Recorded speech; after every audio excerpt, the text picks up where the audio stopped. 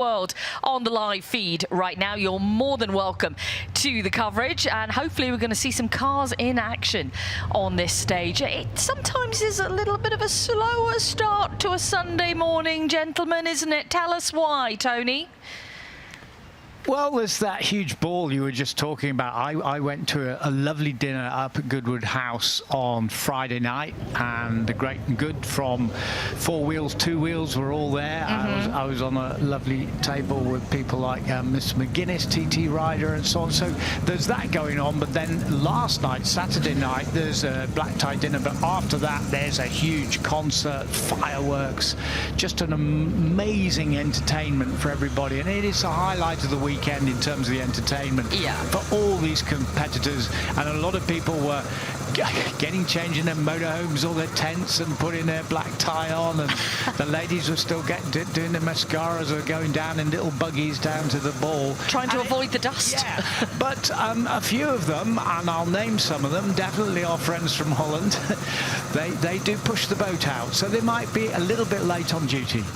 And that's fair enough, Sam, because we love seeing the cars in action, but this is all about the social side of it as well, the camaraderie of team spirit here in the paddock area. Everyone's having a good time. Yeah, but sure, it's the age-old adage, when the drink's in, the wit's out, people get a little bit silly, and by all accounts, last night was pretty hectic. Well, we may see then a slower start to some of the crews this morning out there, but as you can well see, we have our first car ready to go on the start ramp, and quite excitingly behind that, one which we've all been looking forward to seeing this weekend, and I think we saw a few runs of it yesterday. Talk to us about this opening car then. We can see the wonderful East African Safari rally plates on this car. That's a great event in itself. But talk to me about what we're seeing first and foremost, Sav. Yeah, this is James Avis, even though the side windows say Anthony Kavanagh, but this is a car that James Avis has recently purchased.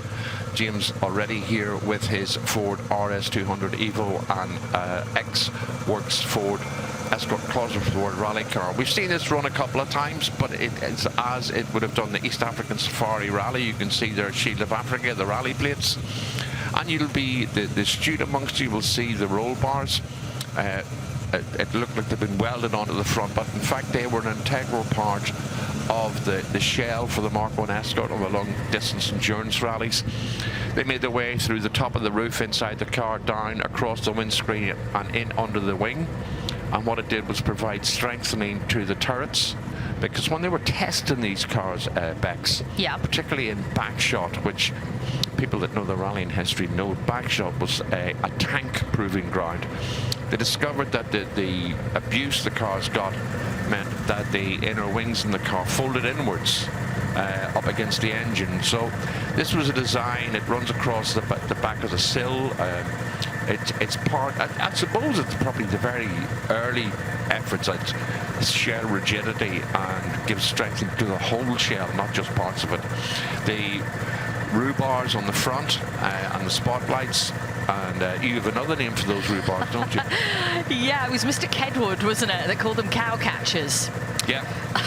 This week, which was definitely a new one on me, but yeah, definitely a great phrase. That's one of our course cars just making their way through, checking that everything is good to go with the Forest Rally Stage before we send the crews through. It's obviously good to get the checks done, safety checks done. All the marshals are in position as well, ready to go, and everyone's done a superb job this weekend marshalling the stage. Everyone here at Rally Control, it's a busy old time trying to make sure that everything runs to time, runs safely, runs effectively here up at the Forest Rally Stage, and it's a huge amount of effort from a lot of volunteers out there. So well done everybody involved. You've got one more day left to go. Yeah, it's funny you say about the amount of people involved. It's when it came home to me last night when I left here heading to the accommodation and drove down what would be the back of the estate. And we're quite, if you like, isolated up on the rally stage here. You know, we've got 150 marshals, we've got medics, rescue crews, but the enormity and organisation behind Goodwood, when you travel down the road at the back there for a mile and a half with entrances into the estate, it's a huge amount of organisation. It is. Picnic tables, I mean, some of the Goodwood facts and figures, it's just phenomenal really, in that here we have, I think it's 4,500 picnic tables. There's 12 miles of trackway. There's over 500,000 tickets sold. 1,000 picnic tables. It's just massive. Because 12,000 hay bales. There's quite a few are needed, Zav, though, aren't they? For and they're staked in. We've seen them putting them in with the telehandlers, and they put a post down the middle of them so they don't move. On the rear of that car, then, we saw the name Carl Tundo. Carl Flash Tundo, as he's known, 5-time Safari Rally winner. And what a man he is. He didn't actually take part in Safari Rally this year. His entry was pulled because he was working with the organisation team to try and make sure that Safari will run again next year. But great character and an incredible competitor in that territory. I know his dad, Frank Tundo. Yeah? Because Frank regularly comes over and rallies in New Zealand. He invited me to come out, etc. People are losing their hats, by the way, out there. And the Tundo name has to move aside for the Ford Raptor, the M Sport prepared car. Nani Roma, we've seen him yesterday. We talked to him, the big 5-litre V8 Coyote engined Dakar car that won. Was second place with Matthias Ekstrom this year in the Dakar in 2026. What a beastie this is. But we see that it's Joan Roma Karakach in there at the moment. So I'm not sure if Nani is in the co-driver's seat, and I'm not exactly sure who that is at that point, because I know his wife has navigated for him many times on Dakar, but her name is Rosa Romero. So there's no one in the seat at the moment. Okay, well, that is Joan Roma, or Joanne Roma as we call him. Hi Joanne, there you are. And if by any chance, if by any chance you spectators who are in the stage already and ready to go haven't come across one of these spectacular vehicles in the stage, you are in for a treat. The sight and the sound, the noise, the acceleration and handling. Stand well back and enjoy it, because it's a great way to start the day here at Goodwood. Yeah, it'll be an incredible sound off the line now, and then just to watch it handle the many twists and turns of this incredible stage. It'll be fantastic. Okay, we're getting confirmation that the first car is almost ready to go then. We have been graced with another Dakar vehicle, of course, with the Toyota Hilux. That did it probably about 6 runs yesterday, which was absolutely brilliant. And that was the In the Works off-road Toyota. But this is the most exciting of the newcomers into their second full year of the campaign, going across the cross-country world championship. There we are, Raptor at the front. And for Ford, very, very important, their biggest sales are actually their 4x4 trucks, huge around the world. So it's natural for them to go marketing their trucks as such, as they call them. It's been fantastic to see M Sport Ford take that step with the Raptor forward into the Dakar, and to see the results that they've been getting, the progress that they have made over the past few years. It is exciting to see. The Dakar is always an exciting prospect.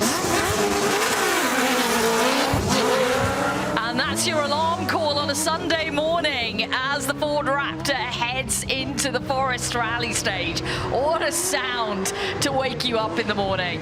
If you've got a little bit of a muzzy head this morning, well, tough. We love that kind of sound here. We're all about it. Let's crank up the volume as much as possible. Oh, that is just absolutely brilliant, and it's a real bark, isn't it, from that Coyote 5-litre V8. I just love that, but it looks so slick, it looks so modern and incredible machine. Whilst the Hilux looks fantastic, and you can see it's much stubbier version, this looks like sort of real space age stuff. And this is your man John Armstrong, who's doing so well this year. Mixed results, of course, but it's his first full World Rally Championship campaign at WRC1 level. I think he has been the breath of fresh air that the championship needed to step into Rally 1 machinery. And he'd been competing in the FIA ERC, the European Rally Championship. He'd got wins there, he'd got podiums there, and then the step up to Rally 1, it was a huge step to take. But he's shown us in the first half of the season that he's more than ready. I think he's thrilled the fans with the excitement, the dynamism of his drive, because when he does get things right, he gets it very right out there. At Acropolis, we saw him win his first ever WRC stage. That was a huge marker for John, and he was third on the podium. Unfortunately, he had turbo issues on the very next stage. The highs and the lows of rallying, all within the space of an hour, of course, but he is an exciting driver to watch, and he's super enthusiastic about the sport. Let's listen in here.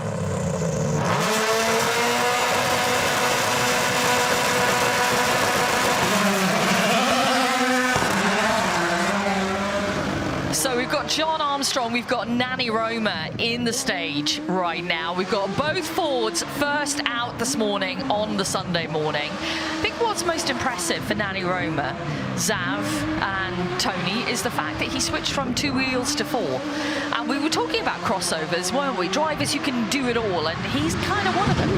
He absolutely is one of them, and Dakar is one of the areas where you've got Grand Prix drivers who've gone on to take on the Dakar. People like Jackie Hicks, Patrick Tombay, who was in the Works Range Rovers of all things, and then you've got Stefan Pettit-Hansel, who was a serial winner on motorcycles and then in the cars as well. But Nanny Roma won on the motorcycle division, and that's over 20 years ago, before he switched over to cars, and then he won in 2015 in a Mini.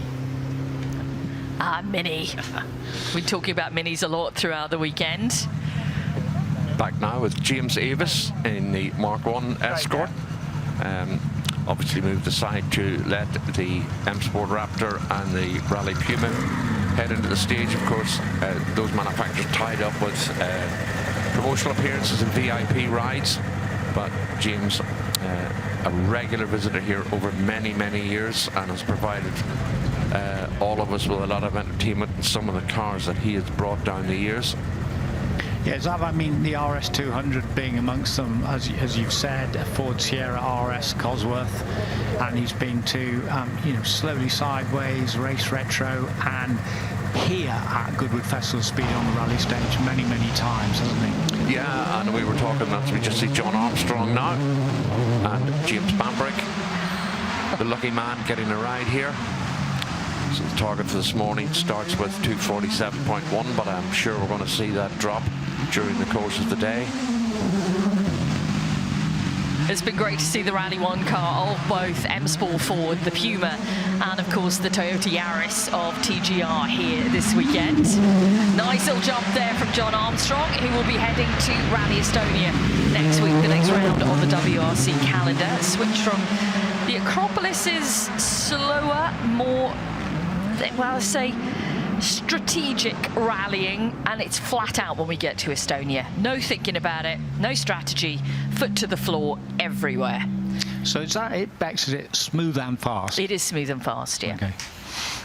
Amazing. And it captivates the nation, I understand. I haven't been there, but you go there and you're going into massive pre-event celebrations. Yeah, absolutely. I mean, Estonia is a relatively small country. I think it's 1.2 million people there, and obviously they've had the introduction to rallying through Marco Martin back in the day, and then with Ermo Ava, who's big part of the organising team for Rally Estonia. Then Oitanak, who became world champion in 2019. And now we have a bevy of young Estonian drivers who are exceptional.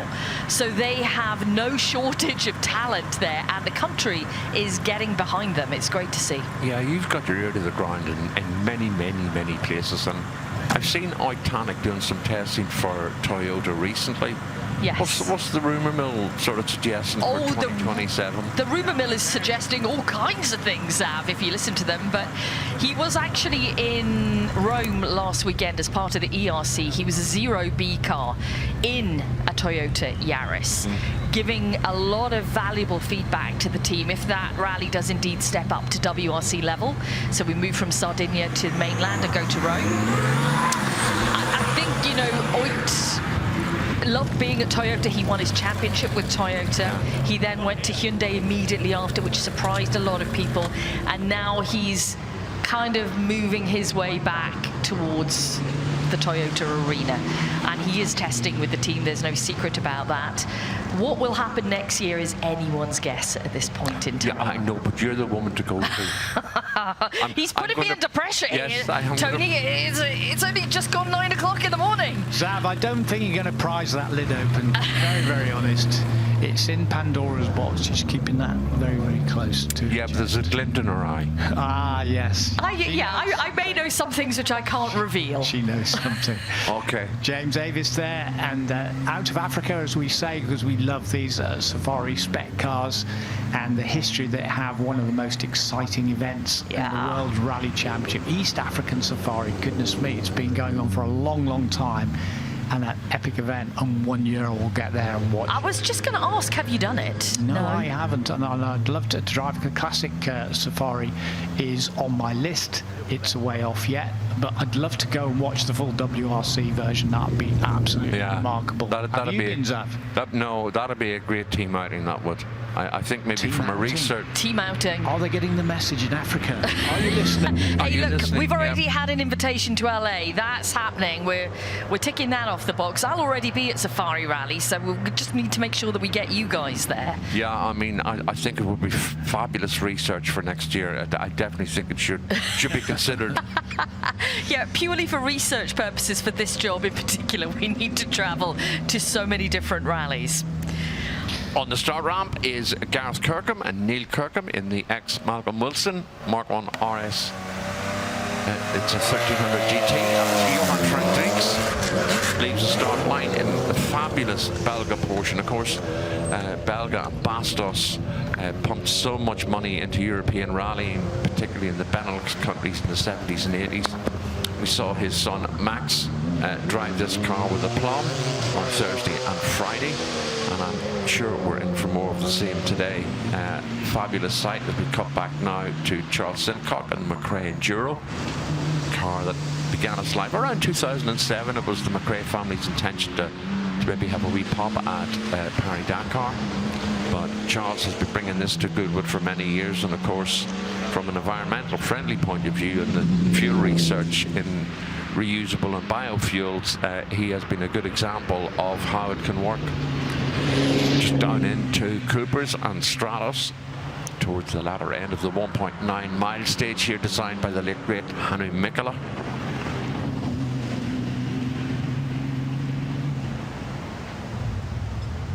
And there we go, the Enduro is through. And the fastest time out of the 4 cars we've had through so far this morning is John Armstrong in the Rally 1 machinery. Of course, it's a 2:30.8.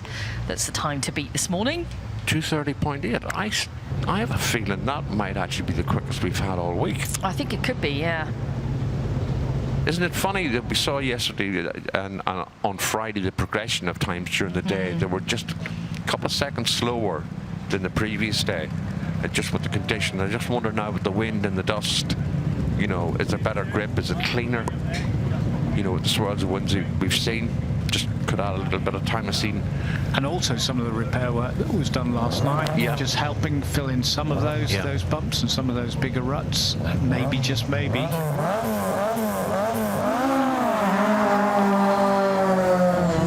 is the car comes off off the start line into that long left-hander before they make their way down through Laker and towards Hopkirk, of course. All the bends, twists and turns on the stage here named after rallying connotations such as Delta, Dakar, Mexico, McRae. Great to see so many spectators here so early in the morning on Sunday. Johan Frank Dreeks now, Porsche specialist, and prepares cars for a lot of other people as well. We've seen his son Max have a really good crack at that car this weekend, haven't we? We have, and particularly over the flying fin jump, holding no fears for Max, who's contesting the LMP3 class in the endurance racing this year. What you can see, though, is all the 911s, you see the nose dipping up and down there. Because they're quite stiffly sprung. Obviously, they soften them off to a degree for the stage because of the bumps of the stage. They want to be able to absorb as many of those bumps as possible. But also, you have that big overhang. You have the big engine hanging just over the rear wheels and behind them as well. So when you're going a little bit of sideways, you've got that weight, the pendulum that swings them around. But they've developed them over the years so that they do turn in. They never used to turn in, you know, it was massive understeer, and then suddenly the back would come round, quite difficult. But they've developed them so well. And I just love following the whole history of the 911. Really, for me, it was 67, but then 1968 when Vic Elford won the Monte Carlo Rally. Very, very small budget, and convincing Stuttgart that they should actually go rallying properly. And we know what followed with Voldegaard and all the likes, and all the way through to the French teams, the Almeris brothers. Huge success. And there's the Fiat Mirafiori 131 off the line, and that is the ex-John Bloxham car. Motoring News road rallies champion in that car against all the escorts. And you can see John Bloxham, the late great John Bloxham, who won the Triple Crown in these road rally series, his name on there, and the dealerships where they sold the Fiats. So great effort for him. Neil Yates, who prepares and drives that car. And in fact, I can tell you, as of last night, John Bloxham's granddaughter just won her second ever rally as a navigator, aged 13 years of age. Oh, wow, that's incredible. Talking about navigation, we had a really close-up shot there of the written pace notes. Because some people are going in, they're writing their own notes for this stage. Some are just using the road book to get them through. Some are doing it from muscle memory in their brain. But it was really nice to see the notes written out there. That's impressive at 13 years old. Yeah, no, it's absolutely fantastic. So it comes through the genes. Yeah, absolutely. And then grandfather, father, granddaughter. Yeah, 13 years of age, and Rally for the Ages, which was based at Bicester Motion, and she never put a foot wrong, apparently. It's funny to say about the pace note specs. We noticed yesterday, just leading into the shootout, where Patrick O'Donovan had a couple of different people sit in alongside for his runs, but suddenly for his shootout time, he availed of the services of Roger Duckworth co-driver Mark Broomfield. Yeah. So myself and Tony were kind of giggling at the ramping up, if you like, of the competitive side of everything. So, yeah, some people do make their own notes. Nanny Roma on the start line. Jim Bambrick has moved across and jumped in alongside Nanny Roma. Such a great sound off the start. Tim and Nicky Clark in the Audi Quattro will be on stage shortly. If you're in the stage, we have the ex-Johnny Hellier Lancia 037, as used on the Safari Rally many years ago. We have a couple of the Lancia Delta Integrales. I can see that the McLeods are bringing out their recently acquired Toyota Yaris Rally 2 car. The Toyota Celica is going to make its way out as well. So plenty of action in various different eras of cars coming your way.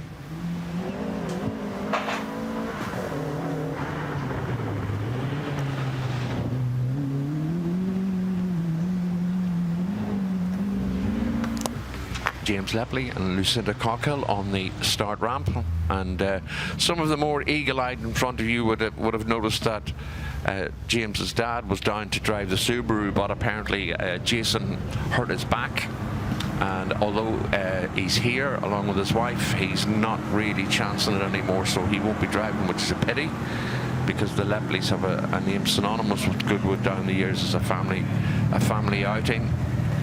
And certainly it's worth keeping an eye on their social media.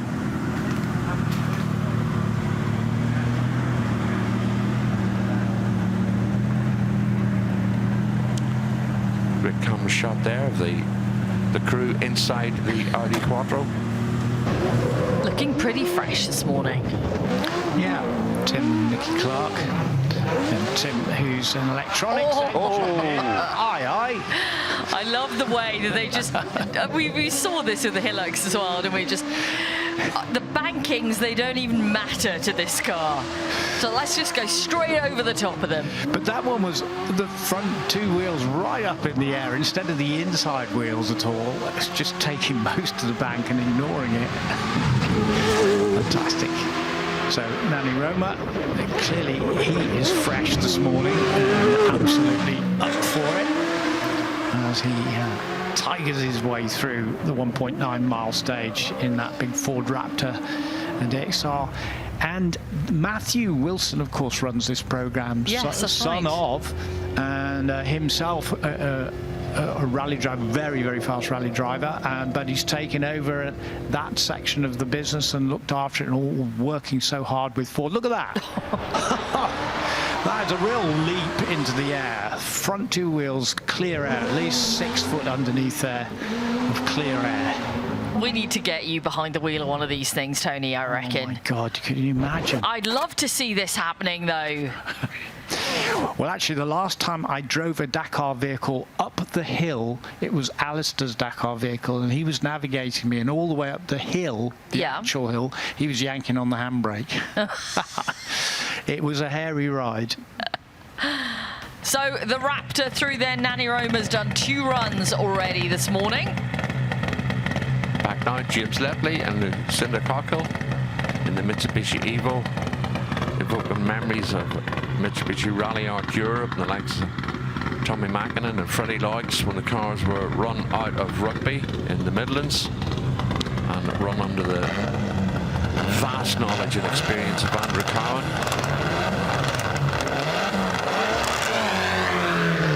When we think was having great battles in the time between the Mitsubishi and the Subaru, I mean, that really was gloves off all the time, but Tommy Mackinnon just about edged it most times, and whether it was either Evo 4, 5, 6 or whatever, he was winning in all of them. That top rear wing is missing. We saw that slightly damaged yesterday. They haven't been able to put that back on. I don't think that will affect the performance too much on this very, very tight stage as the Clarks negotiate the hairpin and coming back up the hill towards the area of Mexico and McRae in the Audi Quattro A2.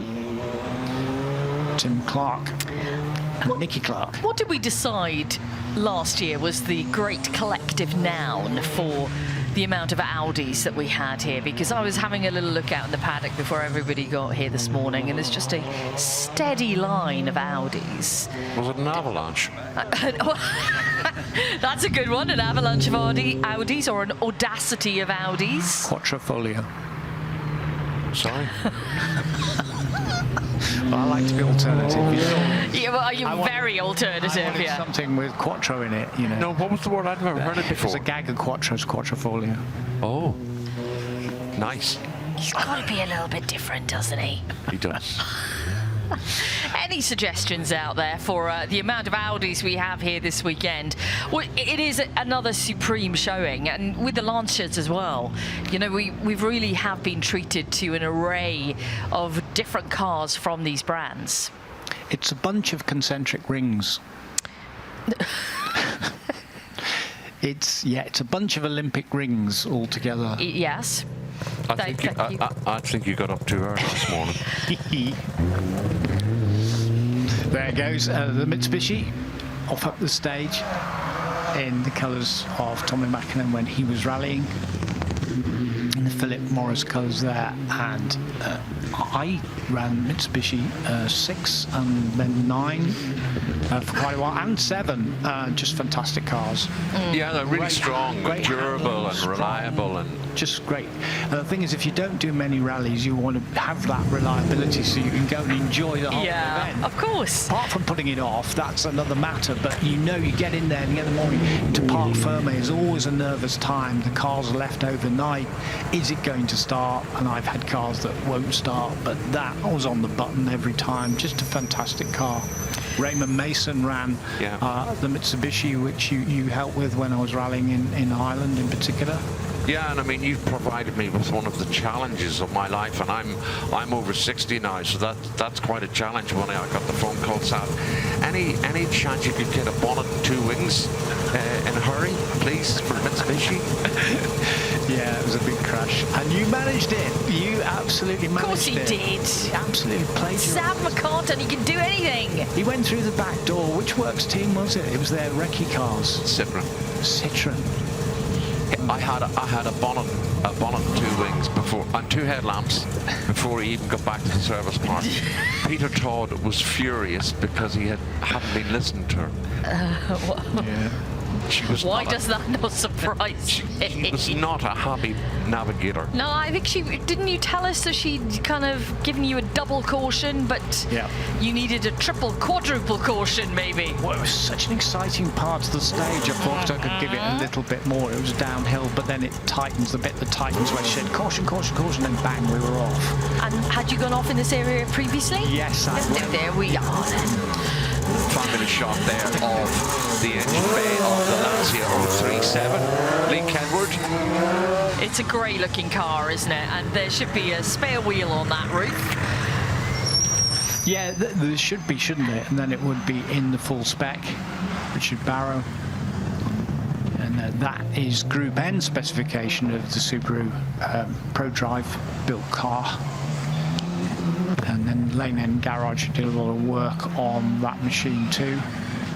And he had a little bit of a scare yesterday on that slippy section down around Salmon Roll, going straight on, but just managing not to hit anything. So well done, Richard, on that. Always a fast, consistent runner here.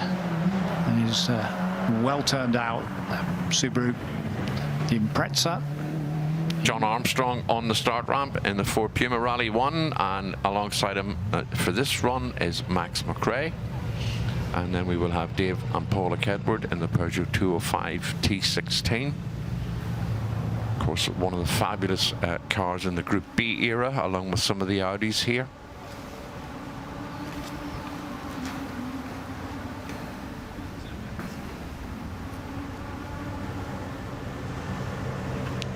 Charles Sincock about to go for another run in the McRae Enduro, and of course the biofuel element to this, Tony, is pretty important, and of course it's something you've experienced of in current modern day rally, and biofuel, fuel efficiency and the environment as well. Yeah, well, Charles Sincock has really championed the cause, and if you look, you will find on the roof there's a lot of little bars there that bring the light in, and the light drives a lot of the components down on the back, but particularly the Coruscant fuel, the sustained fuel, which is made out of second degree, and I say second degree because it's animal feed. And it's made from the waste vegetables that the animals don't eat, and mixed into these incredible fuels. And Corriton mixed fuels for everything from Formula 1 to airliners, and there's up to 70% less carbon monoxide coming out from the exhaust pipe, and that is the way to go. Sustainability.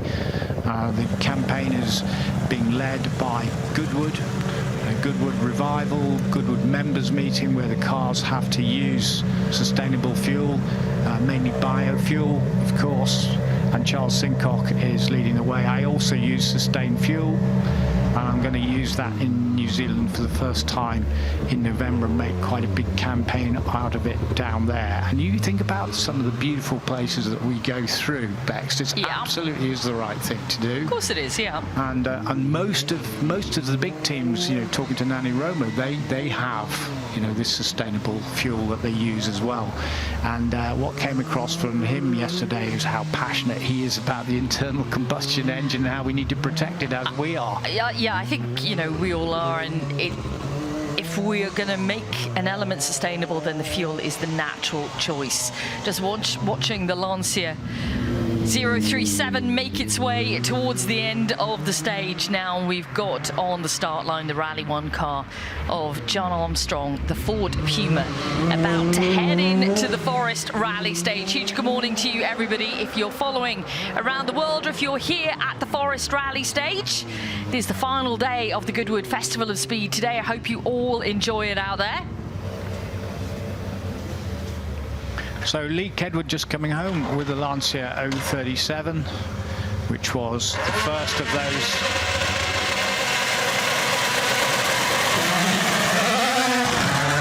Sorry, I don't want to talk about that. First of those Group B cars as we watch John Armstrong, a very exciting driver. He's now 31 years of age. He thinks he's old. I said, you're not. You've just started. All that He's just a baby. And you've tracked his progress over the years, as we have as well, Bex. You know, Junior WRC 2021, ERC 3 title in 2023, and then runner-up those couple of times. But I think that fantastic victory on Rally Ceredigion did a lot for him. Yeah, I think that was the standout, and then he followed it up with a win at Rally Croatia straight after in ERC, and that was huge progress for him. But John's career has been interesting because, and I think a lot of people will be able to relate to this, you know, he's struggled for budget over the years. You know, he's not been the driver that's had plentiful budget thrown at him, and that is one thing which can be difficult in this form of motorsport, in any form of motorsport. It's not cheap to run these cars, to buy these cars, to enter events. We all know that, and John took almost a complete year out where he then was sim racing, and he became a champion at that in WRC. So he was still racing effectively, but, you know, just not in real life. And then that kind of helped him get a job working to develop the computer game and to really help it become more of a user-friendly, more rally-spec game, because he was giving all these wonderful feedbacks and insights into how they can make it better. So he's done really well across the years that he's been rallying, but now is his time to shine, and my goodness, is he doing that. And that's the first time I actually met him at Codemasters HQ, where he was working away, because we were doing some work with them on other games, and I'd heard of him and so on. But he literally reinvented himself and then won the sim world championship on the world rallying, and then came back through the door the other way, and Codemasters supported him as well. Absolutely. In the early days, which of course was absolutely right so to do. And then actually he did with Hero ERA and Hero Challenge 2, we put him as co-driver into an old Mini Cooper S. Red and white one in Paddy Hubcut colours. Little clip of the bank there, I think, on the left-hand side for John Armstrong. Who's in the co-driving seat here? One Max McRae. Ah, of course, that's why he's gone a little bit wild then. Two wildcats together in the Puma right now. That's why we're seeing a heck of a run here. There you go. Let's just have a little bit of a replay. Yeah, he just kisses the bank with the left-hand side of the car, left rear. And then towards the end, just as we're heading through the flying finish, we're skirting very close to the hay bale there with the right-hand side of the car. I'm sure there'll be some laughter over the intercom. Oh, I'm sure. I'm sure. That looked like a good run, though. I'm sure a lot of fun for both. And it's a great run timing-wise. It is the fastest, definitely, we've seen. 226.9 is what I've got on the board here. So he's given it some this morning. That's going to be a real target time for later today. But that is by a country mile the best time of the week so far.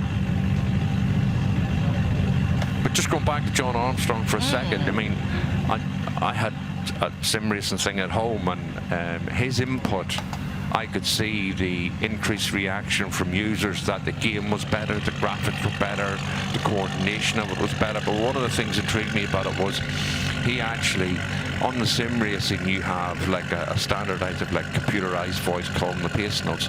He actually set up for the times that he would do his video footage of himself on the game. Actually had, I think it was Phil Pugh possibly, call out proper pace notes for the sim element of the game, which I thought was fascinating. Marcel Ludwig and Jon van der Velde in the Rothmans Audi Quattro down into the stage. You see now the drivers are starting to take a slightly wider line into that right-hander down onto the trees at Laker.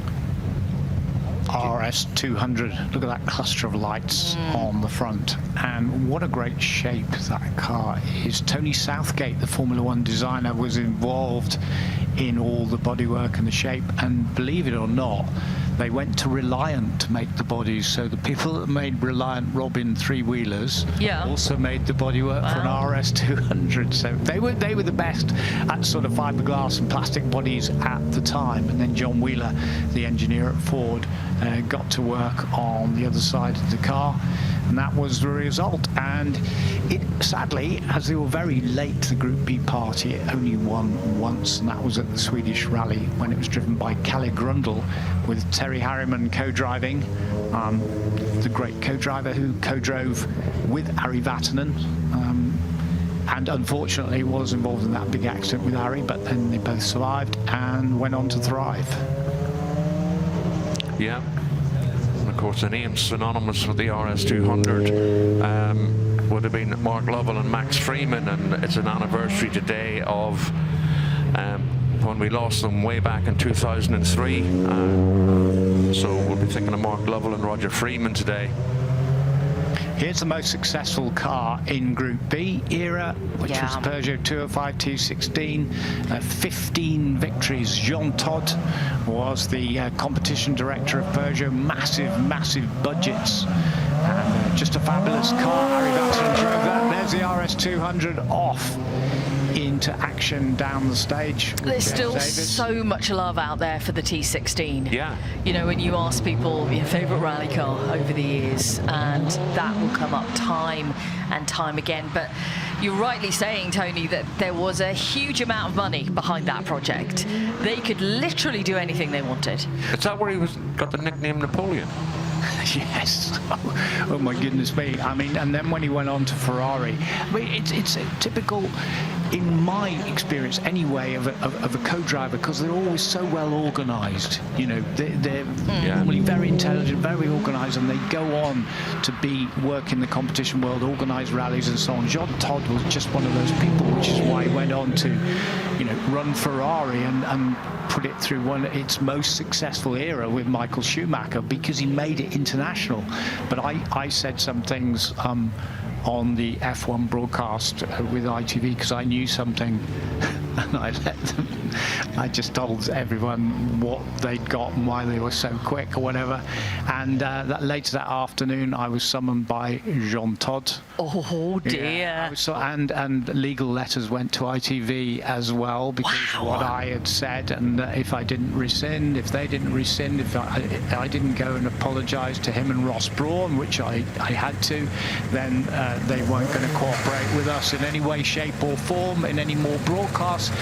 And there were loads of journalists and cameramen waiting as I made my entrance into this part of the motorhome, and at the end, and the tape was like going into a tribunal, and there sat Jean Todt and Ross Brawn with their arms folded, and I sat on a chair in front of them while they let rip at me. And Jean started with, "I've heard you talking SHIT about Ferrari, blah blah blah." Anyway, I came out of that awning underneath the motorhome pretending to take a book out of my trousers as if I'd had a real whacking, like the old school days, and all the media were outside there. But the thing is, we got back on air and we got back friendly with Ferrari again, or cooperative with Ferrari. You could never be really friendly with Jean Todt, in my opinion, but that's my opinion only. No, but thank you for confirming that's where he earned the name Napoleon, because he was a hothead and he was very aggressive, and I think you have to be if you're going to end up heading Ferrari or heading Peugeot or Head of the FIA. Yeah, Jean-Marie Bellès. You need that kind of arrogant drive. Well, I love the pushes you forward. Yeah, exactly, Zab. Love the fact you got a good telling off, though, Tony. Oh, to be a fly on the wall, Zab, eh? When he was getting a good telling off. Yeah. Well done, you though, for saying the stuff that you said, whatever it was. I'll tell you what. I bet you didn't do any. Shockwaves. That's what we like to see sent around the place. You didn't do any of your funny accents in there, did you? I couldn't get a word in edgeways. No. But they had some trick bits in their diff, which I knew about on the inside. And you told the world that? Well, actually, it was Eddie Irvine himself who told me. He was a teammate to Schumacher. He said, brilliant. CJ, he said, we've got these things in there. And he said, Schumacher's got them. I haven't got them. That's why he's so quick. And I went, oh. Oh, so he felt slighted, and then he told you because he knew that you would tell the world. Exactly, but I never actually revealed my source, and you don't, do you? No, exactly. No, you protect your source at all costs. Until now. yeah. Get a call from John Todd from the Caribbean somewhere saying, you know, who you sing this about that? You'll be back in that office in no time. Gary Lecado on the start line now in the Celica in the Castrol colours. Gary, who's been coming here a number of years, also has a Hyundai WRC in his garage. But this is a car that evokes memories for a lot of people. Didi Oreo, Ewan Kankin and Nicky Grist, for example, and that fabulous in-car footage that they have on the RAC Rally. I can see on the start ramp now is the Belga Porsche 911. This time Max Dreeks is in it with Alibus Haven in the passenger seat. It'll be cut back now to Gareth Kirkham. Yeah, Gareth and Neil, Father Neil, in that car. They have an Escort Gartrack, the G3 car, which they say has been put into hibernation. It will come out sometime. Well, a little bit of hopping about there on landing after the flying fin. But it's been doing that every time, and then Gareth's been bringing it back under control as he heads down towards Cooper's and up by the left. But look out for that Toyota. Look out for Gary Lecado, because as Zab says, he's one of our great regulars, but also because he's in the Toyota Celica GT4, one of the favourite cars, one of the favourite liveries of all time, with that Castrol liquid engineering across it. And then just think back to the early days they were developing the car, and then eventually Carlos Sainz started winning for them. Yeah. And then the succession of drivers that were so successful in the Toyotas, and then Toyota did have some technical difficulties. The restrictor, the trick restrictor. With the FIA, and they went away and they come back. And that's why when we referenced Tommy Mackinnon helping to bring, and that was there, Gareth just getting the car under control. It was hopping around in the rear trying to get away from him on the landing. Yeah, but Tommy Mackinnon helping get Toyota back into the WRC. And thank goodness for all that, because you know we've had so many championship wins from them now, and they are the team to beat. Nice shot at Gary Lecado with Elliot Ashley in alongside for the passenger run. And of course the International Rally Drivers Club, the IRDC, who have their tent and unit up here at the top, are providing VIP rides for the Duke of Richmond and his guests here today and over the last 3 days. And there is a chance if you make your way up you could get a passenger ride if you ask. We have all the cars under the awnings here, so there is plenty to see, and approach the drivers, get some photographs, some autographs maybe. And I can see the Porsche of Samuel and Klaus Thiele is going to be coming out at some point. And walking around this morning, I saw it was missing its front spoiler. Oh, really? Yeah, so it'll be interesting to see if they've pulled out the tank tape and fixed it like Bex and I saw earlier in the week.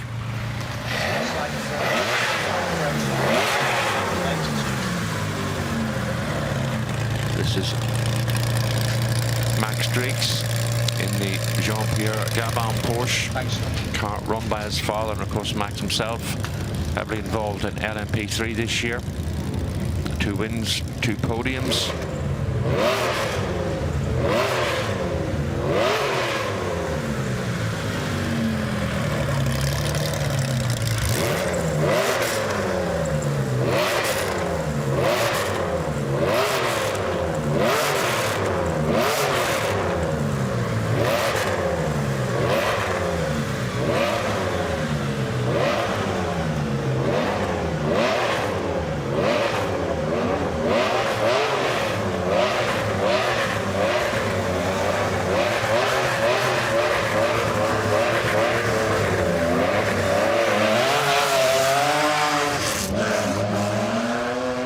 just so melodious. I know I said that the other day, but it's unmistakable sound of the Porsche, the air-cooled Porsche engine. Just listen to that all day, even above the noise of the 5-cylinder Audi. I think that's tremendous, and those are sort of sounds that we really, really would miss.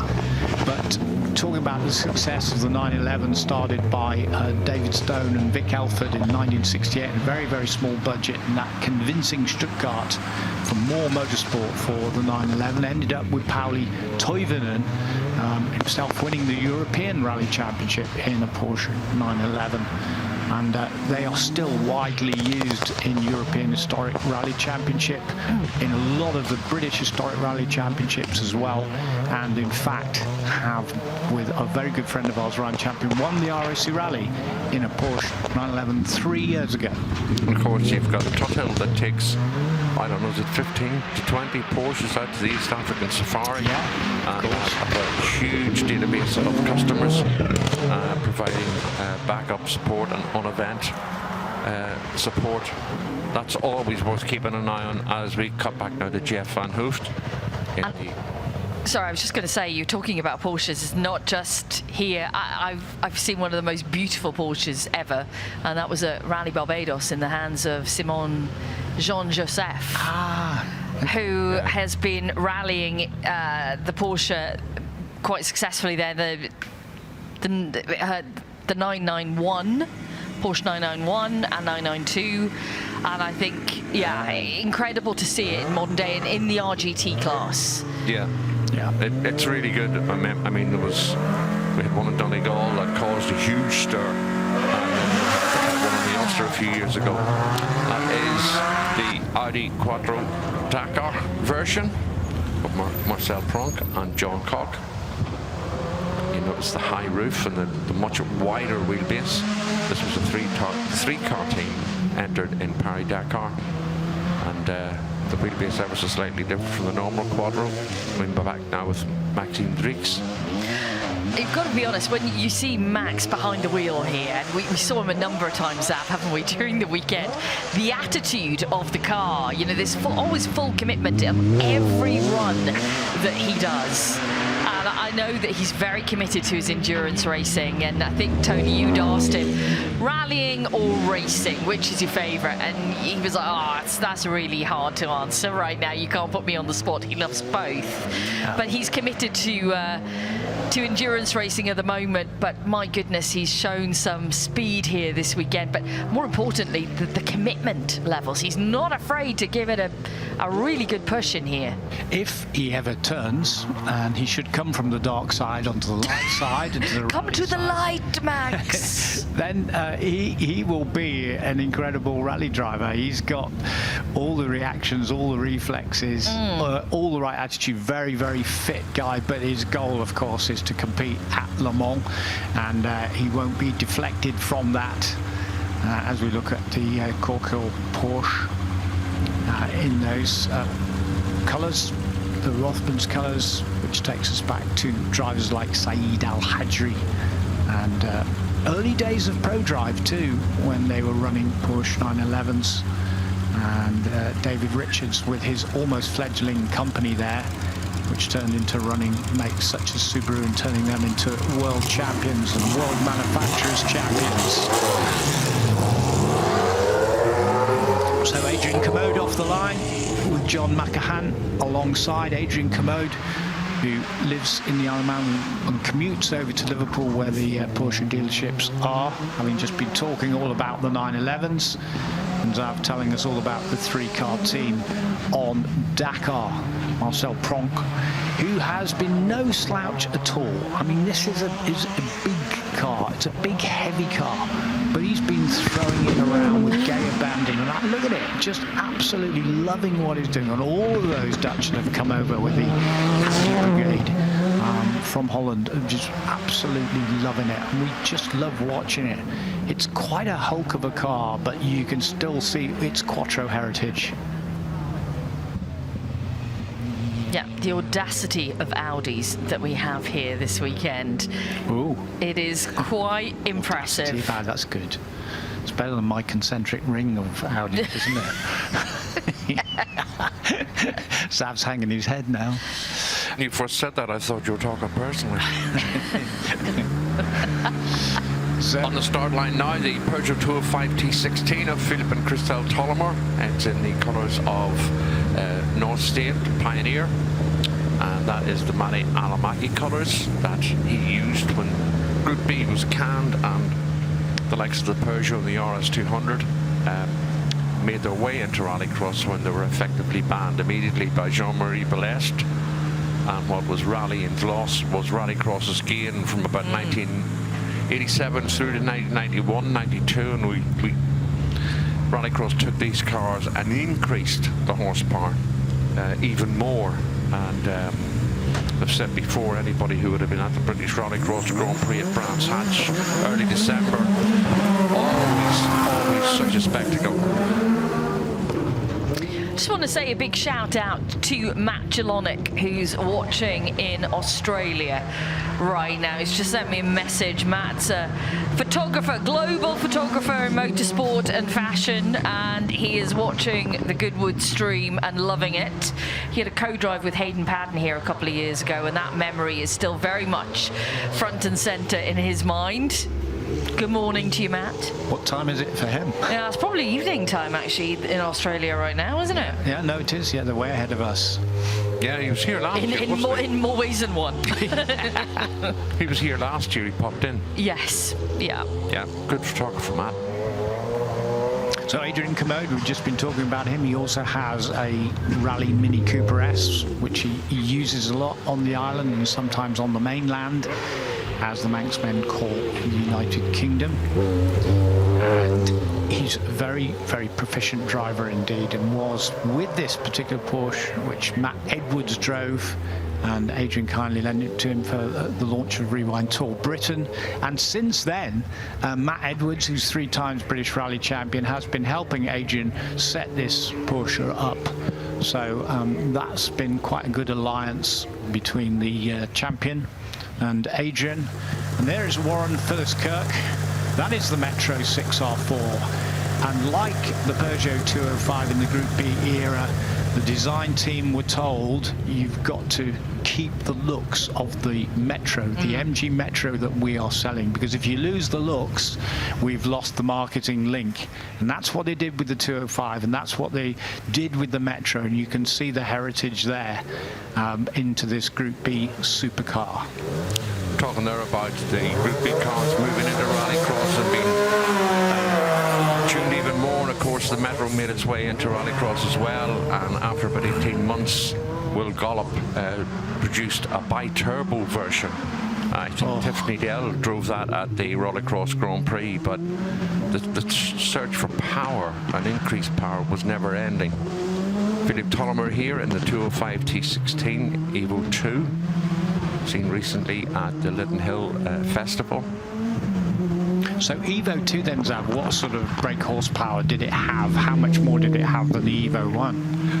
I'm not trying to be flippant. It kind of goes back to you and Jean Todt. There were official horsepower figures that were agreed and accepted by FIA and homologation, and then there was unofficial recognized, but it was about 450, but they've been known to compete with almost 500. But when the likes of that moved into Rallycross, they were looking at 750 horsepower. I mean, there was strong rumours that Martin Shanka's RS2000 or RS200 Evo, the 2 version, was somewhere in the region of 900 horsepower at one stage, and I think Martin Everson and Jan Arthur Everson in their Glomma Pap backed versions were even extracting more. It was just, as I said, it was a heady series of 3 or 4 years for the Group B cars in Rallycross. And we're talking about how they were told, that the manufactured Peugeot said, right, we need the Group B car to look like the road cars, pretty car. Always the design, even now, where you see George Lepley come out in the 205 GTI, the pocket rocket, when that came out, and it took everything away. Volkswagen GTI, doesn't matter, that was the car. Just look at it in that shape. Okay, you have to have those big rear wings, the aerodynamics, because they're so powerful. Yeah. The look of the car all returned. T16, the big turbocharged car, that was most successful car in the Group B era. And through sort of 85, 84, you look at Ari Vatten and Terry Harriman, when you get up through to 85 and 86. Just amazing performance from that car and the car to beat, and that fantastic battle that we all enjoyed at the time between Lancia and Peugeot. Got ugly at times. It did get ugly at times, but you think of great drivers from back then, like Timo Salonen, Juha Kankinen. You know, incredible memories, I think, of battles, but also performances in that car, which, as I said, is still so much beloved by so many. I think I remember photograph, or was it video footage Barry Hinchliffe took? Was it Marco Lane in Corsica at the service park, like with ice cold towels around his neck and getting the massages, and you know, you could visibly see the strain on the drivers, having done 3 or 4 stages and getting ready to go out again. You know what? Sorry, I was just saying that. Yeah, you're absolutely right. In the Group B car, and even just over this 1.9 miles, Warren Filskirk was having a real go there. And I would have said that was probably his fastest time during the weekend as well. Yeah. He really was doing very, very well. Looks like he's come in with a 2:58.2. Okay. Which, yeah, puts him, within the top 10 for today so far. And another thing, Bex, because we were talking about this and the link to the actual manufacturer, the link to the road product, that is clearly, you know, the Audi Quattro that you could buy for the road. Yes. And the rally team and the rally drivers kept saying to, you know, to Audi, to the board, we want a special rally car. We don't want just the derived production version into Group B. We want more than that. And they said, no, it has to be based on the production Quattro, and they eventually relented because they were getting such a battering later on from Peugeot and Lancia that they came up with the S1, which we've seen here with the Dutch, with Van der Putten, and you know, that turned into a big beast which devoured everybody who tried to drive it. Tim and Nicky Clark now just up to the finish board. And the service area located on the left-hand side as you look at the screen. Back now with Tony Graham and Philip Fowles.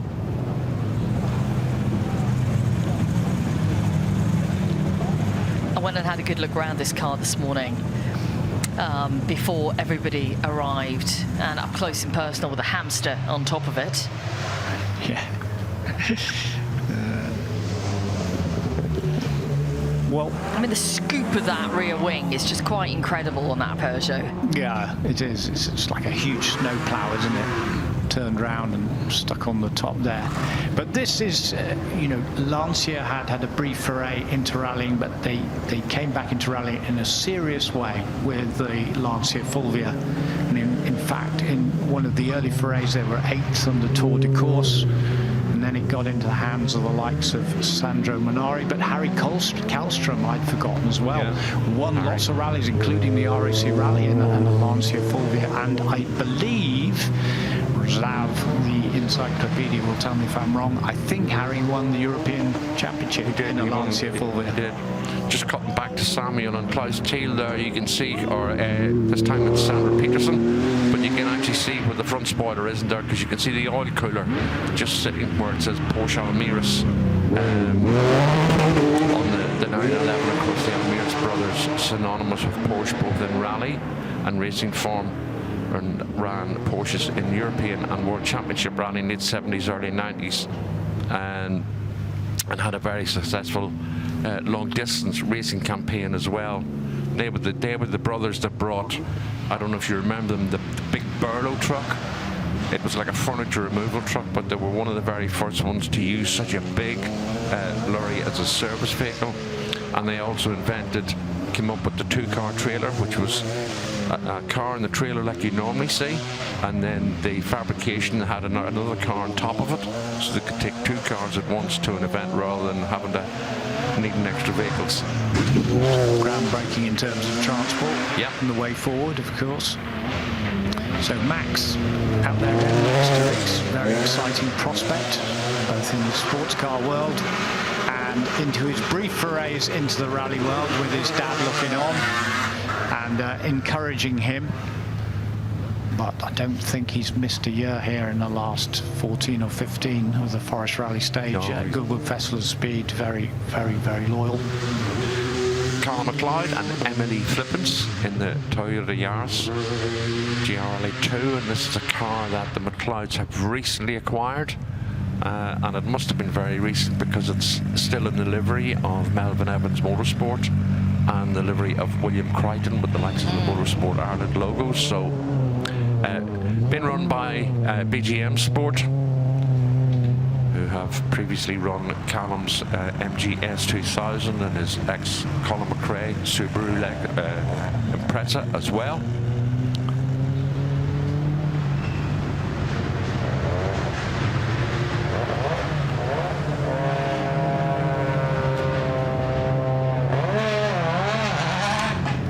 That is Steve Rockingham leaving the start line in his Skoda Octavia World Rally car. As previously seen use in the hands of Tony Gardemeister. Well, it's good that he's back out there, because he popped into the commentary box to tell us the other day that they'd managed to get all these parts because the car was reluctant to start, and amongst them was a new alternator. Difficult to find those parts, as you can imagine, for the Skoda Octavia. But Steve Rockingham been here many times, and the car has been running reliably since. Hopefully that's not the commentator's curse, but it's good to see him back. Let's hope it isn't.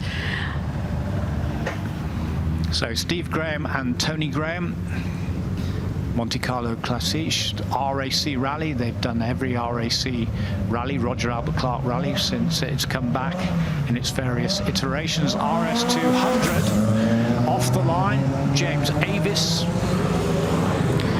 And that twin cam engine there, the air scoops on the top, the aerodynamics at the side, all from Tony Southgate, BRM fame, of Shadow fame in Formula One.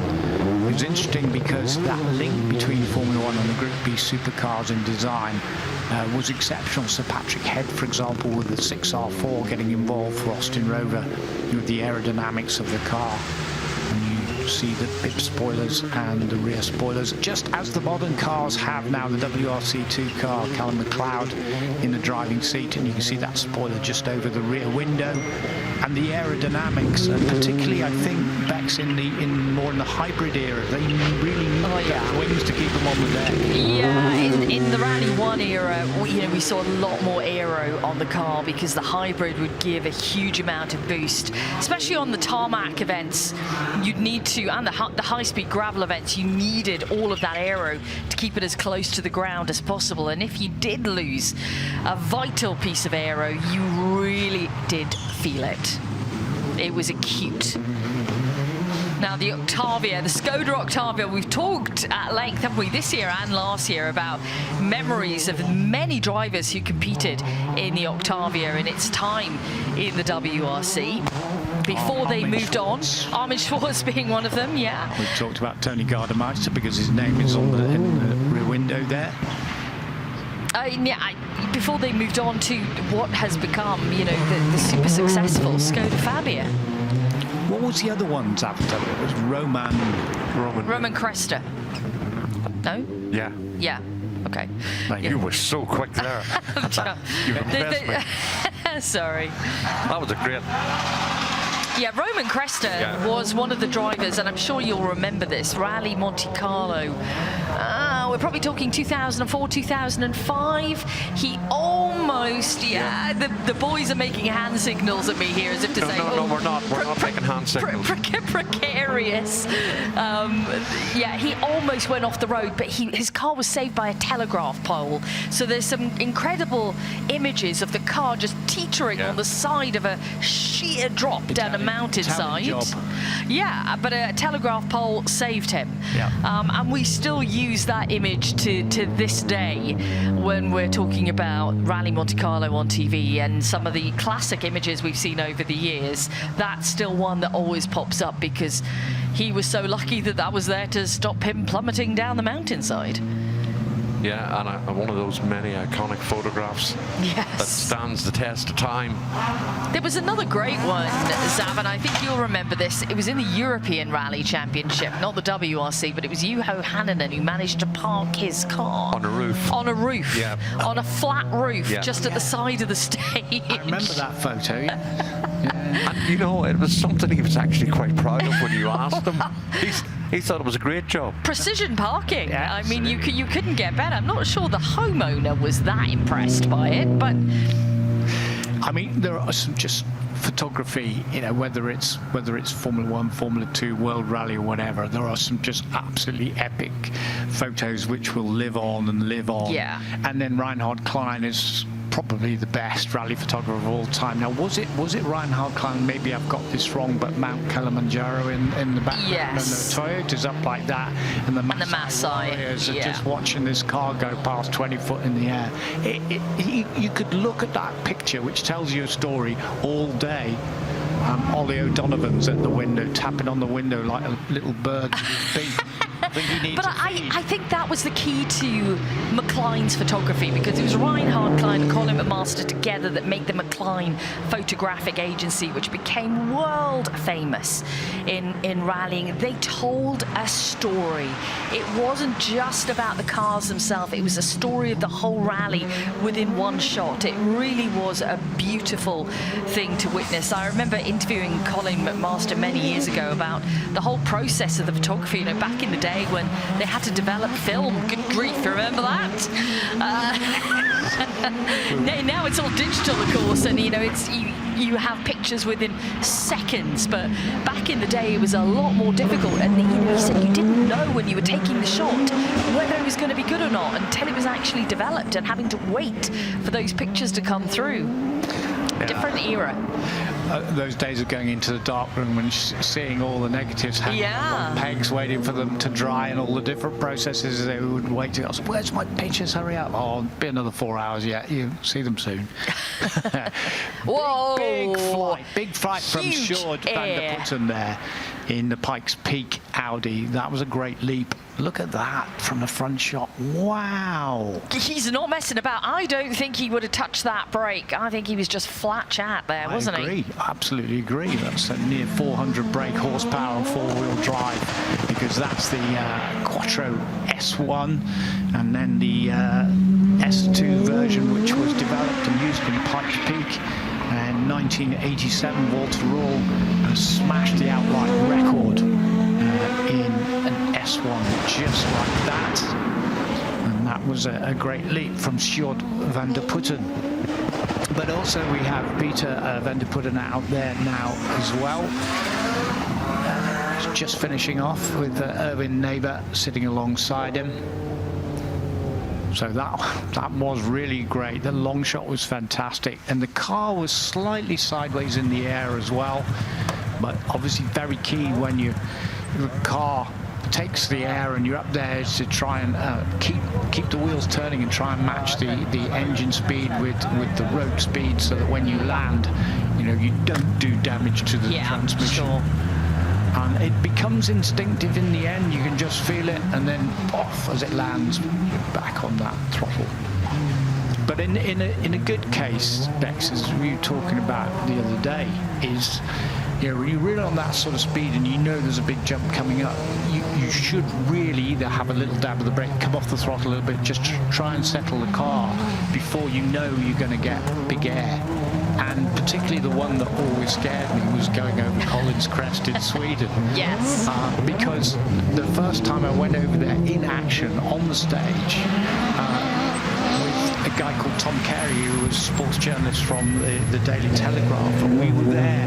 The only reason I got the Telegraph there is because Kimi Räikkönen, it was his first World Championship rally, and they wanted that story as well as participating and so on. We came up to Collins Crest, and it bore no resemblance to what is said in the pace notes, because it was just a cloud of absolute smoke anywhere. I couldn't see anything. But when the smoke came through the vents, we realised it was the clouds from like 150 barbecues.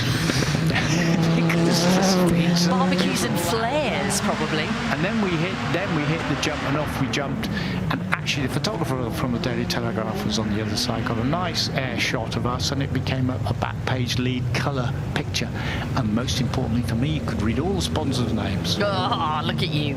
Yeah, there's quite a, you have that jump at Collins Crest and then a turn almost immediately on the landing. So it's really important you get it right. Oh, okay, with the Dakar Audi having a little nibble of the bank here on the right-hand side of the car. Marcel Pronk. And that was quite a moment.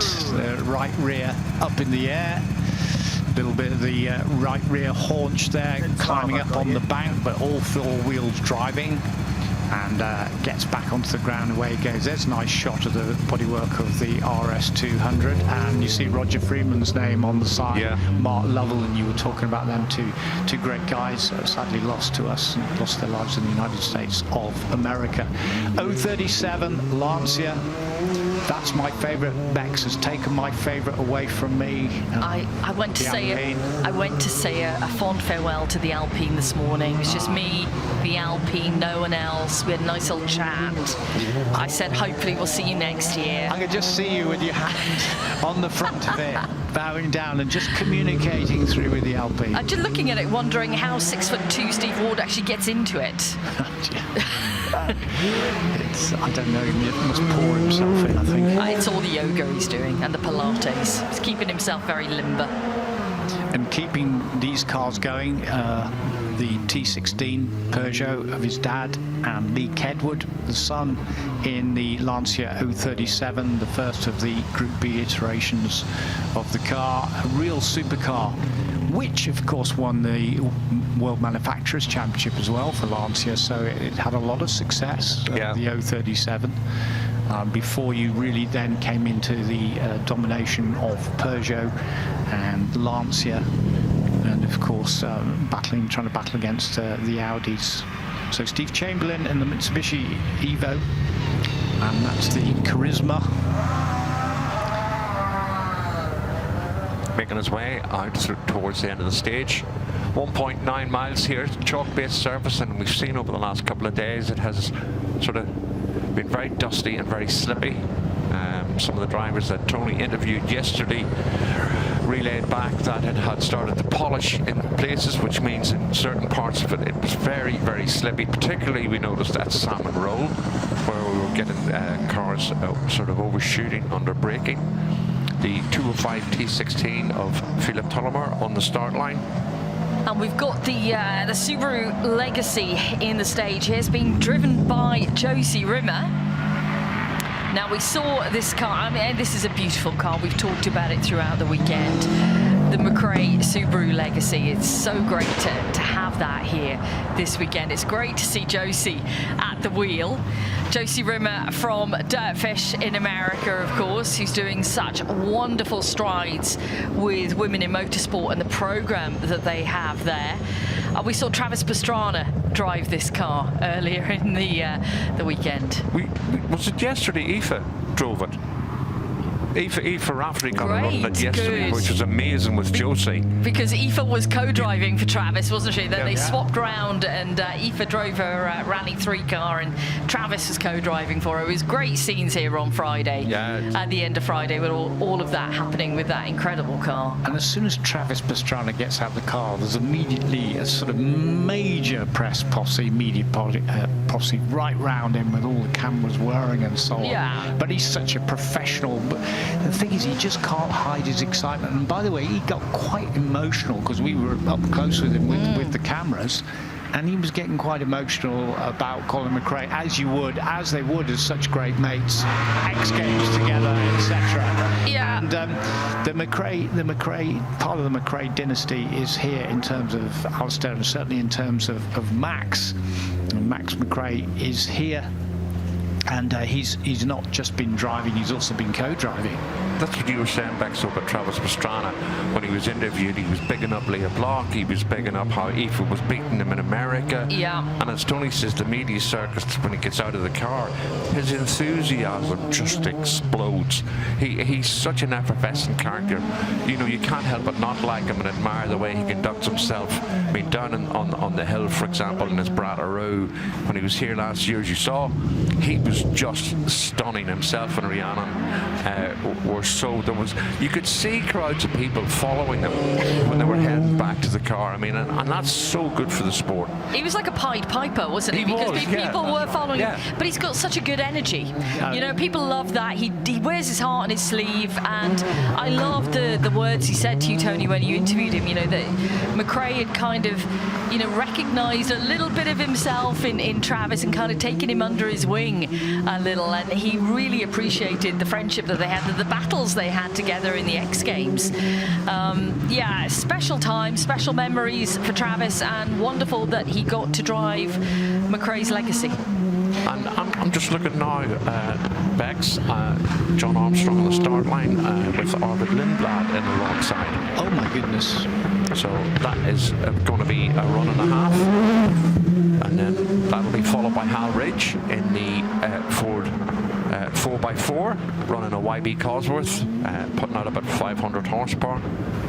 It's a car that Hal has restored over 8 years. One of 3 rallycross cars here.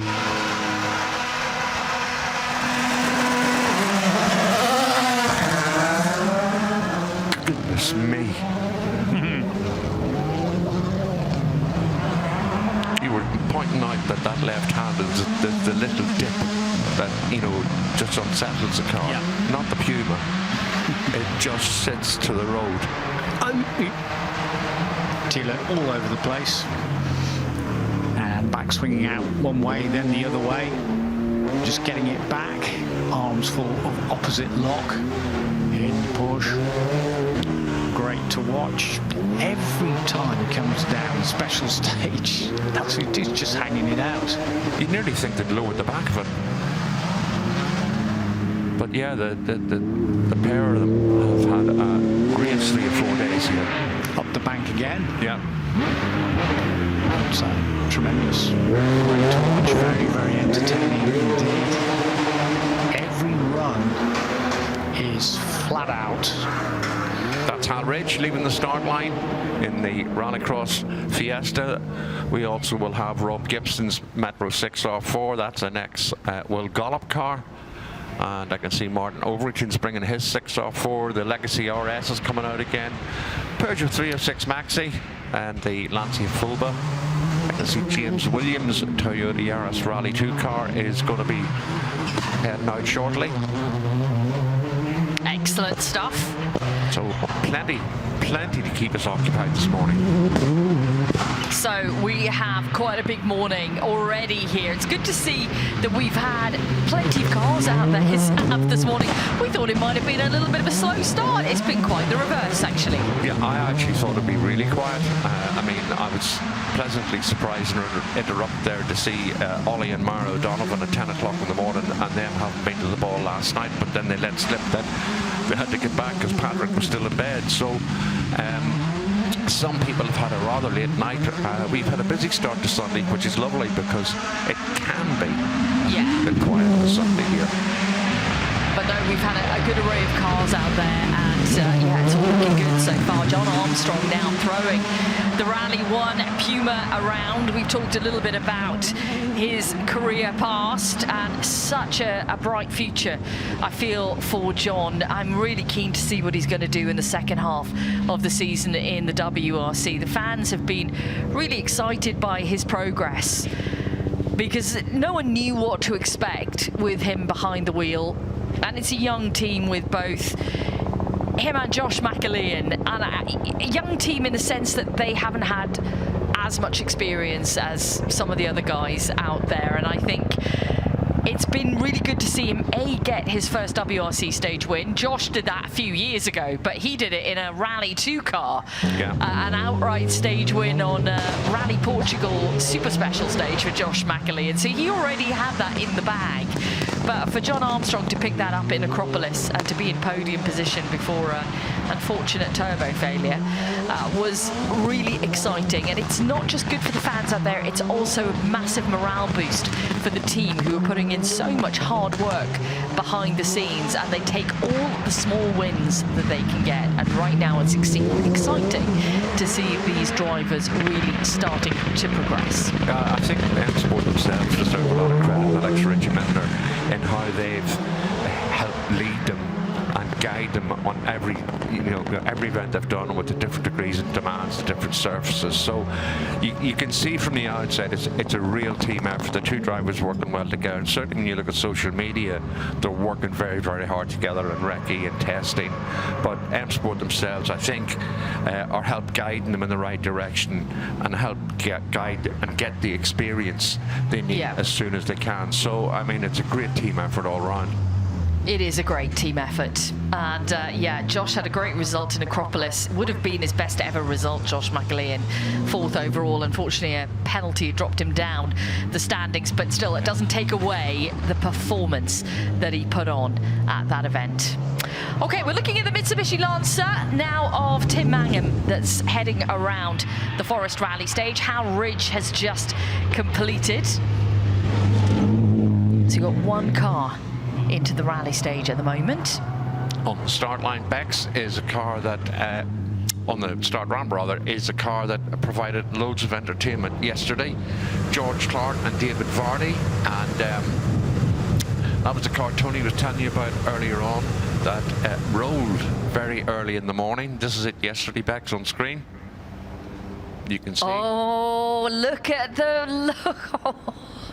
It's not looking the best, is it? And then they worked tirelessly all day and finally came back out yesterday afternoon, somewhere about 4:30, 4:45. And it was a superhuman effort, I have to be honest. And myself and Tony were saying, if there was a Spirit of the Rally award, then these guys would get it, because what they were able to do, get repaired, get it looking more cosmetically like the Mini it was supposed to be. It was a great effort by all of them. I mean, there's not a window left in it for the front windscreen, but that's not the... And I like, you know, being a rally driver is being adaptable, Zav, right, to any kind of conditions you may be faced with. And they are faced with some dusty conditions coming up right now, which is why they have the goggles on to protect their eyes. Yeah. We see this quite a lot in circumstances where the windscreens come out of a car, or side windows have come out, or dust is getting in through some kind of hole somewhere. There's a lot of holes in this car because we've got no windows. Never quit. That's the absolute spirit. Well done, guys. Yeah, created a lot of interest yesterday evening, and really good to see. And luckily, as we're saying in commentary yesterday, as long as the roll cage was structurally intact and sound, then the cosmetic side of it could be repaired. I would imagine there was a couple of very large sledgehammers involved just to try and get that looking more like the Mini it's supposed to look like. Richard Barrow and Courtney John Barrow on the start line in their Group N STI Impreza, an ex-Pro Drive car, and a car we've seen here for the last few years. And funnily enough, we mentioned in the background George Clark and David Vardy rolling the Mini, but Richard rolled the car here, I think it was the year before last, on the Friday morning possibly. And there was a big panic again, bonnet awaiting a headlight, but all the scrapes along the top of the roof above the windscreen. But they managed to get the bits and pieces, get it sorted, get it taped up, and they carried on relentlessly right through to the final few runs on the Sunday afternoon.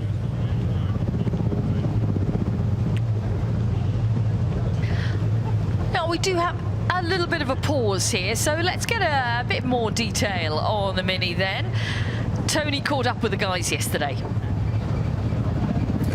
George, we've created a new award. It's called Spirit of the Rally Stage at the Festival of Speed 2026. How about that? It's great.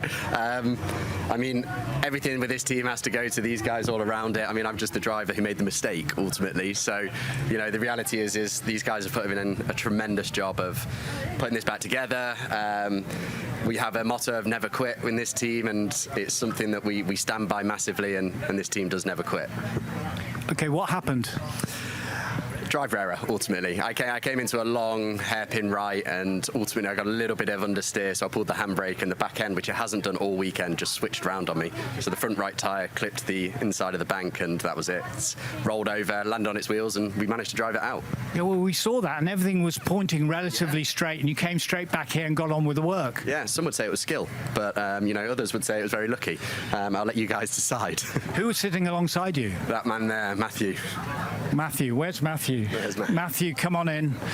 Tell us, what was it like doing that and then landing back on the wheels? Oh, it was a great experience, actually. Yeah. To be sat next to my best friend doing this, and and I think it just summarises what George said. Really, the team around us has just been absolutely phenomenal all day long. But the actual incident happened very quickly. Didn't really know what to do, and we both looked at each other. Are you okay? And it was like, yes, we're fine. Let's crack on.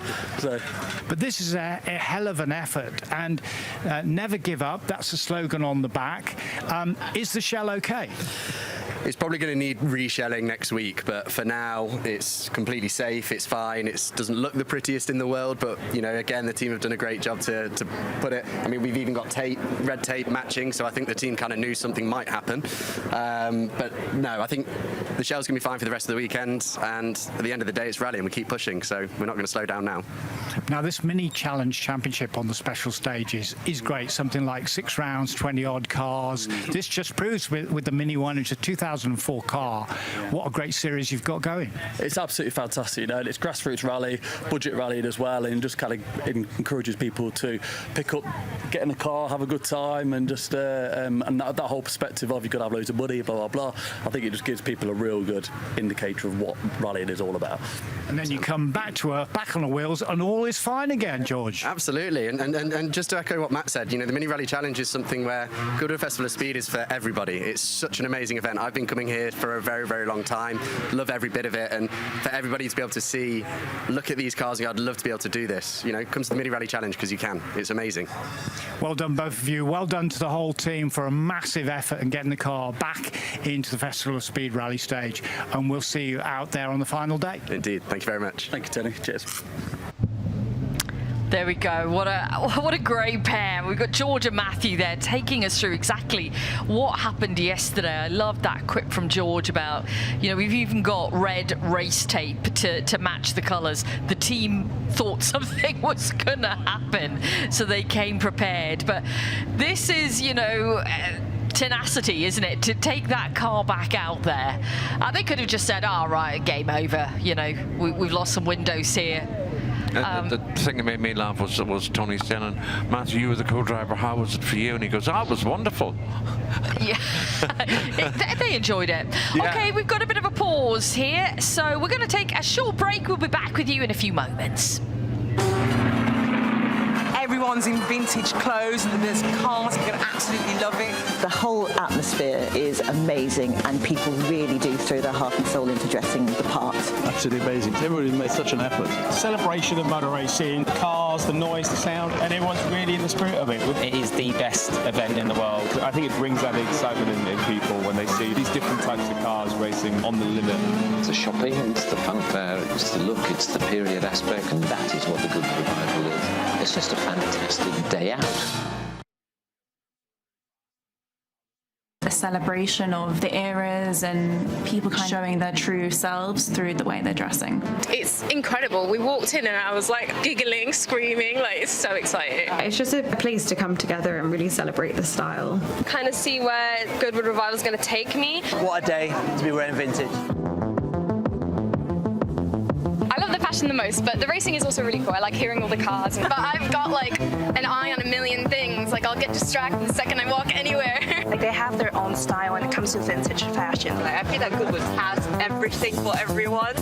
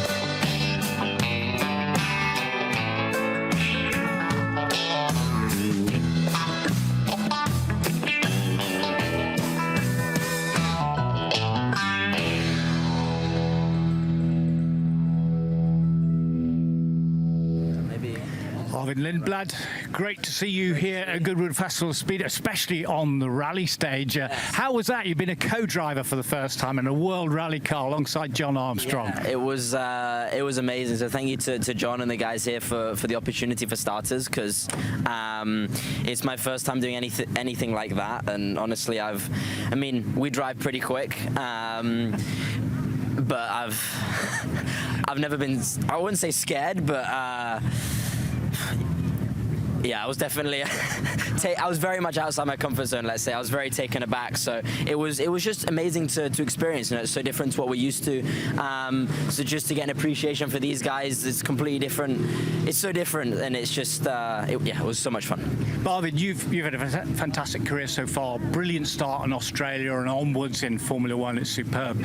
But what do you think about what the rally driver has to do, how versatile they have to be? Ice and snow in Monte Carlo, then into the desert of Saudi Arabia. It's one hell of a challenge, isn't it? Yeah, and it's something that I've been learning more about. I've actually become more fond of rally recently, and it's something I'd actually like to potentially pursue once I'm done with my current endeavors. So definitely, after having my first little taste of it now, I have a bit more of an appreciation for what these guys do, because the camera, the onboard, it doesn't really show it. But yeah, it's amazing. I mean, it's so quick, it's so quick, so close to the trees, to the hedges. It's fast, and it's just it's really impressive what these guys do. Well, but you're about to drive a rally car, and I'm sure it's the first time you're driving a WRC1 car. Let's bring John Armstrong in. John, what advice are you going to give Arvid here before his first run?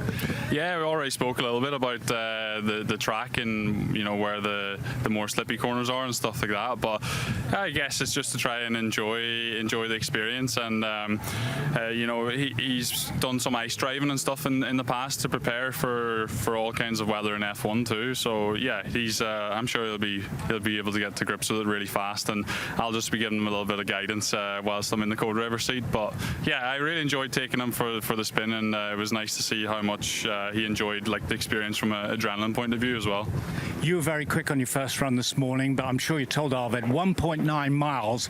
It's a little stage, it's got everything in it, and there's parts of it are so polished, they are like ice anyway. Yeah, that's it. There's a couple of corners that are really slippery, a little bit like ice, but yeah, these cars have a lot of grip all the time, and so even with the gravel tire, you get a lot of grip on this surface. And then okay, there's a couple of corners that are maybe a little bit less grip, but yeah, it's just the way it is. And I guess in circuit racing, if it's wet weather, that's like the racing line, and then you drive off the racing line, so it's similar to that, but we can't avoid it here because it's so narrow. So yeah, it'll be fun. Yeah. What about the job this man is doing in Formula One this year? Yeah, it is incredible, and I think F1 drivers, they have a tough time because you come in and you're trying to prove your point straight away, and it's not always easy. You have to learn against a lot of experience. You're based on the car that you get into, and that's the thing. There's different speeds of different cars, different teams, and you really just have to punch above your weight. And I think he's been doing that, so that's good. Arvid, just before we let you go, this fantastic link with Ford, of course. Yeah, it's amazing. I mean, obviously, it's been a great partnership, both within the F1 side of it. They've been a massive help for our new engine this year. That's been amazing, but also helping to open the door to so many different exciting disciplines of motorsport. I got to drive some cars last year in Vegas. I'm getting my first time now in a rally, so it's been a really good partnership, and it's worked. It's been really good. So I'm looking forward to my first go now. It's going to be interesting to drive a track where I don't really know where it goes. That's a very different dynamic to what I'm used to. Normally I know where the track goes, and now I'm going to have to figure it out, maybe with a couple signs. Well, listen, we're going to go back to the commentary box and watch you rush back there and play in this interview. Arvid, lovely to meet you. Thanks very much. John, enjoy it. Look after him, won't you? Will do. Yeah, I'll be a good co-driver. Cheers, guys. Thank you. Thank you. Thanks. Thank you so much. What a great interview that was. It's always great to see, I think, the crossover between WRC, Formula One, but also the appreciation that other motorsport disciplines have for rallying and the complexity of it, the absolute outright challenge of it. And that was beautifully put forward there. Now, hopefully we're going to be getting underway shortly. We have had a bit of a pause here on proceedings while some of the officials take a look, or have taken a look certainly, at part of the stage. But I think we're almost ready to rock and roll again, Zav. Shouldn't be too long before we're up and running anyway. And if you are just joining us for the first time today, then you've missed a cracker of a morning so far. We've had some great cars head through the Forest Rally Stage here, and we're waiting to see some more, especially the Mini just behind this Subaru, which rolled yesterday and is... It's there. It's not looking its absolute best, but it's there. I think I like the little winky eye that we've got here replacing the headlight. So, like I said, if you have missed out on this morning, let's take a look at some highlights. And we will present the...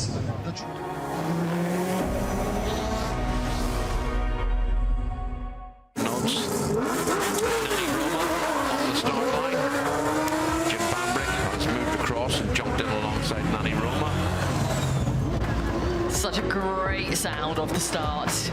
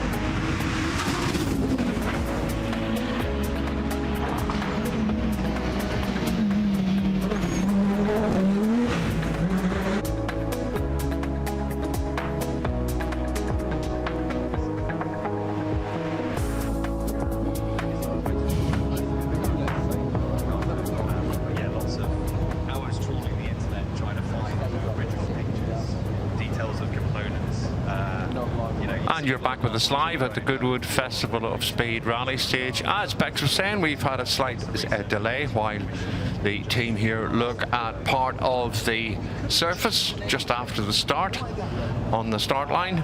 Ready to go when we get back to action. It's Richard Barrow in the Group N Subaru Impreza. And of course the Mini that we've spoken about with that received huge amounts of attention from early morning yesterday till back on stage yesterday evening, somewhere about 4:30, after a stupendous day's work by the mini team of George Clark and David Vardy, although we different co-driver in yesterday. But a huge amount of work gone into that car to make it roadworthy again, as it were. So that will be in action again very, very shortly. And of course we have a load of cars queuing up at the back of the paddock that will be coming down shortly to the stage. See, James Williams is bringing out his ERS Rally 2, and can also see the similar car of the McLeods. They're going to be bringing that out shortly as well. And of course the wonderful Ferrari of Tony Warswick, along with Sam Mason in his Peugeot 208. And I can see Aoife Raftery is bringing out her Ford Fiesta Rally 3. James Williams in their Toyota Yaris Rally 2 is getting to go again, as is the Subaru Legacy RS. That is one of the cars provided by Steve Rimmer and Dirtfish that we're so lucky to have here at the festival. And they are all going to be making their way down onto the 1.9 mile stage here at the Festival of Speed Rally Stage.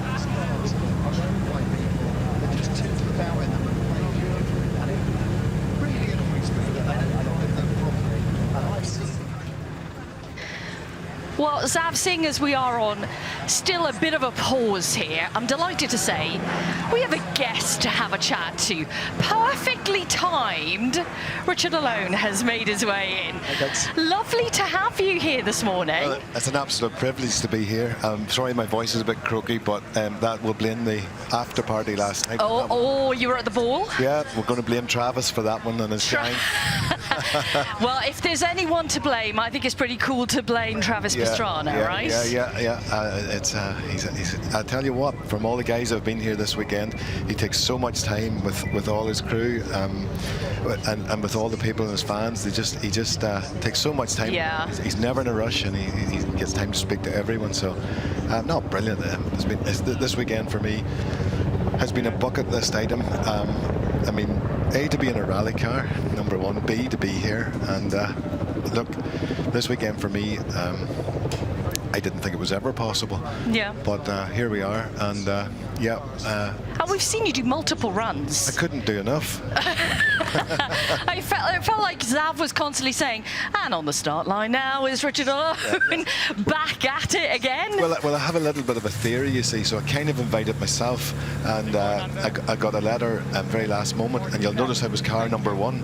So I was very proud of that, but actually, whenever it was a driver's briefing the other morning, they told me it was reverse order, so that meant that I was last car rather than first car, but nobody knows that. Don't tell anybody. I was going to say, if you didn't mention that now, to have number one on your car at Goodwood is pretty special, Zav, isn't it? Yeah, it is, but I mean, you 2 or 3 different car numbers, because we had 2 or 3 different start lists, and you kept getting moved as we kept getting more drivers and cars entered. So, listen, you were seated number one. I would take that all day long. All day long. All day. You know? It might only be the only time I've ever get to be seated number one, but yeah, look, this for me is just something of dreams, and if you don't mind, I'll tell you about a moment we had in the car. I had an Italian journalist with me in one of the runs. So you're in a Rally 3 car. Let's just tell everybody what you're rallying first and foremost. Rally 3 car with Woody and Buzz on the tailgate. Yeah, if you've been watching the coverage this weekend, you've seen a rather dusty Woody and Buzz, because they're looking pretty second-hand now. They need a good wash. And there's another story behind that. All right, well, we'll get to that then. It's so not you've just a toy story. So. Oh, okay. So you've had an Italian journalist in with you? He came in and he didn't say anything during the run, and I met him through. I went to do Donegal, and I had the stage maps from Donegal, and he asked just into a group, and I sent him the maps, and he was very thankful, and he came and sought me out. So I gave him a run in the car, and anyhow, when we came in, he didn't say anything. He took the helmet off, and he was emotional, and he said, that is the best thing I've ever done in my life. Wow. And it sort of reminded me that we get to do this every weekend. Yeah. And we're in the 1% club. It's not even the 1%, it's the 0.01% club we're in, being able to do this, and the privilege to be here. So I mean, look, that 0.001% of the population who are allowed to come here and do this is just something special, and we shouldn't just become complacent about that either. No. We're back up and running now with the action on the stage, which is great. Tell us a little bit about the stage itself from a driver's perspective. What's it like? So when you get keyed in on the line there and you get your countdown, I mean, you're looking down a wall of straw.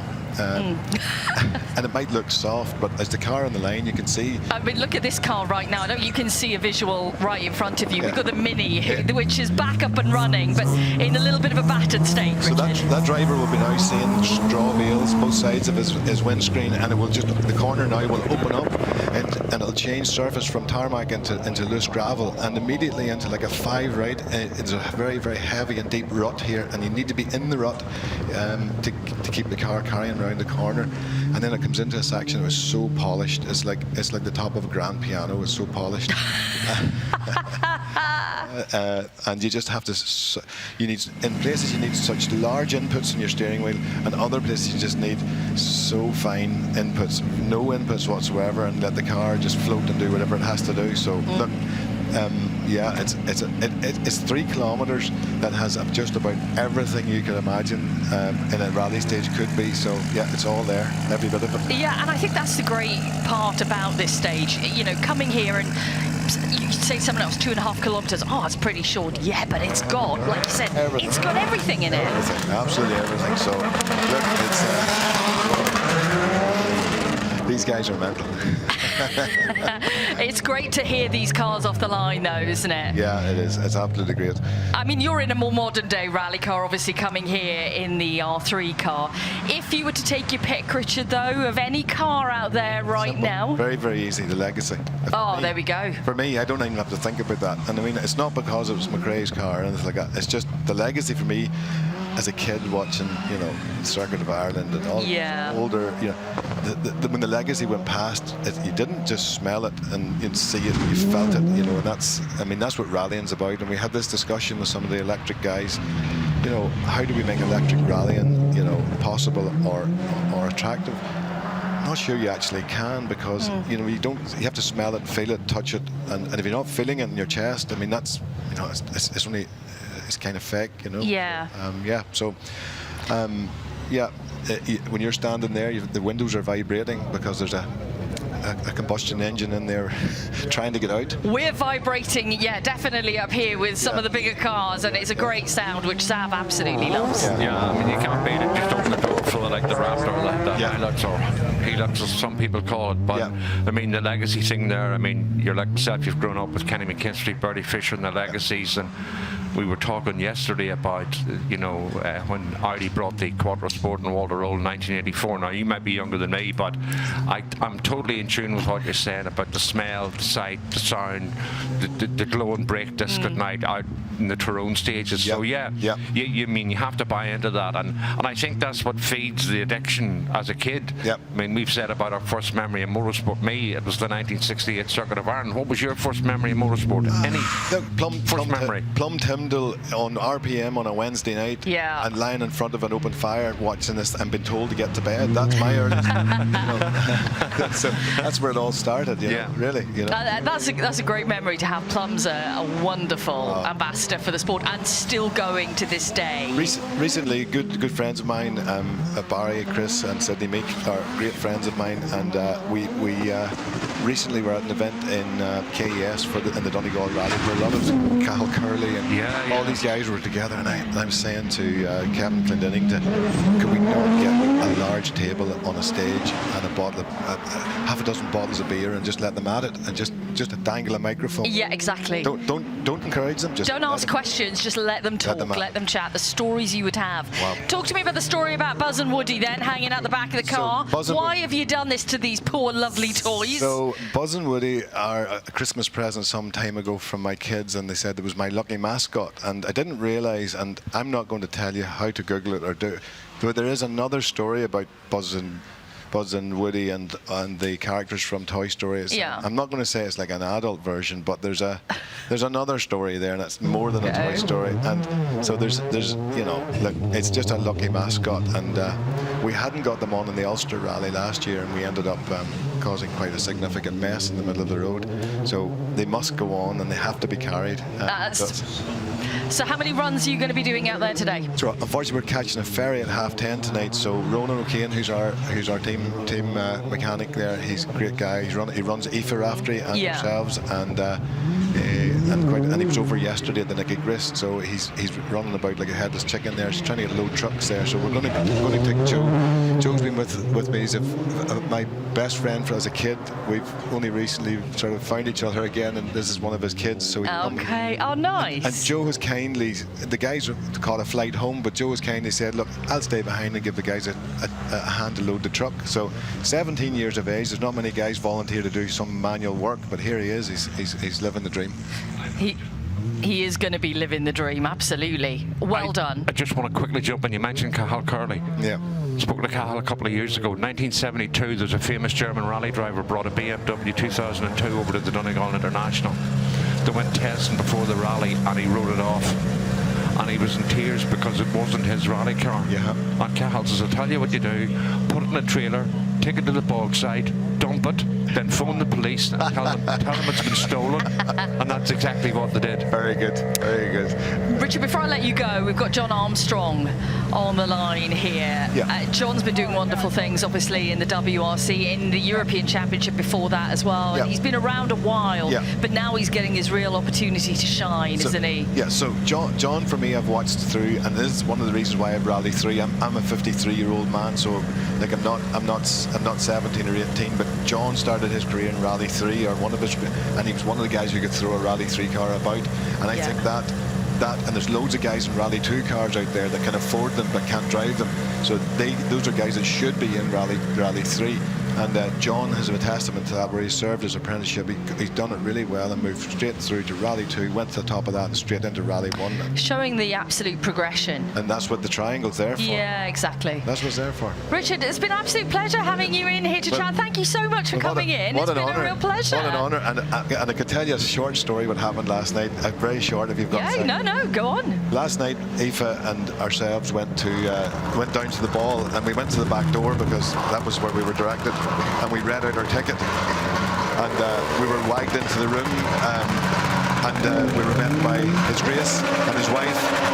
In the corner was Damon Hill, Carl Cox, Jodie Kidd, and there was like 4 or 5 other famous people who I don't know who they were. So Carl Cox promised me this morning he would come up to get into my rally car, but Joe's going to take his place because he hasn't yet showed. So I think he might have had a big night then, right? I think that's possible. So if Carl's listening out there, we're waiting on you, big guy. That's a great story. All right. Richard, lovely to see you. Thank you very much. We shouldn't have been in there.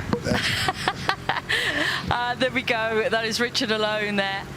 Great stories. And Bex, just as Richard is leaving us, Arvin Lindblad is now driving John Armstrong around the special stage. It's his turn.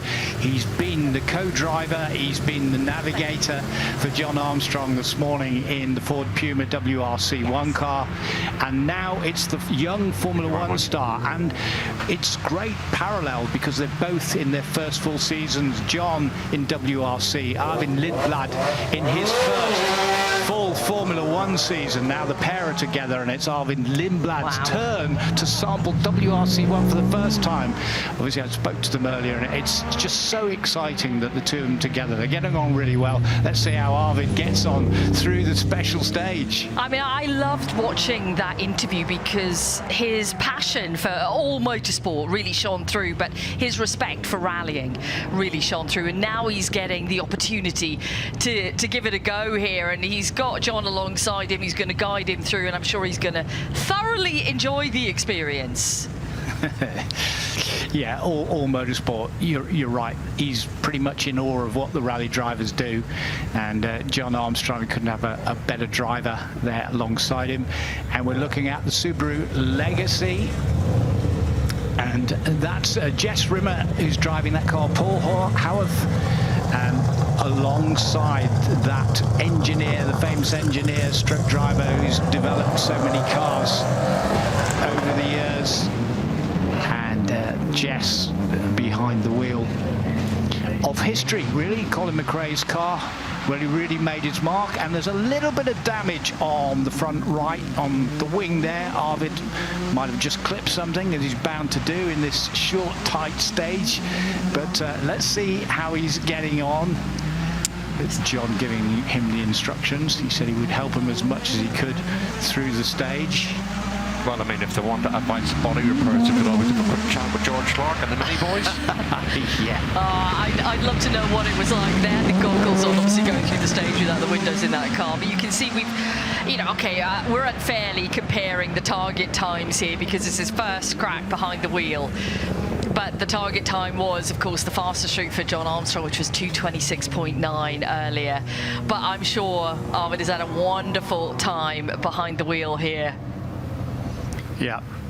It's great to see these crossovers. And lovely chemistry between the two of them, that cross appreciation of both disciplines of the sport. Well, he got a nice little nosedive and the rear end of the car way up as he went over the flying fin there. Arvid Lindblad, who had such an explosive start to his Formula One career in Australia, and getting those first points and everyone setting the tongues wagging, and he's been holding his own throughout the season. So a really good prospect, the Anglo-Swede. Martin Overington in the Metro 6R4, and this is an original John Price car. John Price, who won the Tarmac Championship, British Tarmac Championship so many times, was so good rallying in Ireland. This is a car that has been rebuilt over a 3-year period by Ram Sport.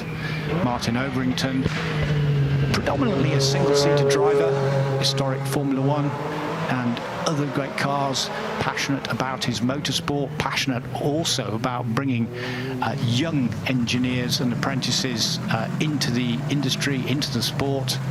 And he helps out at presentations at the RAC Club in Pall Mall, where he introduced the latest bunch of apprentices who've been working way through. In the meantime, Josephine Rimmer. I'm being polite, aren't I? Josie Rimmer. Yeah, Josie Rimmer. I love that Josie's a second run now of the day with the Subaru Legacy. And I think, we've seen Josie behind the wheel of the Fiat as well already this weekend. I'm not sure if she got some runs out there yesterday. I'm sure, knowing Josie, she would have. But it's been great to see her back behind the wheel competitively at home as well. It's the wonderful sound of the car of Sam Mason off the line. Sam Mason and Polly Comley there, down in under Laker, down towards Hopkirk and Clark. The stage is 1.9 miles long, chalk-based mostly. Back now with Rory McLeod and Dan Callum. This is a car they recently acquired, previously seen in the hands of William Crichton's, and they've acquired that recently. It's still carrying Melvin Evans logos on it. This is Walter Stoof in the Peugeot 306 Maxi, and a car not normally you'd associate in terms of being on the loose, Tony, because it was known more as a tarmac racer, of course, with the hands of the likes of Francois Delacour, and laterally in recent years Sebastian Loeb. And if anybody goes onto YouTube and looks at some of the in-car from either of those pair, it's just unbelievable at full chat. But the French Championship is all tarmac. I don't think there's any loose rounds at all. So these cars are racing cars, the equivalent of the Formula 2 cars that we had and ran in the British Rally Championship. And Alistair McRae would know all about that when he eventually won the British Championship in the F2 guys.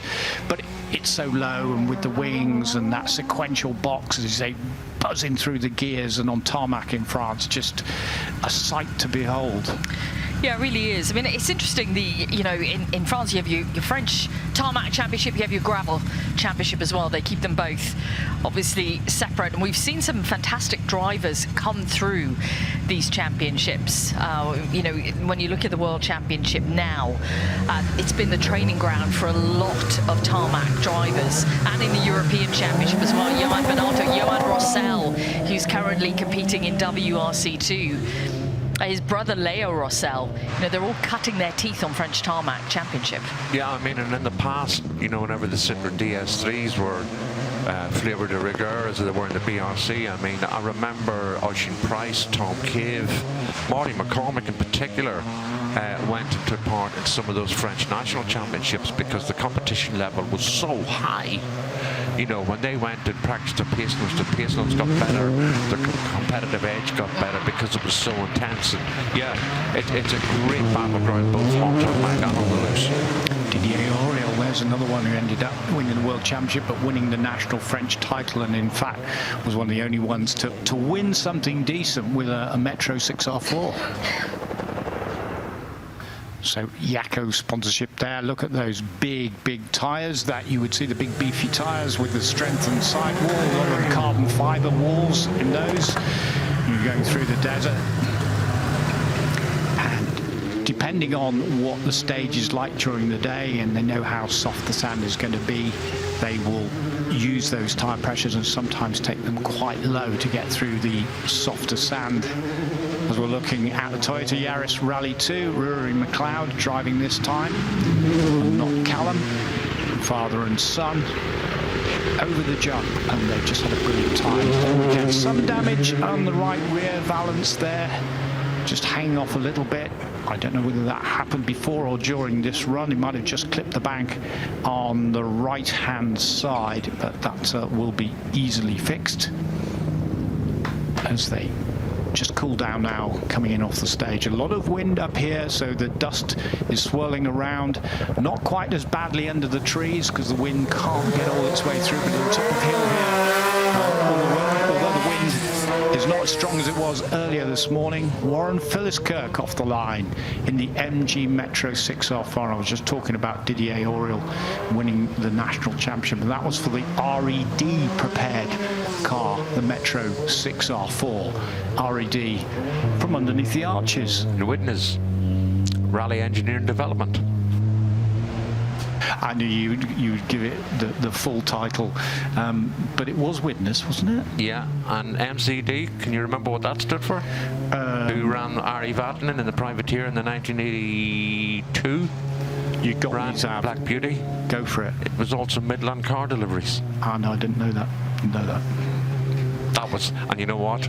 I'm showing how old we are, Tony, because that was long before Beck's time. Don't drag me into this. I'm a spring chicken. Yeah, but did you notice the way she didn't come in or say anything or get involved? She was just... just sitting back, listening to you two in your rocking chairs, just telling the stories. What have we got Sonatagen for lunch? Terry Maynard, you just saw a shot of him in the RS200, and now you can see how high off the ground the Dakar Audis are. On that long suspension travel, those big wheels, and of course that much higher roof that had to be built up there so the drivers could have some sort of headroom, because they're sitting on a whole floor of a fuel tank. This car had been adapted along with the other two that went in the same team to Dakar, to the desert, and 1 minute you're running in the soft fresh sand, which is very fine sand which gets everywhere, and the next minute you could be going up across the ridges which are rock strewn, and not much of a path to follow, but in terms of navigation, quite difficult across the desert. Zab, what have you seen? Right, you're in for a treat, ladies and gentlemen. If you're in the rally stage, this is the Ferrari 308 GTP of Tony Warswick. Yep, a Ferrari. And those of you of a similar age to myself and Tony will of course remember Tony piloting this car on a national basis in the Motoring News National Championship at the time. Certain tarmac rounds in Otterburn and Eppend, as well as a couple of rounds that took place like the Wexford Stages in Ireland. Tony, a long-standing competitor, and another example of the variety and rarity of some of the machines we have. Ollie O'Donovan and Robbie Sanford on the line in the Hyundai i20. Ollie and his wife popped up there a short time ago and said last night, as you said, Tony, last night down at the ball was absolutely amazing. So I think a good time was had by all. Richard alone relayed that back to that interview with Baxter about 20 minutes ago. And Richard, as we speak, is on the start ramp, and he was hoping that he might have Carl Cox, the legendary Carl Cox, DJ and motorbike team owner, but we'll wait and see.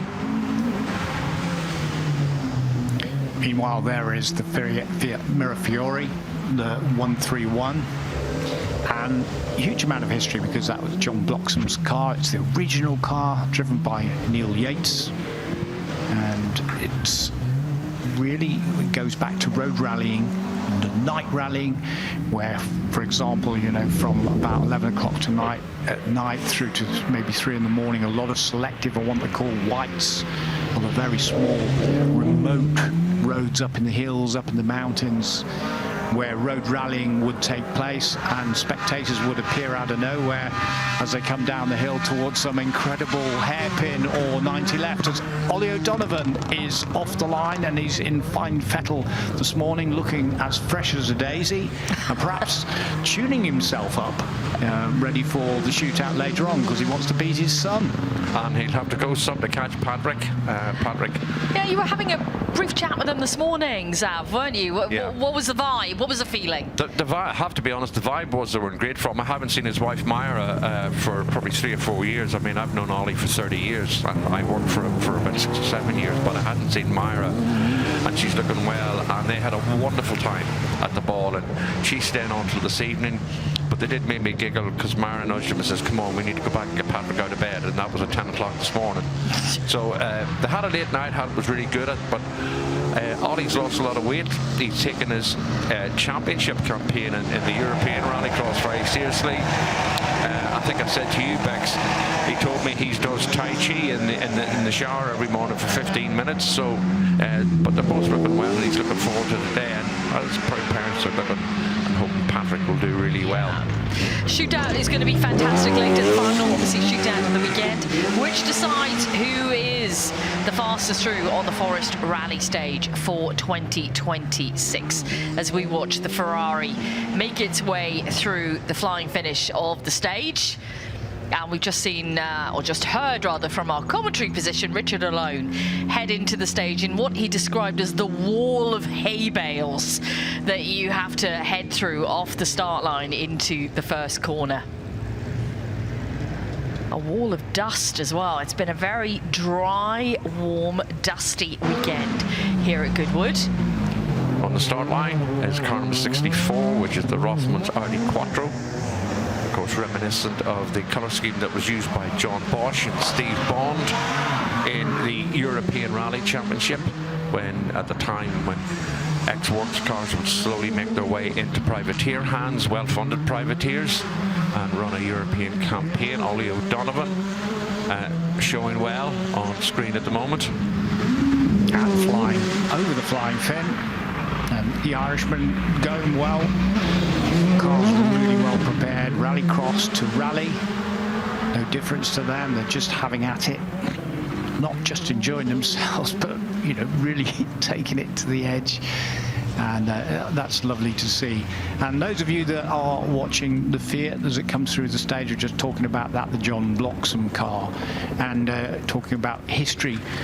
John Bloxham, actually his granddaughter, Beatrix Bloxham, is just 13, as I said earlier this morning, and her father, Nick, who's a great rally driver and navigator. They won Rally for the Ages yesterday. That's the second time she's won it, and she's just 13. So you see how these dynasties go on.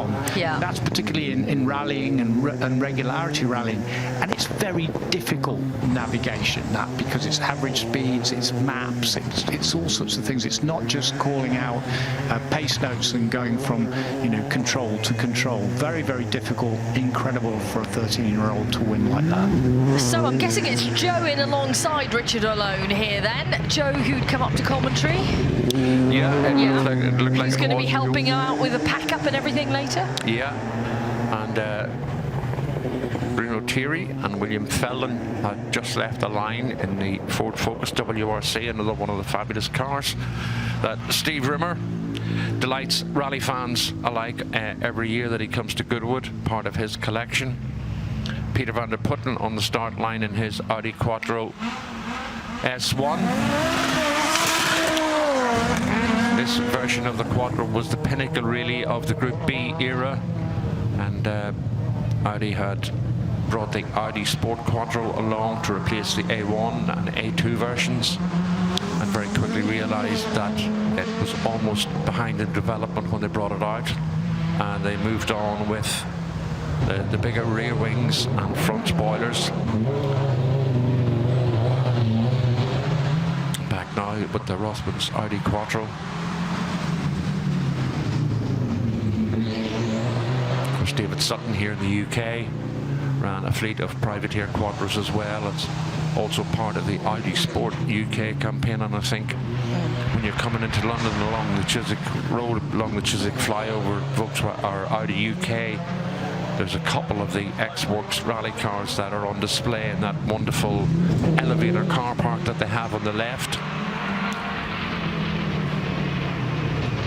Always used to make people stop and stare in the traffic jams trying to get into central London. We have Bruno Thierry run a little bit wide. The legendary name that is Bruno Thierry, who achieved so much in the world of rallying in an iconic car in itself, the Ford Focus in the Martini livery, which brings back great memories from the late 90s, early 2000s when we saw this car and when it first came in, and the whole thoughts about, you know, the change to the Focus and how successful it would be. I remember Malcolm Wilson telling great stories about, you know, when they started to take over and create the World Rally Team, how he got Carlos Sainz on board. And he said, you know, Carlos we knew was notoriously you know, difficult to try and, you know, encourage to be part of your team, but he wanted Carlos to be there. And he said we arranged a dinner back at home, back at base at M Sport, with his wife Elaine cooking, and they were really worried about how it was all going to go down with Carlos, with Lewis. And he said he was absolute charm itself, and it was during that dinner that this decision was made that he would drive for the team. Yeah, and having someone like Carlos Sainz, and it goes back to what we're saying about Jean Todt being a driven individual. You know, Carlos was very driven, you know, very demanding and testing, but he pushed others outside their comfort zone for the benefit of himself and Lewis, but also the benefit of the M Sport team, and they reaped the benefits of that demand for improvement at that world level. You need a driver that pushes you, and you know the same can be said when Sébastien Ogier went into M Sport late on then in 2016-17. You know, the whole push to improve things and raise the level, and that's one thing Malcolm Wilson said, is that he and Julien Ingrassia raised everybody's level there. We just saw the car of Tom Williams head off the line. Tom, obviously a big player in the shootout today. He set some fantastic times across the weekend, and the shootout is going to be super exciting because we have just 3 drivers separated by a handful of seconds, if that, going into the last shootout of the weekend. So definitely make sure you join us for that later on this afternoon.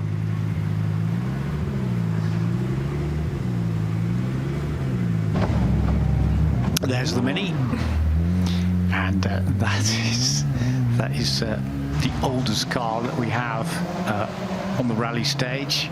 Stig Blomqvist has driven it. It is his manager's car, but that is real history in terms of, just go to 1964, Paddy Hopkirk's win, for example, in the Monte Carlo Rally, when the cars were red with the white roofs in those Works BMC colours, and Stuart Turner was the team boss, and he was very tactical, very strategic, where the tyres were, where the service were, areas were. It was planned like some real war campaign.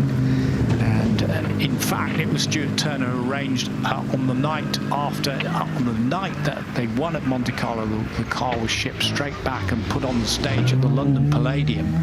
Wow. For the biggest show, which was watched by 20 million people, which was Sunday night at the London Palladium. And the end, they used to have this carousel where everyone would wave goodbye at the end. And there was Paddy Hopkirk, and there was the winning Mini Cooper S from the Monte Carlo rally, which, of course, the man in the street could understand the Monte Carlo rally. Whoa! It's a bit of a spin here for Tom Williams in the VW Polo Rally 2 car. Well, that's not good because he was on his qualifying laps there, getting tuned in for the shootout. He's done a little bit of damage to the bumper, I think, not too much. Okay. That's one of your love taps, wasn't it? Always a little bit more than a love tap. Yeah, look at that. It is just merely cosmetic, but oh yeah, we're a little bit wide there as well. We're having a slightly erratic run here. I'm just wondering, is it slipperier than he thought it might be? You know, we've seen quicker times this morning, certainly with John Armstrong, and I appreciate it's a Ford, you know, Puma Rally 1 car, but the conditions have, and I think discretion being the better part of valor now, I think. Yeah, we're talking to some of the drivers, even with young Sam Mason, was noticing that it was slippier, and he was actually saying, you know, it's all the chalk down, and he said it's just polished. Yeah. And it's really quite difficult. So that's potentially. Yeah, he's gone into an access road here, has he? That's that fire brake towards the end. Has he got an issue? Because he's clipped the front, but radiator, I reckon. It didn't look as if he clipped it head on, but maybe he's done a little bit of damage then. He just wants to maybe protect it just in case he is worried. Well, they've got about 3 hours by my reckoning before that final shootout this afternoon. They need to get that fixed. He needs to be in there because that's a big contest. James Williams, Tom Williams, and Patrick O'Donovan. So, and you know what? If the cameraman can zoom out ever so slightly, well, that's damp around that inner splash guard and the bottom of the spoiler. We don't have any water on the stage if you look. Ah, right, okay. So we may have a coolant issue. Do you know what I mean, Tony? Yeah, you can see there where there's. So he could have seen the temperature gauge rocket after he had completed his 3-point turn. Well, because that is a little runoff area at the end of that straight after the flying fin. Let's just take a look at it again, guys. This is a replay now of Tom Williams. So we hook it round.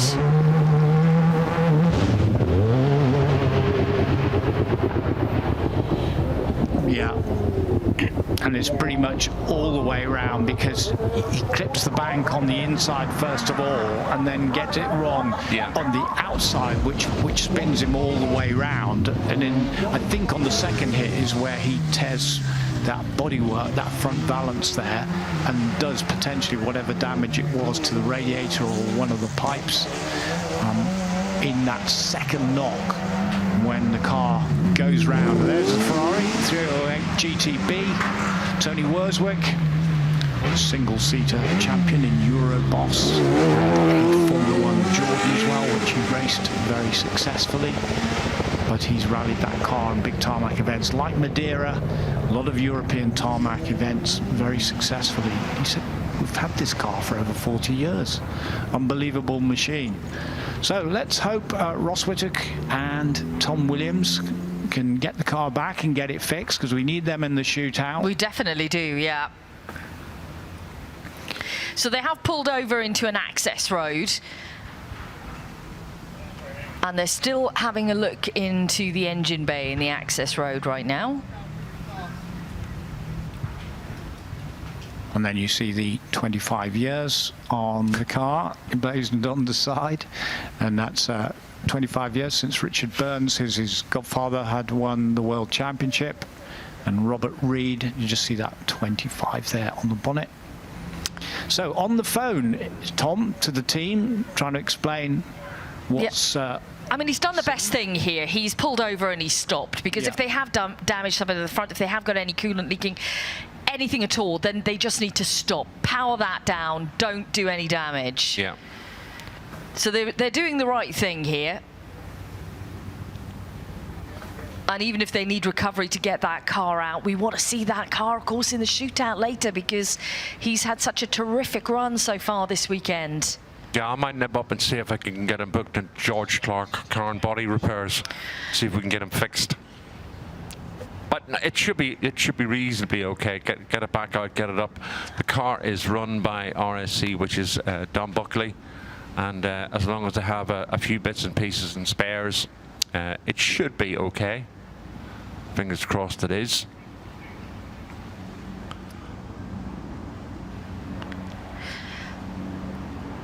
So I think Tom is just maybe just describing exactly what happened out there to some of the marshals, and we'll keep you up to date with what is going on, and obviously what the verdict is going to be, what exactly has gone wrong with this car when we get the knowledge. Alistair McRae and Sean Gillian getting a run now in the 555 Impreza. On the start line, which I don't think will be going for a little bit of while, is Adam Marsden and Kirsten Brax. On the start ramp is that wonderful Peugeot 504 pickup of Alan Weston with David Simmons occupying the co-driver's seat. And as I said earlier, the IRDC, the International Rally Drivers Club, have a stand up at the top of the hill here, and they are looking after the VIP guest rides for the Duke of Richmond. And many people have used that facility. Now, we will have a little bit of a pause here. We're watching the car right now, Tom Williams, who's pulled over after having a spin and clipping a bank in this stage. He's pulled into an access road right now. So while we wait for some more updates, Tony actually caught up with Tom yesterday for a bit of a chat, bit of a chinwag. Let's zone in on that now. Tom Williams, it looks like you gave it all you could.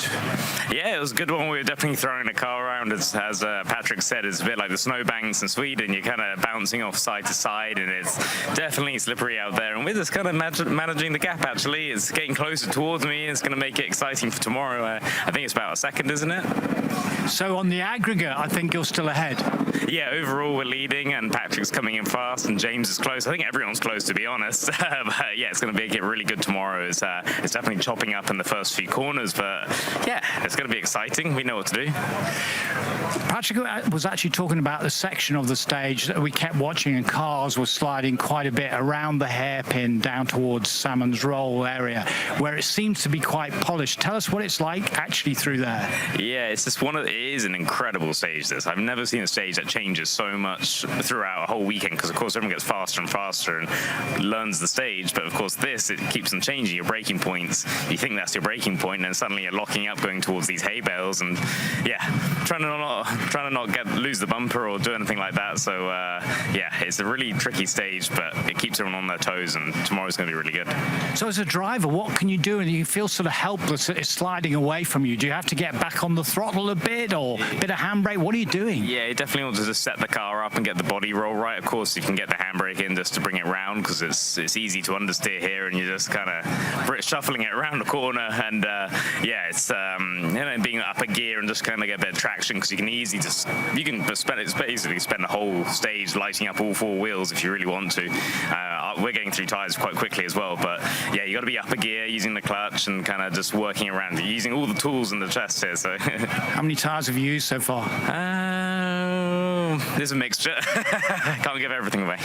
So you and Patrick are good mates, or you were good mates. Is it now sort of full rivalry, going punch up in this final shootout on Sunday? No, Patrick's great. He's from a rallycross background, so he's not messing about. He's a fast kid. But yeah, tomorrow's gonna be great. He's got Dad there as well, so we've got two O'Donovans to deal with. So it's gonna be a great Sunday. Thank you, Tom. Cheers. There we go. That was Tom Williams yesterday after the shootout. And this is how it's looking after 3 shootouts so far. It is Tom Williams who is in the lead, but such small gaps between Tom Williams, Patrick O'Donovan and James Williams out there. It's just a hair's breadth between them in terms of time. And we have the final shootout today to decide who will be the ultimate winner of the Forest Rally Stage at 3:30 today. Don't miss it. I think it is going to run to its ragged edge. But there has been a little bit of drama, obviously, in the last, 20 minutes with Tom Williams out on the stage. We have seen a spin on the stage for him, and he did clip a bank. And what he's done is he's made his way through part of the stage, and then he's pulled into an access road, bonnet up straight away, and the car is now getting recovered and brought back to base here.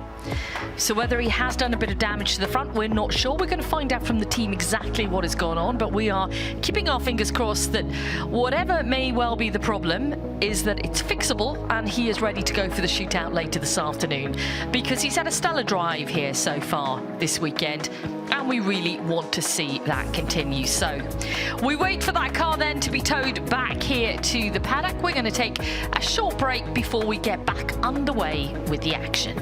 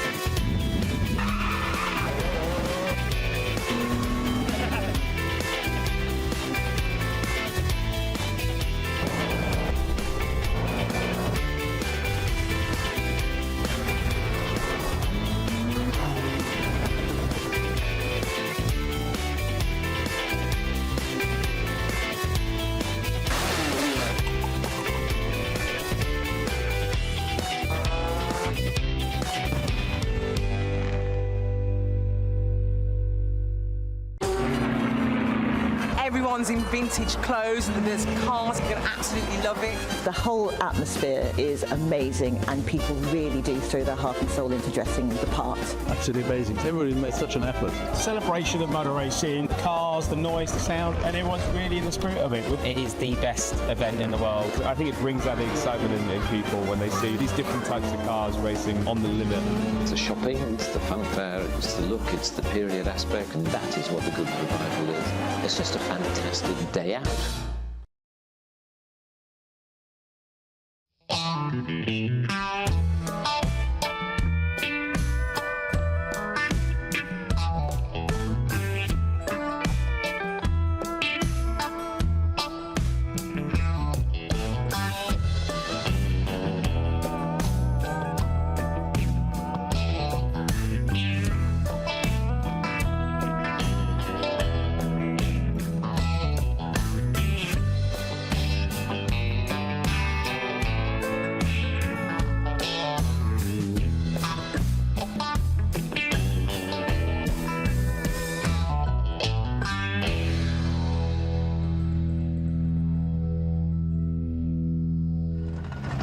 Welcome back, everybody, to the Forest Rally Stage here at the Goodwood Festival of Speed, and the sad sight of Tom Williams's VW being, well, escorted out, recovery trucked out of the stage right now.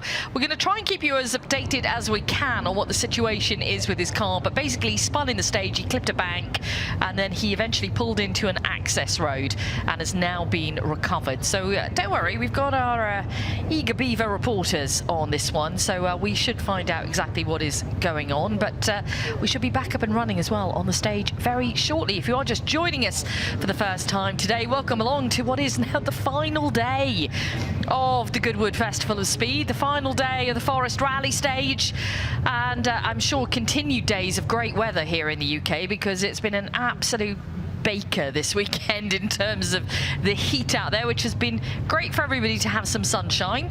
Hopefully everybody's been keeping hydrated. I know myself, Tony and Zav here in commentary, we certainly have. We've missed out on the ice cream, but we're keeping well here. We hope you all are out there. Make sure you are keeping hydrated in the sun. Super, super important, especially if you're up here watching today. The wind is pretty deceptive because it's cooling you down. But just remember to keep yourselves safe out there, and don't forget that in amongst the trees in the Forest Rally Stage is one of the best places to be. Bit of shade, nice. See the rally cars up close and personal. Sam, it's been a good day so far, but a little bit of drama with Tom Williams there, and a little bit of concern obviously for the shootout later, because we want to see him on full form. Exactly, and it won't be till he gets back to the Don Buckley guys and they get a good look at the front of the car. It may well be a coolant issue, radiator, something like that there, but if anybody can get a car rattled together and fixed fairly quickly, it will be Don Buckley, because teams like Dom's and his mechanics are so experienced and so efficient in what they do. Dulcet tones on the start line now. That's Adam Marsden in the Audi Quattro 200. This was the Group A car that Audi moved across to rather quickly in 1987 when Group B was banned. And of course it was a big and heavy car. Himself, Walter and Hanu struggled with it in terms of performance. And although they didn't know it at the time at the start of 1987, it wouldn't be long before Audi sort of said, look, we're going to give rallying a miss, cheerio, bye-bye, and so long. And that was the end of them in rallying for a while. That is the Peugeot 504 pickup of Alan Weston and David Simmons. They've been sitting there now for a little while, so as Beck said, the sun's out, but it is windy and deceptive. But they will be heading into the stage in about 30 seconds. This is the Group B pickup. And Peugeot in 85 and 86 used this kind of vehicle in the likes of the Bandama, Ivory Coast and Safari rallies, because its reliability and durability meant they could send it at a relatively cheap cost to compete in the World Championship event and gain really valuable manufacturer points. And it's a vehicle we've seen here at the Goodwood Festival of Speed Rally Stage now for a number of years, and it's always a welcome addition. Yeah, very much so. You can see a steady stream of marshals in the forest, timing marshals up here, right on the start line, near rally control. Everyone doing a huge amount of work this weekend to make sure everything is running well at the Forest Rally Stage. Got a good lineup of cars making their way through, so you should see a good steady stream of people heading through in the next few moments. Fastest time out there today has been in the hands of John Armstrong in the Rally 1 Ford Puma, as 2:26.9 is the fastest time we've seen on the board. Ollie O'Donovan was next up then with a 2:34.7.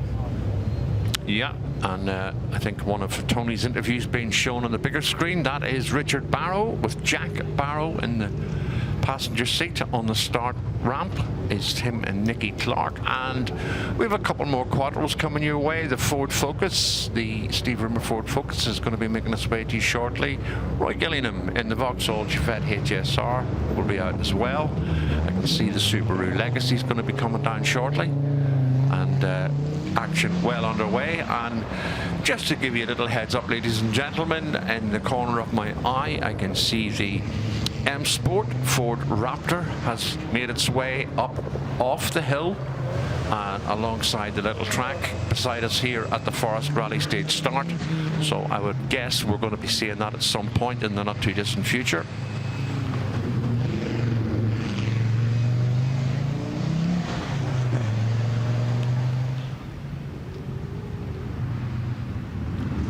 Adam Marston out over the flying fin jump, making its way down towards Cooper's, where we had seen Tom Williams park up. As Bex has said, Tom now out of the stage and into the service area or paddock up here at the top of the hill. And if you are in the forest and listening to us, we have a substantial rally paddock up here, ladies and gentlemen. The cars under the awnings that you can come up close, get personal, get a few photographs, maybe an autograph or two. And of course we have the Toyota Gazoo racing team along with the M Sport Raptor team here. So possibly autographs from WRC and off-road stars, along with a nice supply and variation of fast food outlets, cold drinks, ice cream, plenty to see and do. Lunch here normally is between 1 and 1:30 when we get the chance to swap the marshals around, marshals who've given us of their time.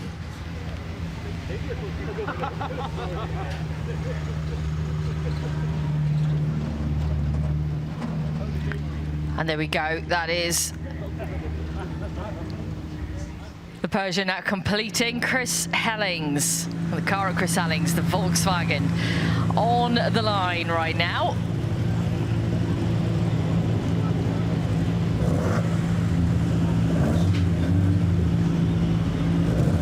It's been a great car this. We've seen it have multiple runs during the weekend.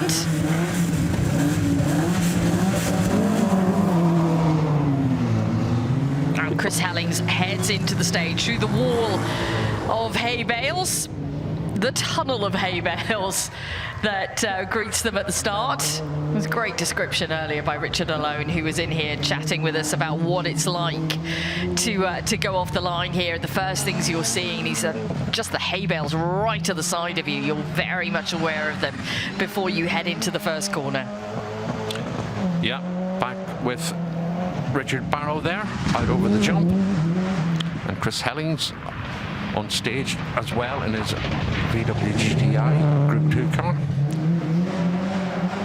Richard and Jack Barrow now almost at the end of their run on the stage here. And that's them through the timing beam now and up to the finish line. So action continuing now up to the lunch break. That is Hal Ridge, ladies and gentlemen, in his Rallycross Ford Fiesta 4x4. It's a car that was used by Steve Mundy, championship winning car back, I think it was 1996, under YB Cosworth engine, and somewhere in the region of about 500 horsepower, sequential gearbox, Atlas axle. And there we're back now with Jan Fons and Jans Lars, and sometime navigator Ronaldo Shreve in the Audi Quattro Dakar version. This is the A2 version of Tim and Nicky Clark.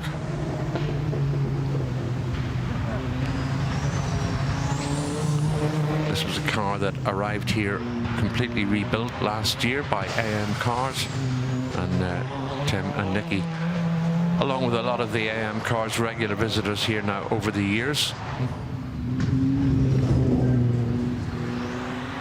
And we just hear the Quattro, the Dakar Quattro has left the start line. It's now on its way down into the stage. And our co-commentator, Tony Jardine, had nipped out for a quick break and is now back again. Quick break. No, we... Did you learn anything? No, because they're so far up the other side over there, okay. And we needed to go and see the guys who were trying to do Dakar in a Mini, so we caught them, but we also caught Max McRae. Yep. Had a quick chat with Max, which was good. And then I looked at the distance and the dust and I thought, I'm not going up there. Sorry about that. So I've come back to the commentary box. But just looking at the Volkswagen, just looking at the Audi Quattro, which we saw before. Joachim Klein, one of the drivers in a Volkswagen. Yeah, Per Eklund also drove the car. Oh, wow, did he? He did. I only think he did 2 events in it, but that car 31 was Joachim Klein and Andreas Hensch, competed on the 1978 Lombard RAC Rally. Wow. The Lombard RAC, when it was a massive, mammoth event. Back now with Hal Ridge in the Rallycross Ford Fiesta 4x4. We've 3 Rallycross cars here this weekend. You won't be seeing Mark Watson's Citroen Zara, but we have seen on occasion Rob Gibson take his sort of lime green ex-Will Gollop car. No passengers in the Rallycross cars because they weren't homologated with passenger seats. But Hal has got progressively quicker over the course of the few days here. It's been great to see this car, Zav, hasn't it? I have a soft spot for it. I think it would slot into second behind the A110. Goodness me. Do you know what? I do like the look of it. It's boxy. It kind of has a bit of a Japanese edge to the front of it. It looks like the kind of car that you could actually talk to, like the kit car. Back in the day. I don't know where you're going with this, but I do have a soft spot for it. I'm sorry, I do. Okay, well, you know, that's a great thing. We live in a democracy and we all have opinions and we listen to each other's opinions. In mine, it's probably a hot rod from Hensford Hills on a Friday night, and it should have one of those little numbers on the roof. Thank you. Thankfully, you are in a minority of one. Look, Diva, I don't want to walk up there because it's too dusty. I don't want to buy any ice cream because it's too expensive. We're turning your mic off shortly. Tell you what, I am the rose between 2 thorns here, literally.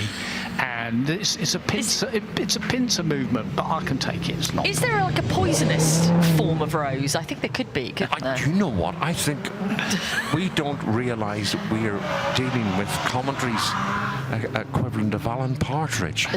There's a rambling rose. You're a rambling rose. That's what you are. I could sing that, by the way. It was a great song. We know a song about that, don't we? Steady.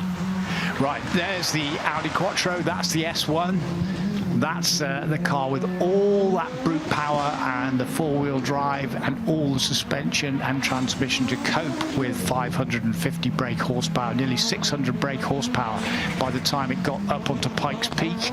And Walter Rohrl took it up there in 1987 and smashed the outright record. What else could they do with the demise of Group B but use these cars in other areas? And Zab will tell you about how they've used cars like 6R4s and the big Lancers and so on in rallycross, and taking them because they were outlawed, but not in terms of rallycross. Will Gollop, for example, with Metro 6R4s in his day, Will Gollop, one of the heroes of rallycross. Walter Rohrl, one of my heroes, and certainly the way he did Pikes Peak up there in that big brute of an Audi was very special. And I love the way Michelle Mouton went to Pikes Peak and upset everybody. Yeah, she was fantastic. She was brilliant, absolutely brilliant. She was, and I think the story behind Pikes Peak, because she got a penalty before she even started, but overcame that penalty. It's like red rag to a bull to Michelle Mouton, and she still went through and won it, and that is testament to her character. There were quite a few MCPs up there at the time, and there were certainly quite a few rednecks up there at the time, and they just don't understand, or didn't understand, but they did afterwards, that's for sure. Yeah, no, she went a bit like when Sebastian Loeb went to the American Rallycross and everybody was writing him off, and he went over and he just wiped the floor with them. And sort of said, thank you very much for the victory, we'll see you next year. Well, Max McRae is on the line, about to go off the line. I did have a chat with Max just now and congratulating him on his win in the Jim Clark Rally, which was superb, lying second in that British Rally Championship and still on target for him.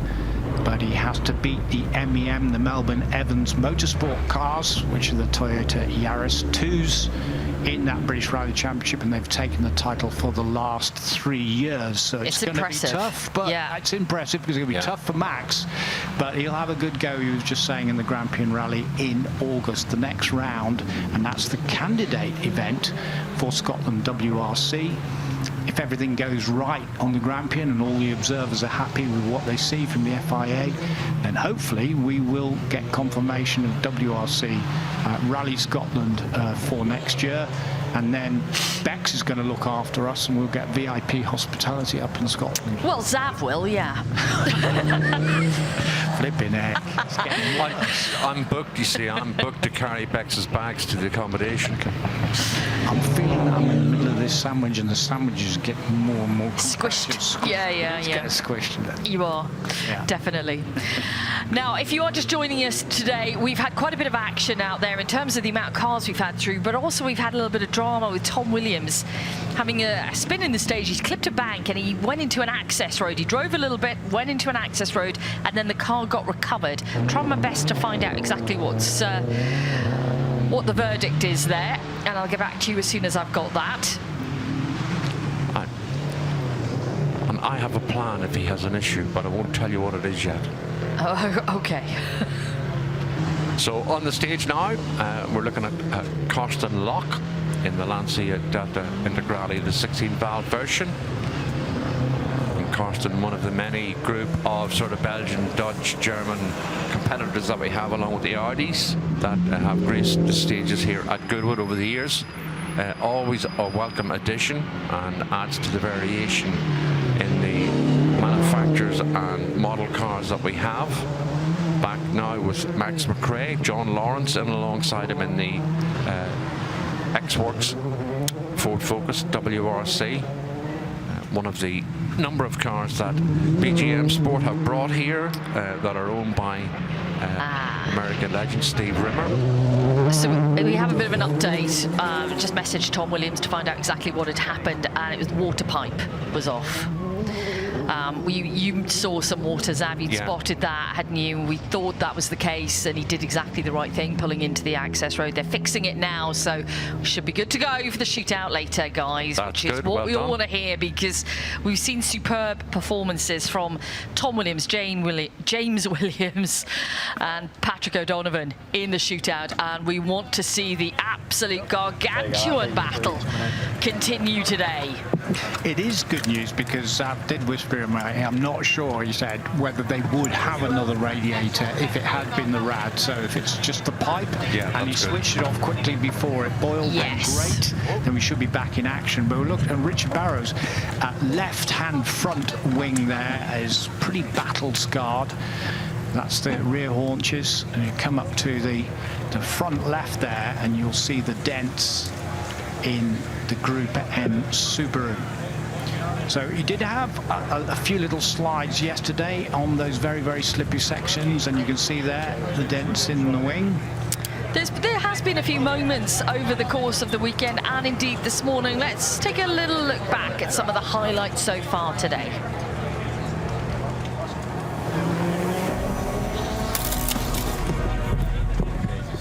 Sorry.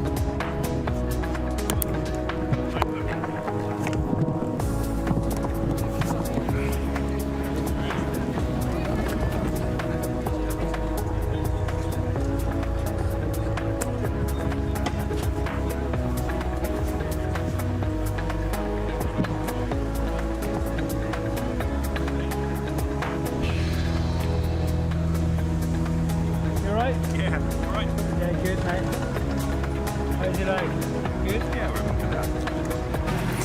Max McRae is with us. We've been talking about him in the commentary box. Now we can catch up with the winner of the Jim Clark Rally.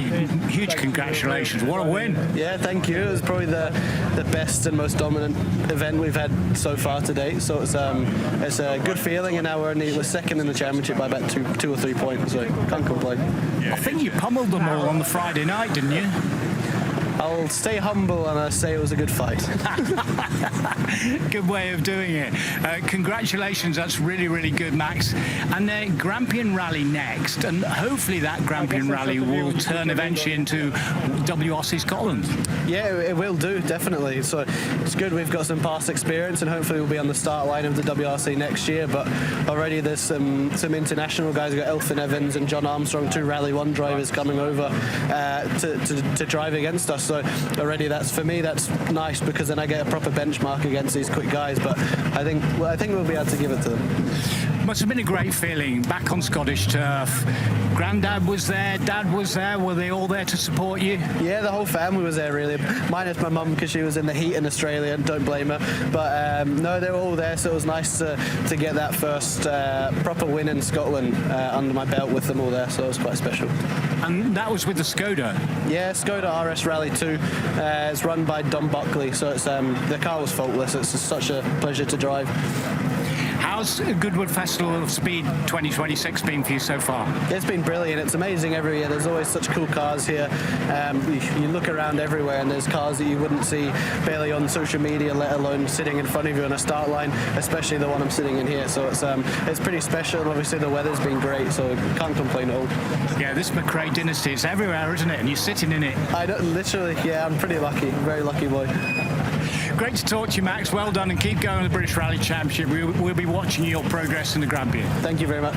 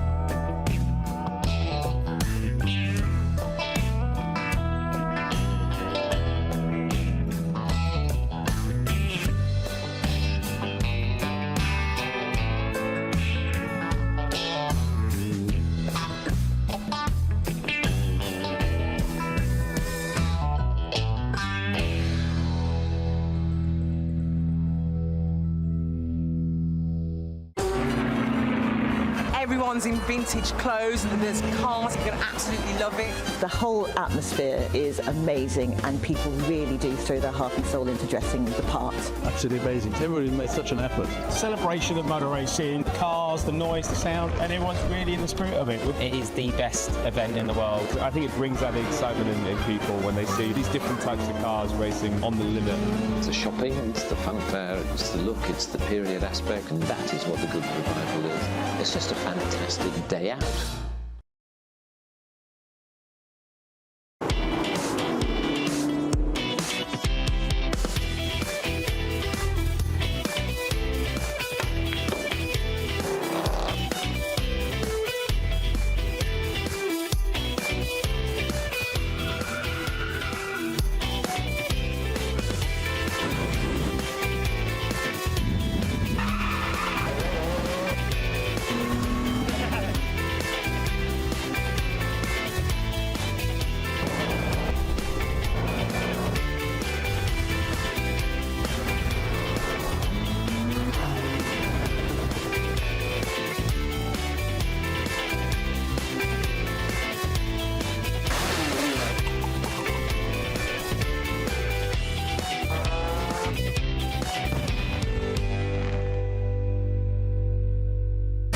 Steve Graham, here you are again, back at Goodwood. There's been a little bit of a gap, but you're back with the Fulvia. Yeah, well, thanks very much for inviting us back again. It's a pleasure to bring the car and do what we can to demonstrate it and take a few people around, having a bit of fun. Well, you and Tony have been doing great stuff and lots of runs out there. How is the stage? Rough. I mean, it's been worse, it's been better, but I think a lot of people have found it surprisingly rough. A lot of people are new to the stage. We've seen it before, we know what to expect, but I'm suffering from broken ribs at the minute, so it's not much fun driving around the stage with... How did you break those? Oh, stupid fall at home about a month ago, but I'm recovering, but it's still a bit of a pain, shall I say. I thought you were going to say you're doing that aerobatic skiing again and it went wrong. No, that worked okay, I was fine with that. I was climbing up the stairs I was struggling with. Right, it's Little Rodent, there's a story there. Tell us about that. Yeah, way back when I started rallying, we decided we needed a mascot, and my name is Stephen Paul Graham, my initials are SPG. And those of you that are old enough to remember might remember the TV programme The Young Ones. And in a few episodes of The Young Ones, there was a hamster called Special Patrol Group, SPG, which was Vivian's hamster in the TV show. So when I first started rallying, we decided to put a hamster on the roof, and every car I've had ever since has had a hamster on the roof or somewhere in the car if there's not a roof to put it on. So, brilliant. SPG. Now, with the Lancia Fulvia in particular, this sort of kick-started Lancia success all throughout. You've done historic events all around Europe, including Monte Carlo, East Orange, etc. But how does it feel when you're going out in such an iconic car, if I could call it that, especially when we lost Sandro Minari recently and Monte Carlo rally winner? Yeah, well, I had the absolute privilege and pleasure of meeting Sandro here the year before he died, which was great. And we talked about the car because this car was built in homage to the 1972 Monte Carlo winning car.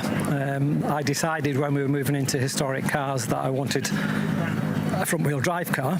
I had a choice of a Mini, not quite the right shape for me, a Saab and the Fulvia.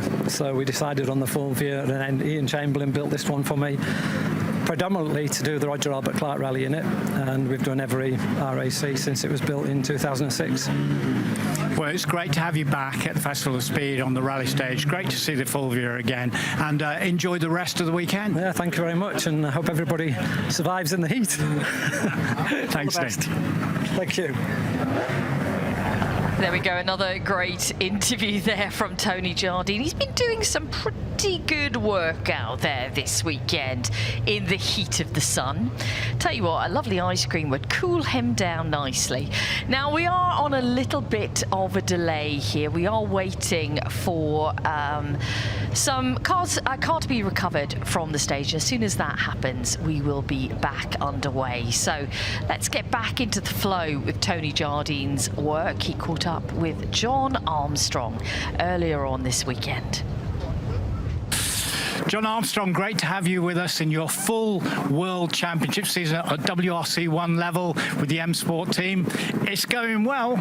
Yeah, it's going pretty well so far. We've had a good start to the season. Okay, we're missing a couple of good results. Our best result has been 8th so far. We've done that twice, but yeah, we've been running in the podium places on a few rallies and then hit some issues, but and we just got our first fastest stage time on the last rally in Greece, so that was like a big achievement to tick that off the bucket list. And now we just want to keep improving and try to keep getting closer to the front, and these machines are awesome to drive. So now we've got Estonia next week, Rally Estonia, which is very fast, some jumps. You can really use the aero on this type of car. So, and then we got the famous Rally Finland after that, so that's where you really need to have some, I can't say what I want to say, but you really need to have a lot of courage. That's a good way of putting it. But isn't it typical of motorsport? You set the fastest stage time, right? Everyone, great. Next stage, turbo goes. Yeah, it was like again, very, very like hero to zero moment, which I wasn't expecting, to be fair. When we got the fastest stage time, I was like, oh, that's such a nice surprise. And then your brain switches to, right, we've got some more stages to do. And then I was concentrating on trying to have a clean run. But yeah, we picked up a puncture, and then as we got the puncture, our turbo just completely died, so we had turbo failure, and that was a big shame because we were sitting in third position at that point, and yeah, it would have been nice to finish Friday of a rally in a podium position. You know, if you can do that on one day and then do it on the next day and do it on the next day, then you've done it. Hell of a difference, of course, John, but your pathway was, you know, ERC 3 champion, you had disappointments, you got knocked back a couple of times, but then last year you had Ceredigion result, and then you had a super result at the end of the season, I think Croatia, which literally propelled you into the Formula One of rallying, and you're taking that and grabbing it with both hands, aren't you? Yeah, we've been very fortunate position that we've I've been with Ford for my whole career pretty much, all Ford cars, so I've got good support from M Sport and from Malcolm Wilson, and also then we've got the Motorsport Ireland Rally Academy with John Coyne, and you know, the results that we had at the end of the year, I think John was really impressed and wanted to give us the opportunity along with M Sport. So yeah, and to be paired up with Josh is really cool, to have two Irish drivers. So yeah, we're really like pushing each other on. I think the start of the season we had a really good start, and now Josh is getting faster and faster as well and having a bit of a better run. So it's really good for us to compare and try to push each other forward, but you can't help but only follow the top drivers and see how far you're off their pace and try to get faster.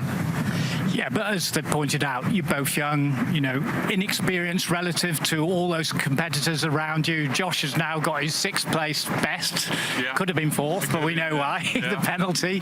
You've got your place as well. How are you going to treat the rest of the season? Because you just said to me, I need to be brave in Finland, and we've watched people literally go from crest to crest, big air. Yeah, it's these rallies are very fast. I mean, Estonia is fast, but a little bit more narrow, and the surface is a bit more gravelly, and then you go to Finland, it's very hard, compact gravel, it's very smooth.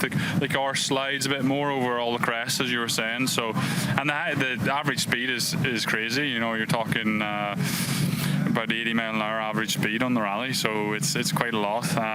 So yeah, we're looking forward to that. And then even when we go to Paraguay and Chile, everyone thinks they're more slow rallies, but they're not. They're also very fast and lots of jumps and crests. So we're in for a big spell of fast rallies, and then the end of the season we've got a couple of slower ones and rougher. So yeah, gravel to finish out the year. No more tarmac left, so we're enjoying the challenge to keep improving on this surface. And of course, you want to be around in 2027 for this new Formula WRC2 or whatever it morphs into. We've been asking Jari Matti about that, and he says Ford are in. Are they in?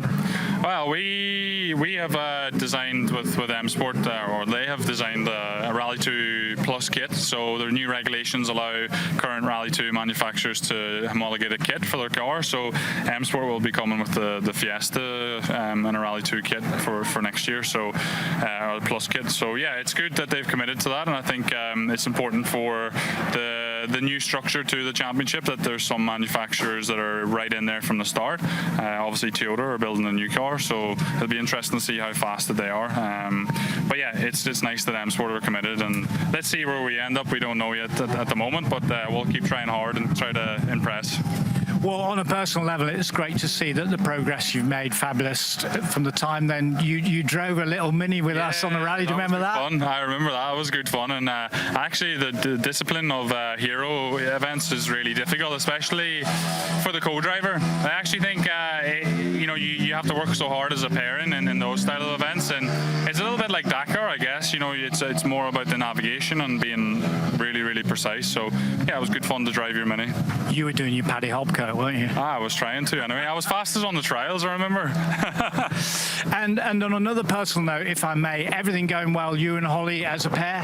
Yeah, that's it. We're loving life, and we moved into a place together in January, and yeah, I think she keeps me young because I'm getting a wee bit old now, so it's working well. At 31? Yeah, well, I just feel old, but when you're driving one of these, you feel like a young boy, so it's fine. Well, you're still looking very young. Thanks for talking to us, John. Thank you.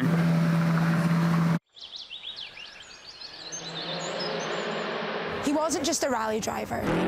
He was the rally driver.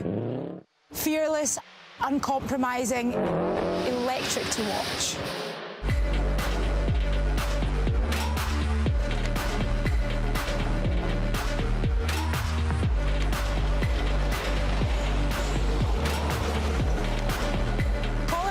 became a legend long before he ever lifted the World Rally Championship trophy in 1995. That year, he became the youngest champion and the first Brit ever to do so.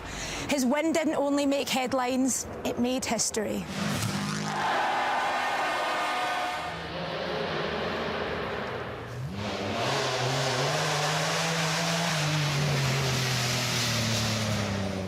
I didn't quite put into perspective quite how massive it was until after he was gone. I don't know where it is. Being able to come to events like this and just see the impact that he'd had while I was quite oblivious to it is really something special. Is that her down there? Hello. I'm good, how are you? We're doing a little bit about Dad's 30-year anniversary, so we were looking for this car, his Impreza. This is his other There's car. a legacy. This is his legacy. There's your granddad's Sierra there. There's Alistair's Nissan, which is just about to come back in. And then if they'll let you on the hill, I mean, you could obviously go in back, or we've got your dad's Focus on the hill. That's my dad named on the side of that car. It is. Hi, George. Holly, nice to meet you. Nice to meet you. Can you tell me a bit about it? Absolutely. This car was Colin's first ever work drive. So 1988 Lombard RAC Rally. Wow. I restored it sort of as good as I can, nothing more back to how it should be. You can see I've got photos of the cars being built, so to get it back to how it was, you know, all the sign writing on the dash and bits and bobs is pretty accurate, hopefully. Looking good, and it's great to bring it back out. Just maybe not quite as fast as Colin was driving it.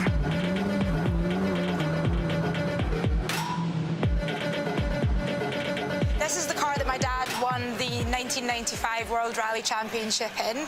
I don't have memories of it. I wasn't actually born at the time. I came along a couple years later. But this car is so special to the family. It stays with us at home for a lot of the time that it's not out at events like these. Let's have a sniff. It smells quite good in here. It's a little bit daunting. I have been offered to drive it a couple of times, but I think that's just a step too far. There's a bit too much history going on in here.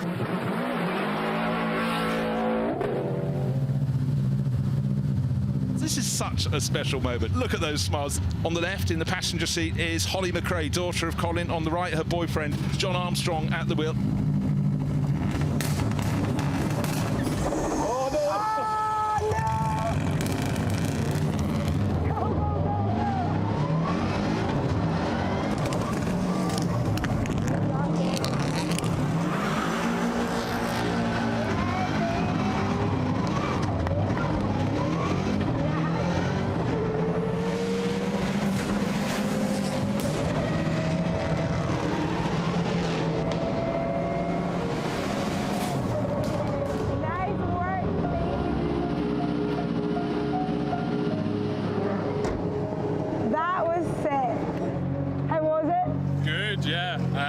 I stalled it on the start line, which is funny, but after that it was amazing.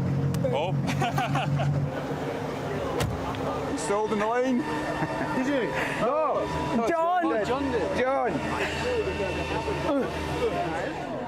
That's the first time that I've ever sat in a rally car with John, and it was in my dad's, like, really special. So, yeah. And now the rally stage. And now we go with Travis. Oh, that's right. Okay, go. You got. I'm going from a older Subaru to a newer Subaru.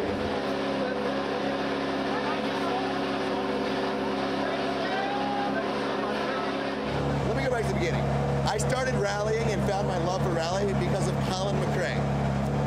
I got to ride with Colin McRae's father, Jimmy, in a 555 Group A Subaru, and now we got a Holly McRae gonna ride passenger with me. World comes full circle. It's gonna be so much fun. Do you drive, easy because it's Holly McRae, or do you absolutely send it because it's Holly McRae? Full send. Full send, right? Oh, jeez. 5, 4, 3, 2, 1.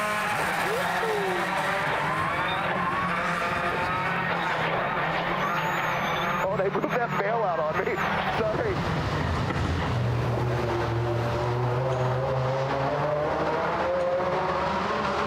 This corner, I like to slide with the outside. Yeah. the back tire hits it if you go too far.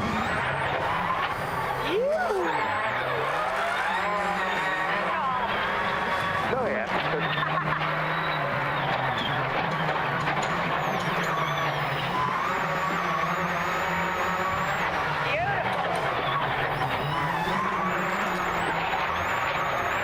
Nice one! Fantastic!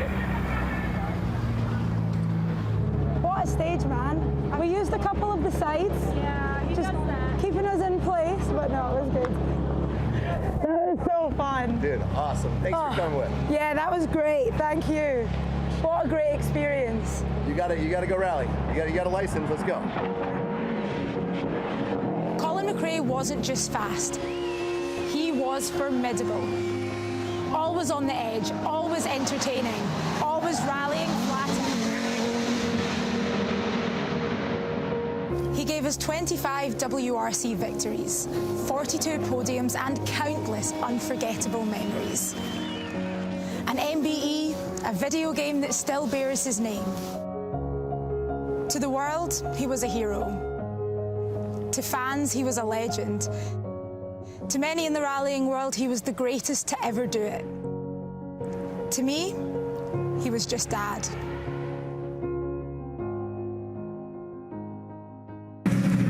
Yeah, so I'm with Marcel van Vliet now in the Audi, and this is the Dakar Audi Quattro. This is one hell of a beast. Yeah, it's great to be here. It's my first time here at Goodwood. It's so special. I've seen it on TV a couple of times, and it's so special to be here, and also to drive with this car on the rally stage. It's great to be here. How's it going so far? How's the car going? Yeah, it's doing great. It's a really nice stage. It's longer than I expected, and it's every time when we start, it's a joy. We drive this stage with a smile on our face. See, what we've done is we've turned up the temperature for you, so it's just like Dakar.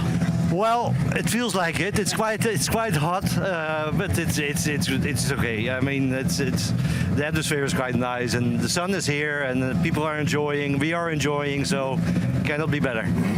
And this particular car, did it do Dakar in period? No, the other four did. This one is just finished. We did one small rally in Spain, and we are heading next year to the East African Classic Subaru Rally. Okay, and at some time might you think about doing the Classic Dakar, which runs behind the big event? Yes, I did it already 11 times. I was third in 2010 in the trucks, so I drove it already 11 times. But for sure, after the Kenya Rally, we will go for the Dakar Classics again. Marcel, excuse me, I didn't realise that you'd done the truck so many times. Was that in the big truck event or the classic trucks? No, in the big truck event. I was third behind the Kamas at the time, and I drove MAN 5 years till 2015. So quite some experience. Hero, you're my hero. Oh, thank Not you. just for being in here, hero truck driver. Yeah, thank you. Now on the Audi Quattro, after 11 years, I started again, and to be here is great. I was really proud when I was the first time at the start yesterday. Carry on enjoying it. Great to see you. Thank you both. Thank you. Cheers. Everyone's in vintage clothes and there's cars, you're going to absolutely love it. The whole atmosphere is amazing, and people really do throw their heart and soul into dressing the part. Absolutely amazing. Everybody's made such an effort. Celebration of motor racing, cars, the noise, the sound, and everyone's really in the spirit of it. It is the best event in the world. I think it brings that excitement in people when they see these different types of cars racing on the limit. It's the shopping, it's the fanfare, it's the look, it's the period aspect, and that is what the good revival is. It's just a fantastic day out.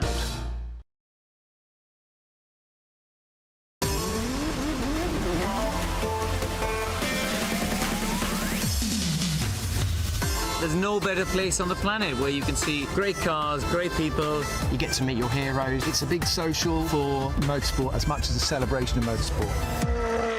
There's no better place in the world.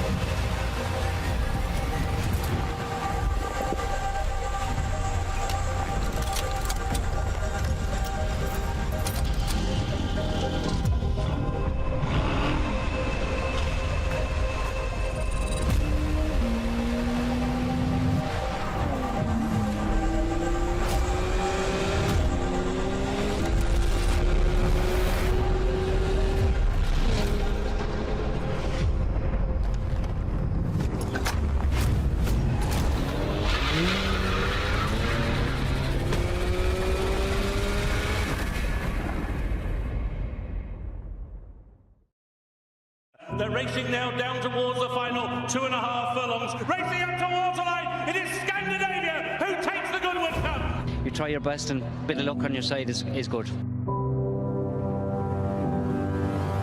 They're on. A furlong to go. It is Kirat who have got the lead. Rosalia now powering down the wide outside. Henri Matisse is running towards the inside. 100 yards to go. Kirat still has the lead, and it will be Kirat in a shot in a Sussex Stakes. Oh my God! And she's actually drawing further away. And what a great filly this is. And World wins the Nassau in fantastic style. Yeah, it's wonderful, absolutely wonderful. As I don't think I've missed a day's racing.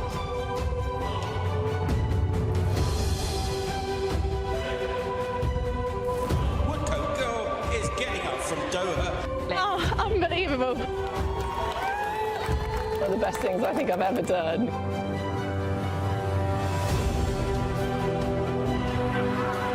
As they race the fight, Giant Jungle has lifted the King George Cattler Stakes. The stand side, Two Tribes has come through the lead the way from his second run, would run straight red. On the far side, bursting clear is in the white cap, Twilight Calls, but near side, Two Tribes wins.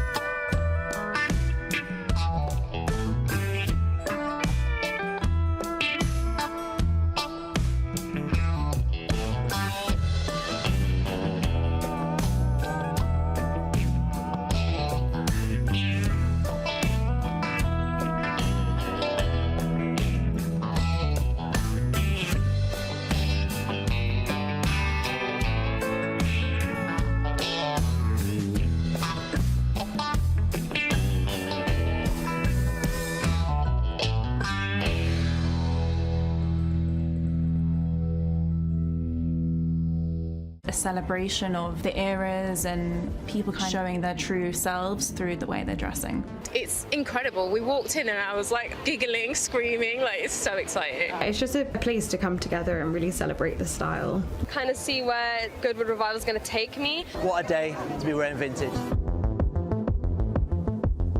I love the fashion the most, but the racing is also really cool. I like hearing all the cars. But I've got like an eye on a million things. Like I'll get distracted the second I walk anywhere. Like they have their own style when it comes to vintage fashion. Like, I feel that Goodwood has everything for everyone. Here we are with Tony Worswick. We've been watching his Group B Ferrari with interest. We love seeing it on the stage, Tony. A Ferrari on a rally stage, especially a loose rally stage. How tough is it out there in this car? Well, in fact, because it's not in the best condition at the moment, isn't the stage, but we're very lucky to run this car. I mean, we had a spectator talking to me yesterday, he says, I must be living the dream, you know, rallying a Ferrari. And I said, what was really living the dream is when we're doing all the European rallies like Madeira and Gran Canaria and the time, you know, the fantastic times. So glad we did them. And we've still got the car, and it's like 44 years now we've been rallying this. It's ridiculous, isn't it? And it's still in one piece. It's looking better than me. No, you're looking good. And of course, when we go to Euroboss and single-seaters and Jordans and so on that you drove, you're just as happy in a single-seater as you are in a rally car. Yeah, it's a different career. I wish in some ways I'd done it the other way around and started the racing when I was younger, because I could probably really achieve something then. But we got 3 championships, you know, and 27 race wins, 7 outright lap records. It's not too bad for an old gate, is it? It's very, very good indeed. But the Ferrari, as I say, you've had it for a long, long time. And do you have to do a lot of work to it, or does it just run and run? Generally, it runs and runs, but it hasn't done this time. To be fair, it's a dog box in a close ratio dog box, and almost unique. You see, only made 7 of these cars in period anyway, so they didn't do a great overrun of gearbox kits. And I remember the guy at Steve Lay, was the fella at Maranello Concessionaires who looked after me. When he got the last one, he says, Tony, that's it. There's none left anywhere. So since then, we've had to remake them. And this one has been in since 2009. And all the dog rings were finished. It was jumping out of gears left, right and centre. So we pulled it to pieces and found out it also devoured half of first gear. So before this event, we've had to have a major remanufacturing session. And fair play to the guys. They managed to get the stuff done for me just in time. And I've spent like 6 days before this event putting it all back together again. And the box is better than it's ever been now, so that's good. But it is, yeah, you know, you can't buy spare parts for this. I mean, the panels we make ourselves, they're all Kevlar carbon. The gears, if it's been made once by a man, it can be made again. But it gets hard work. Oh, well, listen, all that work is worth it because we're loving it, and there's a lot of people watching around the world, and all the spectators are loving it as well. It's a crowd favourite. Tony, go and enjoy yourself. We will. Thank you very much. Big thanks to Tony Jardine for catching up with many of the crews here this weekend. We have had a stoppage on the Forest Rally Stage here, so the decision has been made to call an early lunch break. The action will resume again later on at 1:30. Don't forget that on the Forest Rally Stage, the central stage within the paddock area, there will be interviews happening on that stage with some of the crews in a little while. So that is something to look out for. But we will be back in action when we see the cars back in action on this Forest Rally Stage.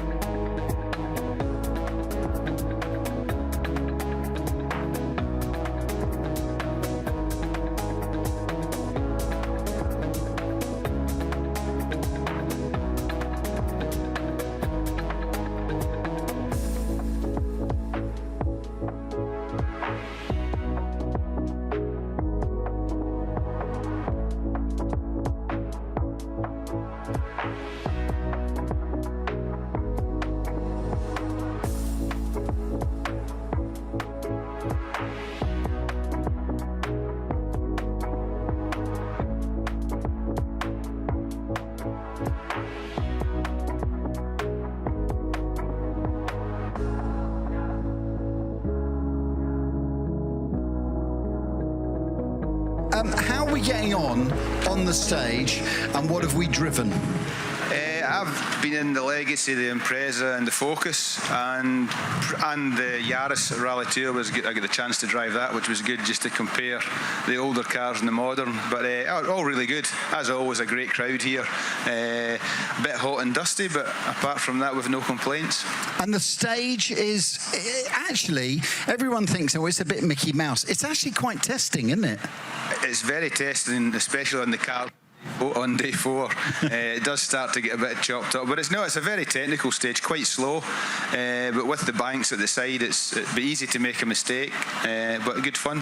Have you all been invited as Dirtfish guests, so to speak? I am. I think I am too. What about Holly? I am not. I didn't make the cut. Okay, but you could be one of their Women in Motorsport people. I am. I'm going to be at the Women in Motorsport Summit in August over in Seattle, but we're saving me for that. I'm just here off my own back. No, but I was thinking, like, you drove on the RAC rally, the Roger Albert Clark rally. I mean, that performance surely makes you a woman in motorsport. It was a spectacular performance, and I think everyone will agree. Yeah, and how many stages on that day you were doing? An entire 1.5. No, I was talking about how many stages were there. Oh, 6. Okay, and how many did you manage? 1.5. What are we talking? That's like 25%? Don't forget the half. The half was very important. But can I just say that these guys would always do this. They'll blame their co-driver. Can you do that? I mean, my co-driver told me to slow down quite a bit, and I've posted the entire onboard of the 1.5 stages on YouTube, so there is all the evidence there as to what happened. I should have probably listened and slowed down a little bit, considering there was unexpected snow, but it made for a great story. Is that because he's a World Championship driver, and therefore he just was scared? He's a World Championship driver, but he didn't know how to get his belts off upside down. He gave himself a concussion. He's not a professional then. We should just explain, if you don't know, Holly's co-driver was M Sport driver Mr. John Armstrong. So, brave man, to be fair, to go in with a car with you. Very brave man. And then considering that, 2 or 3 weeks later was revealed that he was going to be driving at Rally 1 level, I was like, thank goodness I didn't do any more damage. Did you do notes the day before, and that night did you stay up until 1 in the morning going through the recce notes and all of that? So we bought our notes and we got the recce videos, and I tried to use a little bit of a psychology trick that I remember learning at school. Was if you eat or drink a particular flavour while you're studying and then eat it again before the exam, it's meant to jog your memory. So I sat, look at Max's face, I sat watching recce videos with bags of fruit pastels of different flavours. So I had a strawberry fruit pastel for stage 1, I had a lemon fruit pastel for stage 2, and then I had a bag of them in the rally car, but I forgot to eat them before the 2nd stage. So I think that's where I went wrong. Right. You've won a couple of BRC rounds. Was that because you had a pastel beforehand? No. He's speechless. Okay, so have you? Well, there you are. Maybe you'd win more if you followed, the trick. Plenty study tips up my sleeve, guys. If you need any more, let me know. No. I don't think I'm going to be eating coloured fruit pastels on my pre-stage ritual. I think my co-driver might throw them out the window and tell me to put my helmet on. So what's your technique for the speed that you've got in the car to win rounds of the BRC? Big balls. Okay, fair play. Tell us about your season this year, and the fact that, was it last year you were talking about doing this season, and we were talking about what car you were going to be in and what was the ultimate car. I think we were on the seafront in Llandudno, and you were saying, yeah, next year I'm going to be in A. Yeah, it's been a good start to the year. It's kind of been our strongest and most consistent start. And yeah, like you said, we were in Llandudno last year at the last round of the championship, and I was saying, I'm going to be on the start line next year in a Skoda, because we won that round last year, and we've done that, and it's been a good start to the year. So it's glad we have done that. I mean, this is a silly question to ask, but I'm going to ask it. Was it the right choice car, or have you now looked around slightly green-eyed thinking, ooh, wish I'd gone with that? No, it's at the moment for us. It's kind of a multi-choice between Toyota, Skoda, and the Ford even as well from M Sport. But for me, I know the Skoda's a proven car. It's been around for so long, and it's always winning World Championship events. And I think it's got such a big working window. Like, you can get it set up very easily in the car, and it works in a lot of hard conditions. So for the British Championship, you don't know if you're going to get snow, rain, hail, dry, sunshine all in one day. So it's I think it made sense to choose that car for this championship, and I think it's definitely I've definitely not looked at other cars and said I wish I'd been in that, especially after winning the last rally. And I'm assuming the low point of the season for you is the fact that Holly doesn't appear with a cameraman by her side. Yes, this is my highlight right now, especially listening to talk about fruit She told me to say that. She said, could you just mention that? So do you miss it not doing BRC? Yeah, I do miss it. I think when the offer came across the table 3 years ago now to do the BRC programme, it was something that I was quite excited for, because obviously it's been the starting block for what Jimmy achieved, what my dad achieved, what Alistair achieved, and knowing that Max was going to follow in those footsteps as well, it was exciting for me to be part of it through the media lens. And it was also my first experience of, I guess, more traditional media, because everything I'd done up until that point was more social media focused, and I learned a lot in the 2 years doing the BRC programme about what it takes to present, and it was a really exciting 2 years. It's a shame it didn't go any further, but if the offer ever does come back up again, I'll be there. Can I just say, people won't know this, it's just a silly thing to say, but Holly had the conversation about being the presenter of the BRC programme on ITV, and I was involved in the conversation, and when she said yes please, it was great. And as I was about to drive away from where I was parked, I turned, and next to me was Mike Hawthorne's grave, which he is, Britain's first world champion. Thought that was quite appropriate. That's very sweet. How cool is that, huh? Now let's just talk about things like Dirtfish and so on. You're obviously involved, shall we say? We don't want to talk about whether there are checks involved or anything like that. When yesterday Josie was on the stage talking about women in motorsport, that initiative is absolutely, in my humble opinion, what this sport needs. Yeah, I think so. They're doing a great job in involving women in motorsport. They're kind of the only people in rallying really to be doing it now.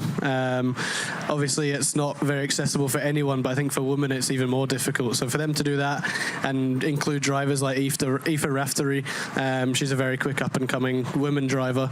So for them to be doing that and taking the initiative to jump on it early is very good. And to be a part of that team and be behind that brand is pretty cool. And it's not, Alistair, it's not like that new, because when you competed, there were still women you were against.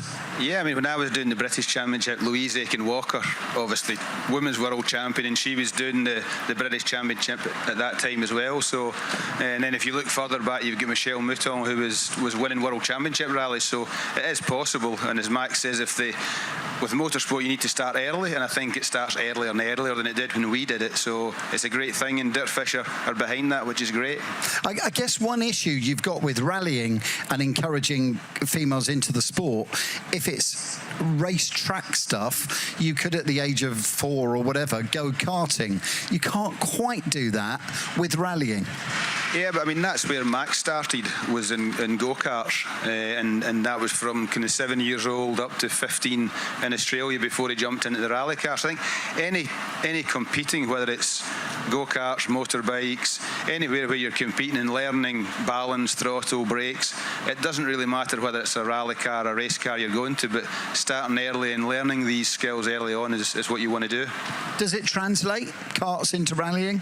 Yeah, I mean, you learn everything you do in a go-kart. Even the rate of thinking in a go-kart is so fast because there's such quick little things, and you learn so much about weight transfer and being really smooth, especially for tarmac rallying. You have to be really smooth.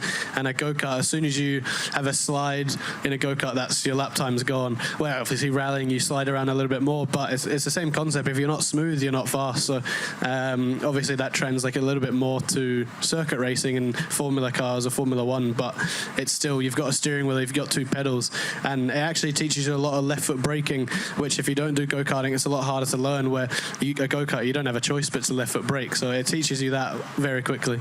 And the cars this weekend that you've driven, is there one that's like the standout favourite? The Ford Focus, I think it's 2001 Ford Focus WRC car. It's what Colin drove, I think, in Corsica when he had the big crash and burst his eye socket and broke his finger. So I've not had to bring it up. Didn't you? It's a well-known fact. But no, that's a fun car. It's got active electronic diffs and whatever 300 something horsepower. But it's fun on a stage like this because it's quite technical. But it's just a nice car. Yeah. And Holly, you've done some co-driving, so you could co-drive here. I mean, I wouldn't quite call it co-driving. I sat next to my Gramps when he drove around a circuit. He could have driven with his eyes closed. I think I've got a long way to go when it comes to anything within a rally car, whether it's in the driver's seat or the co-driver's seat. But I think I'm quite happy that I've found my spot within the sport. Any passenger runs are more than welcome, but I think that's about as far as it'll go. My mum will be glad to hear. I mean, when I handed you a microphone and said, will you be all right with this, you were very confident, so that was good. We know how to operate with a mic in the hand. We don't know how to operate with a steering wheel in the hand. Thank you very much. The McRaes, ladies and gentlemen. All these people are hoping that you would sing and dance, weren't they? I know, yeah. Right, thank you so much. I want to introduce another guest up onto the stage. He should have been here to rally this weekend. He's actually just become, sadly, a spectator. Ladies and gentlemen, he was the 2023 British Rally Champion, Chris Ingram. And, can I just say, he is Britain's only British and European Rally Champion. That's true, isn't it? That's right. And at some point in the future, Britain's only British, European and world, if you have your way. That's the plan. So this year, you've only done a couple of rallies. I've only done Monty this year. I didn't do anything last year because I became a father and took a bit of a step back, but I've really been keeping my powder dry and preparing for WRC next year because the new rules come in next year and it's going to be a massive opportunity for guys like me in Rally 2. Basically, everyone's going to be in a Rally 2 car. The top cars are being stopped, which is great because there was only 8 drivers there anyway. So next year the WRC is coming back. It's going to be way more competitive than it's been for a long time, and yeah, I've been waiting for that moment, so a lot of work getting everything together for building a big program next year in WRC. Do I assume as well that if you're going to go and do WRC, that you're not going to, I don't mean this rudely, you're not going to run the car, you're going to be, what would you call it, ride and drive or something, I guess? Yeah, so there's the factory teams and there's many top level private teams, and the easiest route at the moment is to get the investment, get the sponsorship and find the best private team. Effectively next year you could bring in a brand new private team and win the WRC. So that's what we're aiming for, and I'm putting together the package, all the commercial things, which is the hardest part of the sport, getting all the funding together. But I've got some big opportunities. I've got some Man City footballers backing me next year, so that's going to be a big step forward to helping me get there. Can we name names? Can't name names yet, but it's amazing. As a big City fan, it's an awesome opportunity. Are they any good? Yeah. I'm champion, so. Okay. No, I didn't mean Man City. I meant the players.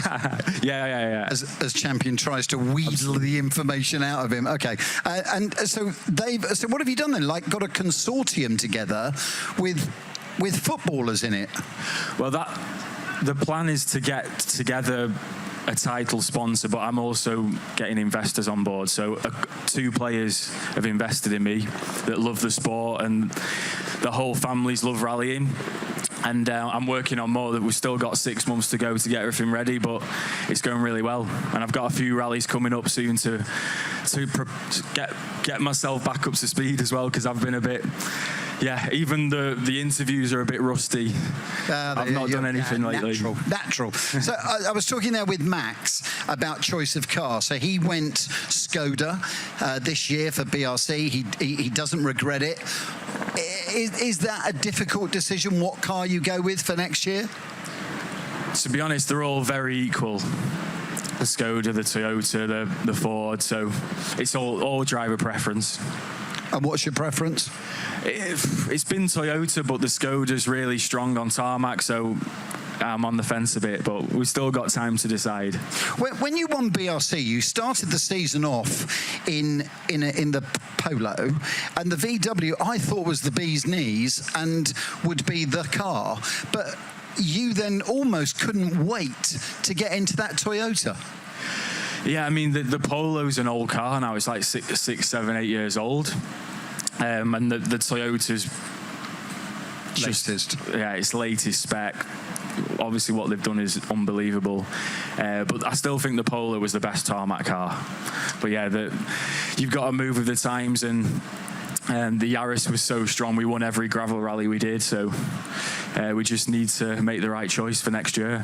So for people that don't know or sort of understand, what is the difference when you get into that Yaris for the very first time? And I'm assuming, did you get much test time, or was it almost first stage was first test? Through my career, I've rarely ever had much chance to practice. I've just turned up and gone for it. That's yeah. I've made more comebacks than anyone, I think. But yeah, I've been fighting for an opportunity to get some testing with a manufacturer, but I've come and gone my whole career, so I've not had that chance yet. But I believe if I keep working hard, keep winning, I'll get that chance. And so when you jumped into that Toyota with Melvin Steen, when you joined the team and you were in the VW to start with, was it always going to transition to Toyota? Yeah, because we had the Castrol deal, and that was the whole plan behind that. But unfortunately, that deal didn't increase for WRC, so that's why I opted to take a step back, focus on my baby boy, and come back next year with a big attack. So this year, you'd like to do a couple more rallies. Next year, you go do WRC. Is there then like a 2-year, 3-year plan? The plan's to do three years in WRC. First year, establish myself at the top level, and then I don't want to say too much about after that, but I'm confident. Same co-driver? Yeah, Alex has been amazing. Alex Curani. I think he's here somewhere. But as soon as he joined me, we went to another level, really. So just need the chance, need the funding, which has been tough because the sport's been a mess, to be honest, the last while. But things are looking promising for next year. Yeah. I just to go back to co-driver, that co-driver link is so important, so vital, isn't it? Particularly these days with pace notes and so on. You have to be so gelled together. Yeah. I could never do what they do. Max McRae offered me a ride around here, but even that, I'm really don't fancy it, really. Really? No. You're not very good as a co-driver. I've got to be in control. Okay. Have you been a co-driver? No, never. There's no money you could pay me to do that job. You're joking. So you've never been on like this stage here as just in the other seat? I think I have, but it was horrible. Yeah. Oh my God, that's amazing. Can't stand it. Wowzer. Ladies and gentlemen, thank you very much for listening. This is Chris Ingram. Thank you. Thank you very much. Thanks a lot. Right, we're hoping to get some more people up onto the stage as and when, so just carry on sipping your beer, and we'll be back, I hope, shortly. Join us again soon on the Goodwood Rally Stage Live Lounge.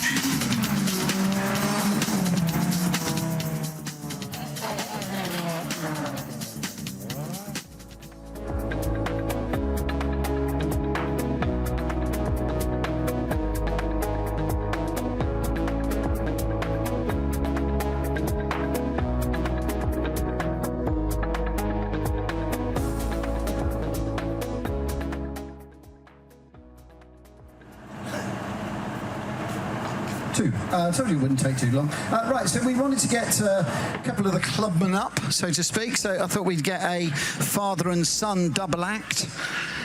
Again, they don't sing or dance. Don't get excited.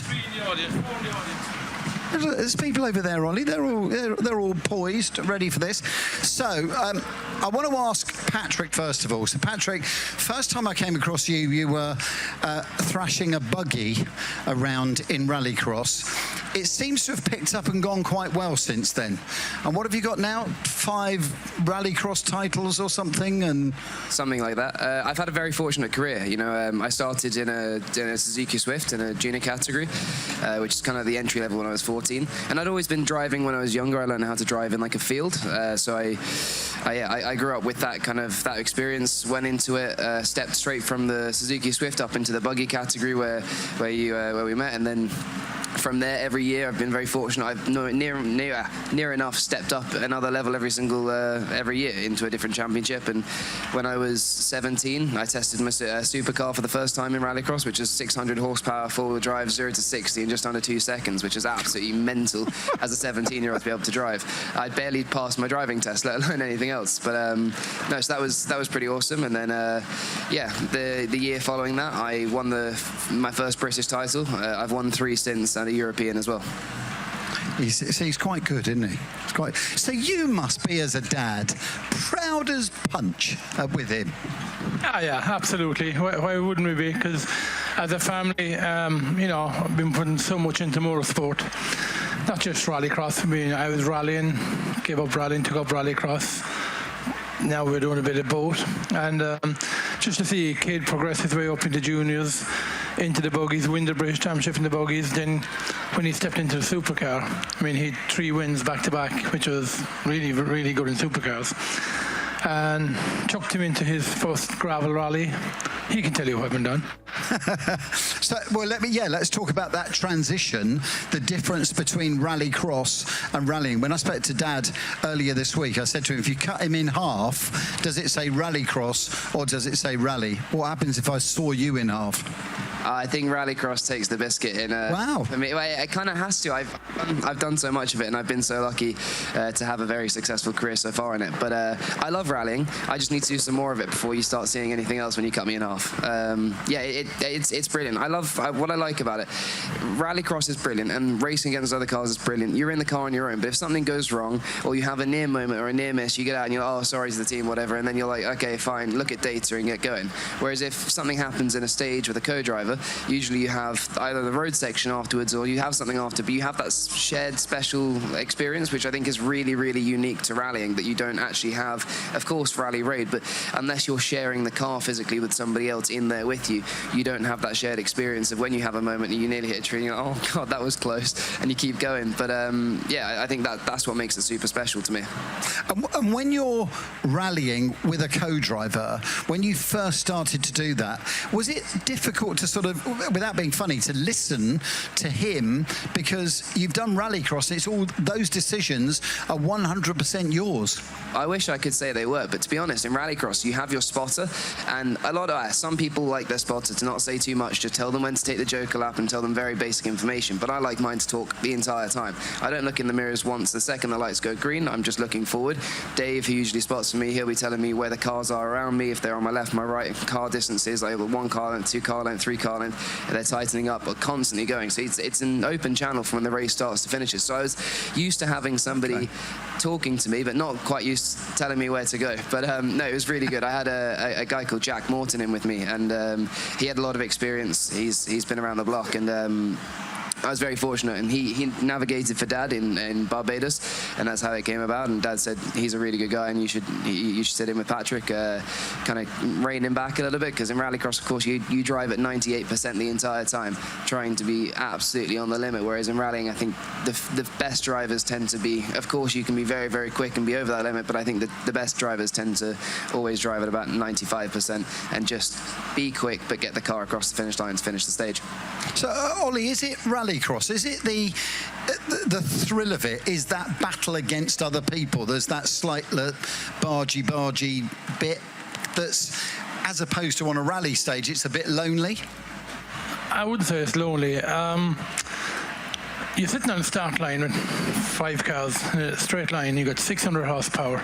You really start like it's just a white knuckle ride.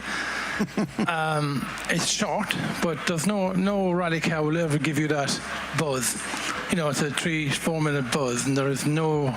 I mean, I've had a lot of rally cars over the years, and a good gravel rally, a good stage, a good navigator, good notes.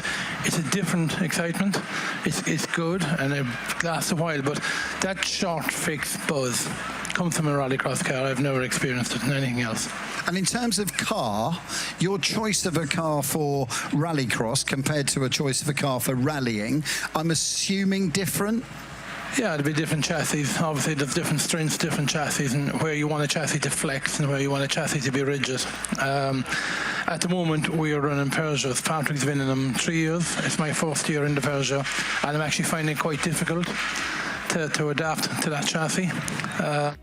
I've had Fiestas and Focus and had a Proton for 2 years, and I found them very easy drive. The Peugeot is easy drive, but it's very different. You can't push it to the side with as be a flamboyant as I like to be. You got to drive it on the nose and tweak it. And Patrick, are you the same? Would you say? No, I think compared to Dad, I'm a lot less flamboyant. I'm a lot more on the nose. I think that's why it suits me.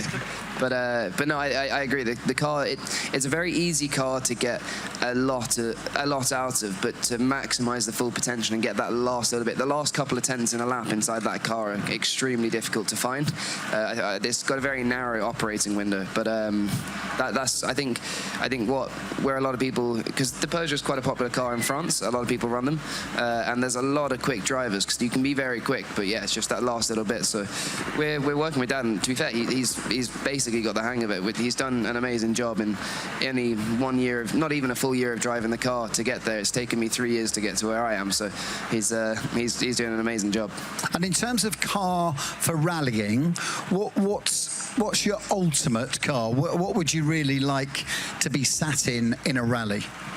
A Rally 2 would be great, because I've only driven the R5. I tested a Fiesta Rally 2 once, and I was quite blown away really with the difference. I thought, of course, it'd be big, but no, it's that. I think that's definitely where the goal would be. Of course, a WRC car would be amazing, but I think at the moment a good stepping stone, a learning point would be a competitive Rally 2 car.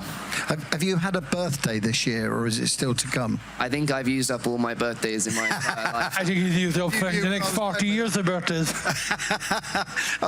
And Christmas, I imagine. That's all come at once, I should imagine.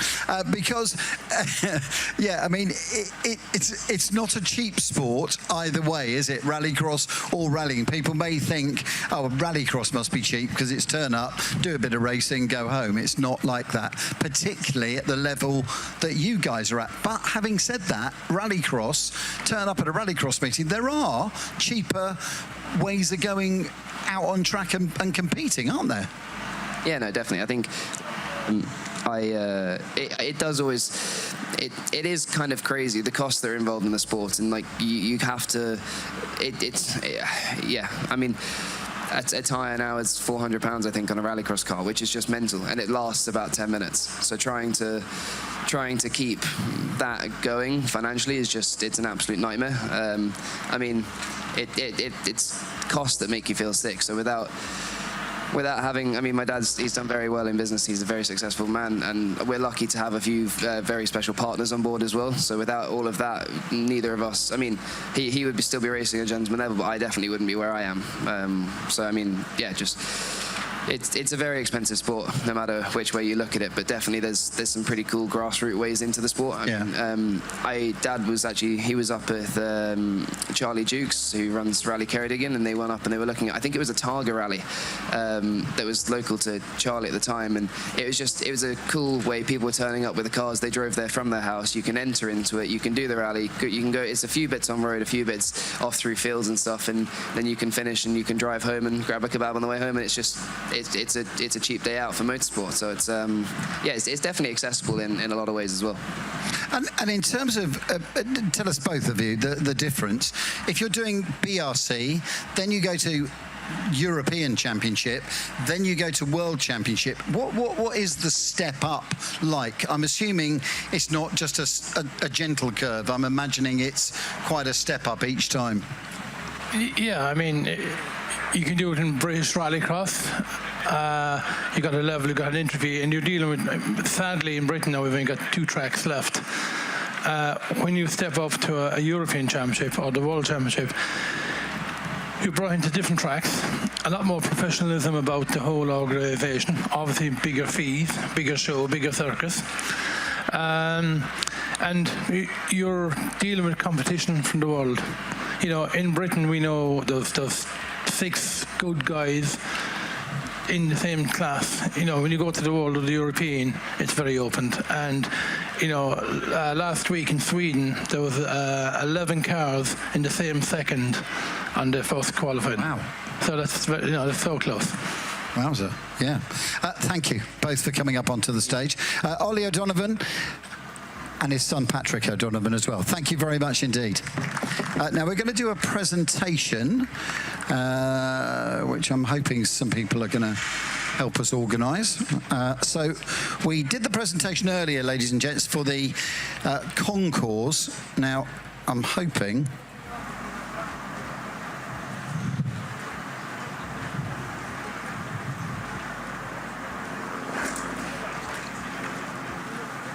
So the Sincock Trophy we gave away earlier, which is for the best turned out rally car, for want of a better word. The Tornado Jump Trophy is our next trophy. Let me go get it.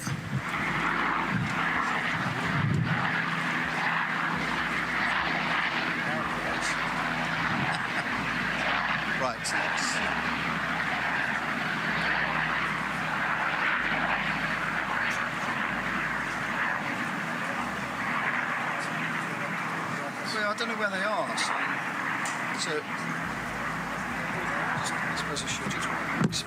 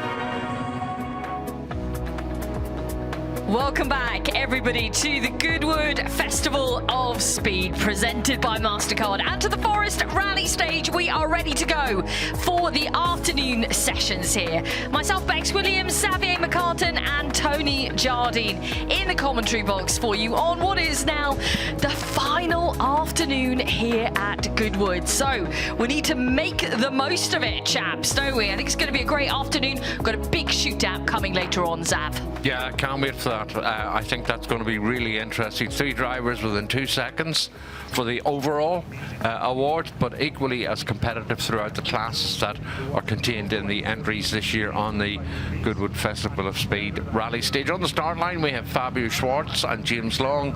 I can see Ollie O'Donovan has Robbie Stanford as there on the start ramp. So, chatting to Ollie and that during lunch, Patrick hasn't had a run this morning, so I think there's a need to get him out to see the conditions of the stage, as we can hear Fabio leaving the start line. And also a quick chat with Tom Williams confirms that it was a hose pipe and not the radiator. All will be fixed, all will be fine. Good. Just gave a nod and a wink, and I said, you know what to do. I think he's quite nervous, but the pressure is on. I'm sure Tom Williams has done really brilliantly across the past few days, as has James Williams, as has Patrick O'Donovan, and it is going to be an epic shootout later on. So we saw Fabio Schwartz off the line, and it's the first run out there for Fabio today, I believe. Again, he's been really happy to be behind the wheel this weekend. I've only seen him on one competitive outing so far this season. He's had to cut his season short in the World Rally Championship, unfortunately, within WRC2 for a multitude of reasons, but good that we see him here at glorious Goodwood. And we're really delighted that he's enjoying himself here on the Forest Rally Stage. Who wouldn't, quite frankly? So a big afternoon in prospect. Then we've got a lovely queue of cars ready to go over the start ramp here and into the stage. But I think all focus, Tony, is very much going to be on this shootout later on, and who is ultimately going to be winning that? Who's going to be the victor of the Forest Rally Stage? It was so close yesterday afternoon, and we know that it's the aggregate from Thursday through to Sunday of all the times, but those 3 were so close, just 2 seconds between the top 3, nothing in it whatsoever. But with Patrick O'Donovan nicking it yesterday, yes. Tom Williams just ending up in 3rd place, and James Williams in 2nd place. That's put them all so close. Very talented, all 3 of them. Similar in terms of their cars and the output and so on. So it's going to be who is bravest, who can put their skill best to test on the 1.9 miles. And here is Dad of Patrick, Ollie O'Donovan, going off the line. Himself no slouch, and he fights for the grey hairs. He's certainly in his senior years, but my goodness, just look at him go. Senior years, okay. He's a lot younger than you. I think we're going to have Ollie O'Donovan popping in here in a little while to take umbrage with you, Mr. Jardine. Fabio Schwartz, he's really given it plenty. And that's that right-hander at Mexico, and McRae leading up to the flying fin jump. Yeah, we saw him pretty spectacular, haven't we, across the previous 3 days here. He's certainly not afraid to throw that car around in here. Another great demonstration on the board then, and a great run. 247.1 is the first time on the board for the afternoon in the hands of 21-year-old Fabio Schwartz.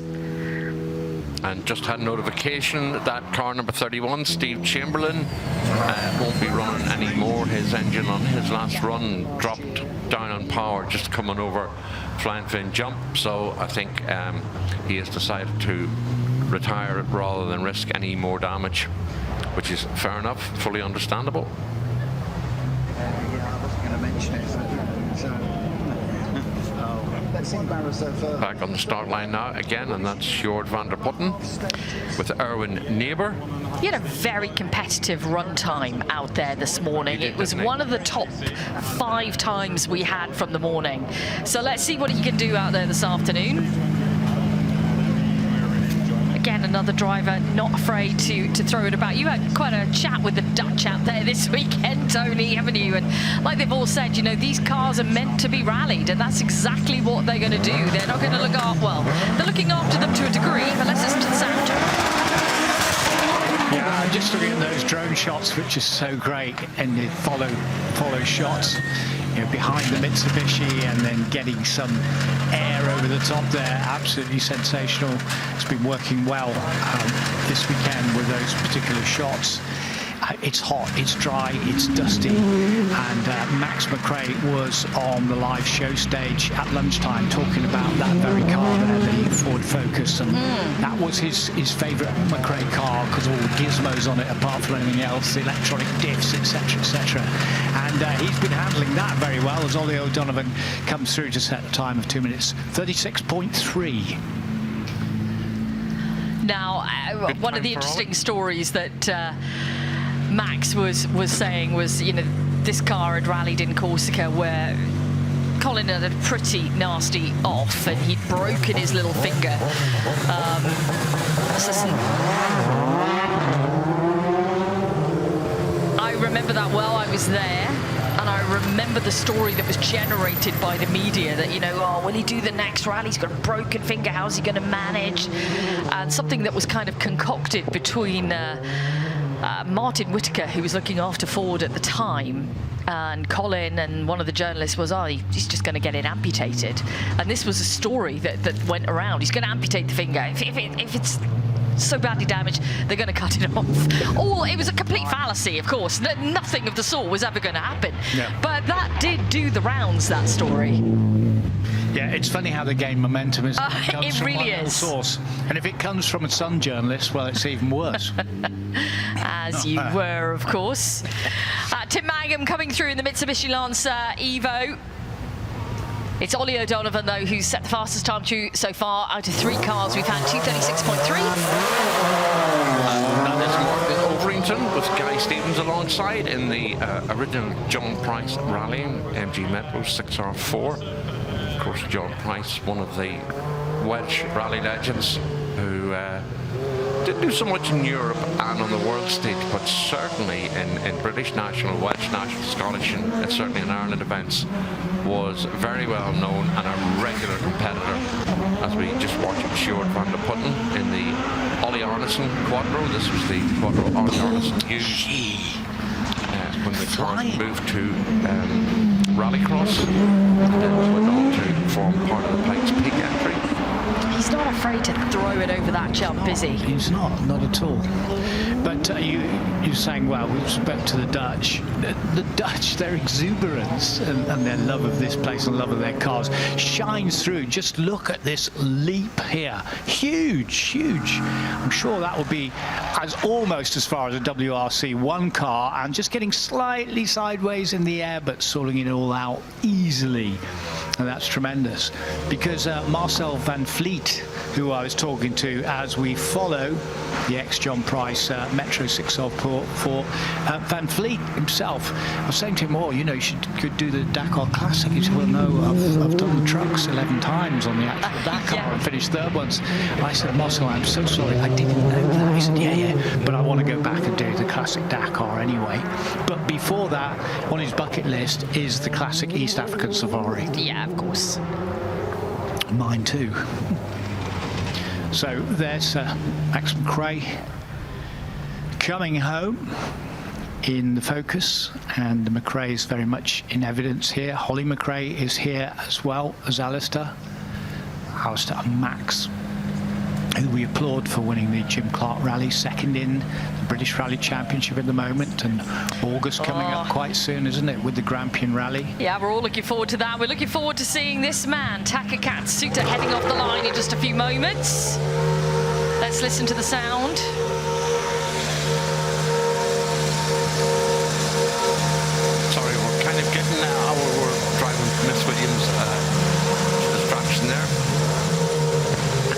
Darlington. That's the 2.5-litre version of the V6 engine, which was the Clubman's engine, but still giving about 350-odd brake horsepower. Martin just loves the car. He said it's absolutely crazy how they squeezed everything into this relatively small car. The engine right behind them, roaring away. And very nice jump indeed by Martin Elrington, who's used to single-seaters. Takamura Katsuda about to lead the start line in the Toyota Yaris Rally 1. He's looking at the first run on the 1.9-mile stage here at the festival.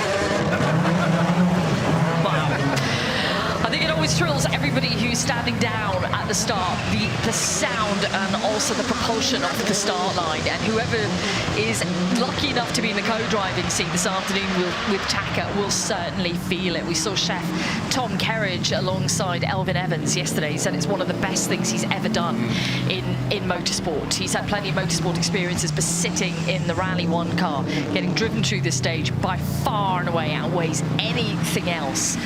And you can completely understand why. But you know, Bex, that's really good coming from Tom Kerridge, because he's a bit of a F1 groupie. Exactly, so yeah. To sample rallying like that and come out and say, wow, that's a big hit, then that's great. Steve Ward, you're looking at, and just now in Subaru Legacy RS, the ex-Per Eklund car, which has been developed over the years.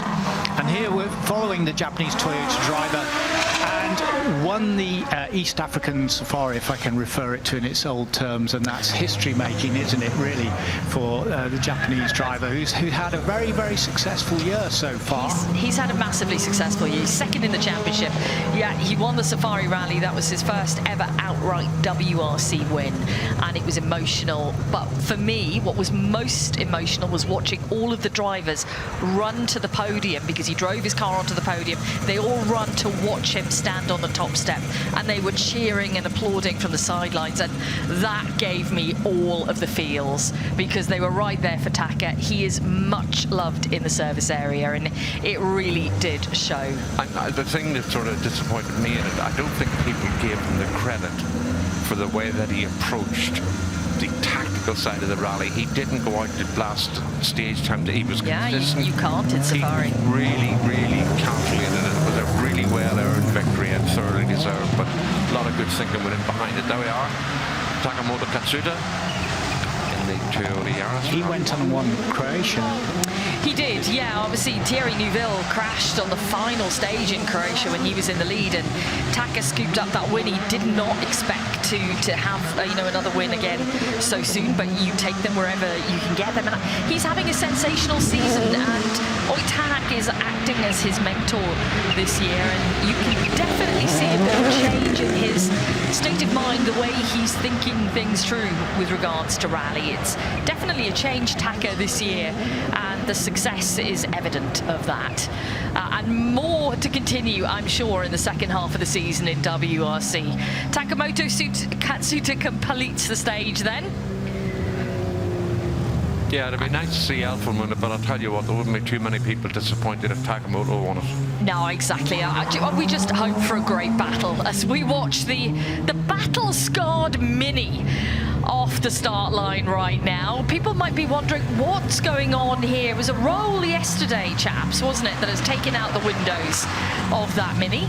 Yeah, that was George Clark yesterday with his regular co-driver alongside, and over it went, and he was telling us it came back onto its wheels, but not before it got a little bit battered, especially around the rear and the front and so on.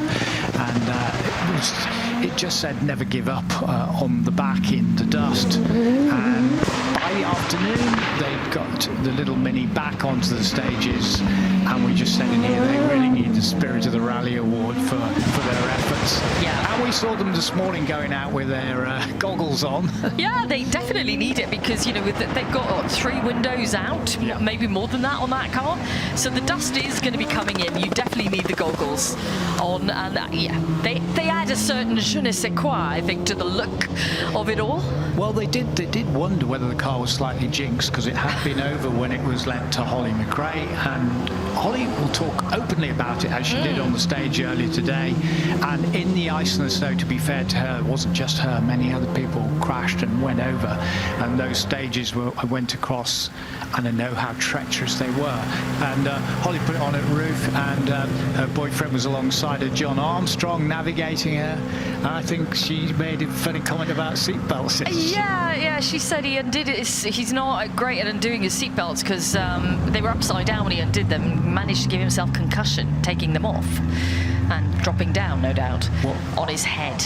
Maurice Hamilton, the journalist we were talking about, we rolled on the exact same corner where Gwyndaf Evans had gone off, the father of Elfyn, and we were both in the same team at the time.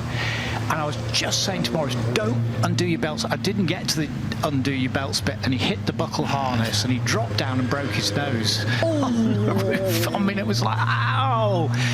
Oh, blimey. Yeah. Anyway, we put Maurice in the ambulance because it was to get at the end of the stage, just get him checked over and put a little plaster on his nose or whatever. Gwyndaf was already in there chatting up the nurses.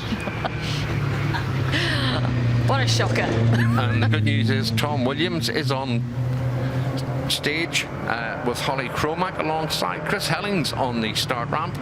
And it's good to see, because presented to him on the stage earlier this morning was the winner of the Sincock Trophy, along with special keepsakes. The winner was a unanimous decision by the judges. The car is an authentic restoration and a superb example of the mark in period. There was a special mention for car number 63, which is the Audi Sport S1 E2 Quattro, and it was also highly commended, and that was the car of Peter van der Putten, who told Tony yesterday that these cars are not for going shopping in. No, exactly. They're not for going shopping in, they're for rallying in, and that's exactly what we've seen him doing out there this weekend in spectacular style.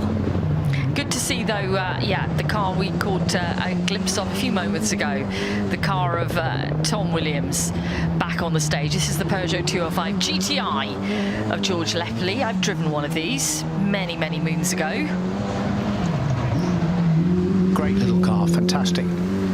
And you can understand why that one-make championship really worked. You know, Richard Burns being a prime example of coming through the ranks in the one-make championship. There's Tom Williams wagging away at us as he takes it down through the stage. He's not hanging about. I have to offer you an apology, Bex. Oh, Zav, what are you apologising for? Because earlier on you were sort of wondering why there was silence from myself and silence from Tony. Is because we're experiencing these drone shots for the first time, and they are rather captivating. Do you know what? I understand, because when we switched from radio coverage to all live on WRC, and I started commentating to pictures, where before I just had split times and a tracking map, the producer had to say in my ear, "Bex, are you there?" Because I was just mesmerised by what I was seeing on the screen, that I was forgetting to actually say anything. Yeah. So I fully appreciate that, Sav. But I've never been told off like that before. I really enjoyed it. Well, it's a bit like being in a video game, isn't it? It's phenomenal. Yeah, we've seen, we use a heli and drones on the World Championship. The heli, for me, always wins out. I do love a drone shot. The tracking drones can really show speed, but the visual of a heli it's just unparalleled when you see the landscape. Do you get both at each round of the World Rally Championship? We mix them. We get the heli on every single round. Okay. Every single round. The drones, not all of the time. But I mean, technology is just moving on at such a pace now, isn't it? With different things. I mean, even saying drones is now old school, really, isn't it? They've been around so many years, but they do provide excellent coverage, especially when they're tracking cars. Like, you pick up the coverage here, and you can really get a sense of the dynamic action of a car and the speed of it at the same time. So that was 2 minute 36.6 for Tom Williams there, Bex. Comparing to any of the previous times, is he in the ballpark at all? Has he tuned in? We certainly understand now that he hasn't got any more problems with overheating, because that's fixed. Hose pipe is back on. I think that was on his first run. I think we saw that incident this morning, Tony, wasn't it? I don't think we'd seen him out prior to that. So this now is going to be effectively the first full run. And when you imagine that, you know, one of his fastest times through was a 2:31 this week, then this was a 2:36.6. We know he's got more speed to give out there. But, you know, he's going to be saving a bit of that for 3:30 till we get to the shootout, the final shootout of the whole weekend. Right now, it's Ollie O'Donovan who's fastest on the stage with a 2:36.3. Okay, so those two are similar, aren't they, in time at the moment, for the conditions and where we are, the temperatures. And the other little giveaway from Tom yesterday, who said they were throwing tyres at it as well. How many tyres you got left?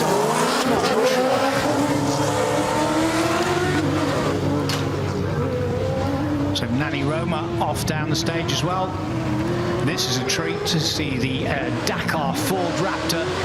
It's a 5-litre V8 and it's a Coyote engine. With all those incredible mechanical workings of the suspension, the drive shafts, the huge travel of the big long struts, all telescopic.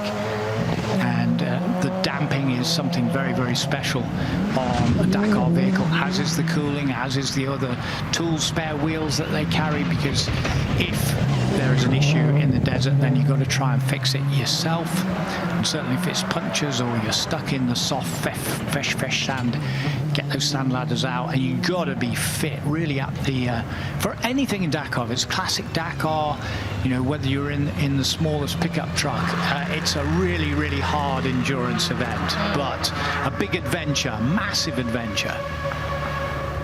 Yeah, it is. I think for many drivers, it's a bucket list event to be able to go and do the Dakar, whatever kind of vehicle you do it in. And there are various types that you can attempt the Dakar in.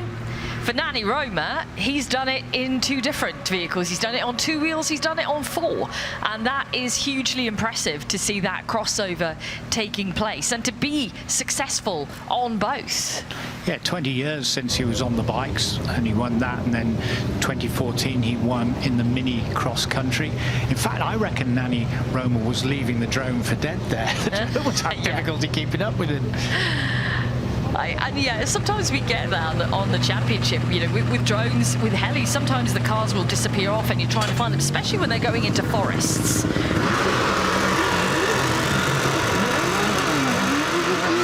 And that is James Williams off the start line with Katie Bainbridge in the co-driver's seat as Takamoto Katsuga, and Chris Wharton now moved down to the start line. Going to get another run, as we said earlier, the International Rally Drivers Club at the top of the paddock here is instrumental in managing VIP guest rides for the Duke of Richmond over the course of the last few days. They are an essential part of the promotion and participation in the sport. Back with Nanny Roma now out towards the end of the stage through Coopers and up to Stratus, the left-hander, just uphill and out from under the trees. Well, there was a huge entry for Dakar this year, wasn't there? Amazing entry, and that was actually the 7th one in Saudi Arabia, and it was the 48th Dakar, unbelievably enough, with those 13 stages. So this is World Rally Championship. Takamoto Katsuta. Great driver. Fantastic to have a Japanese driver that's so prominent. Won the Safari Rally, and as Bex was saying earlier, all the drivers came up to see him on the podium afterwards. That must have been one heck of a moment for him.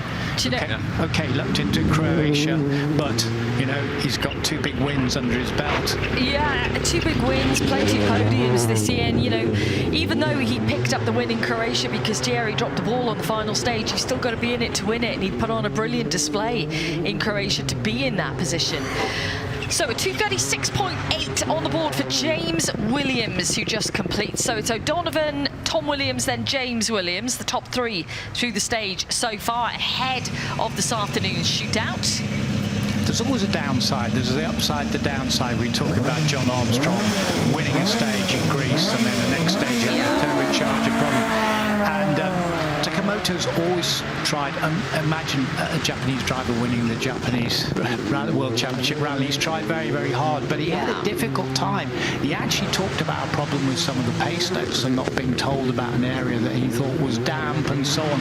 But he admitted it wasn't quite, the car wasn't quite right, he wasn't quite right. I think he puts, as all drivers do on their home event, he puts an extortionate amount of pressure on his own shoulders, and that, of course, never helps. There's a lot of media interest in him when he goes to Japan. You know, he's pulled here, he's pulled there. The team do their absolute best to protect him as much as possible and give him the time that he needs to do the job that he's there to do. But yeah, I mean, he's been on the podium at Rally Japan. He's never won the event, and that is something he would dearly love to do. I think Taka's stories is one of the great ones, because Toyota are running a great program. It's the next generation program, the Toyota Challenge program, where they've been taking Japanese drivers, and Taka was the original, bringing them to Avascular. I mean, Taka turned up in Avascular not having a lot of English language, not speaking Finnish, brought his whole family there, moved there, and started to work with Toyota. I didn't know that. Yeah, so basically he classes Finland as his second home, and he worked with the team daily to be able to gain his prowess behind the wheel.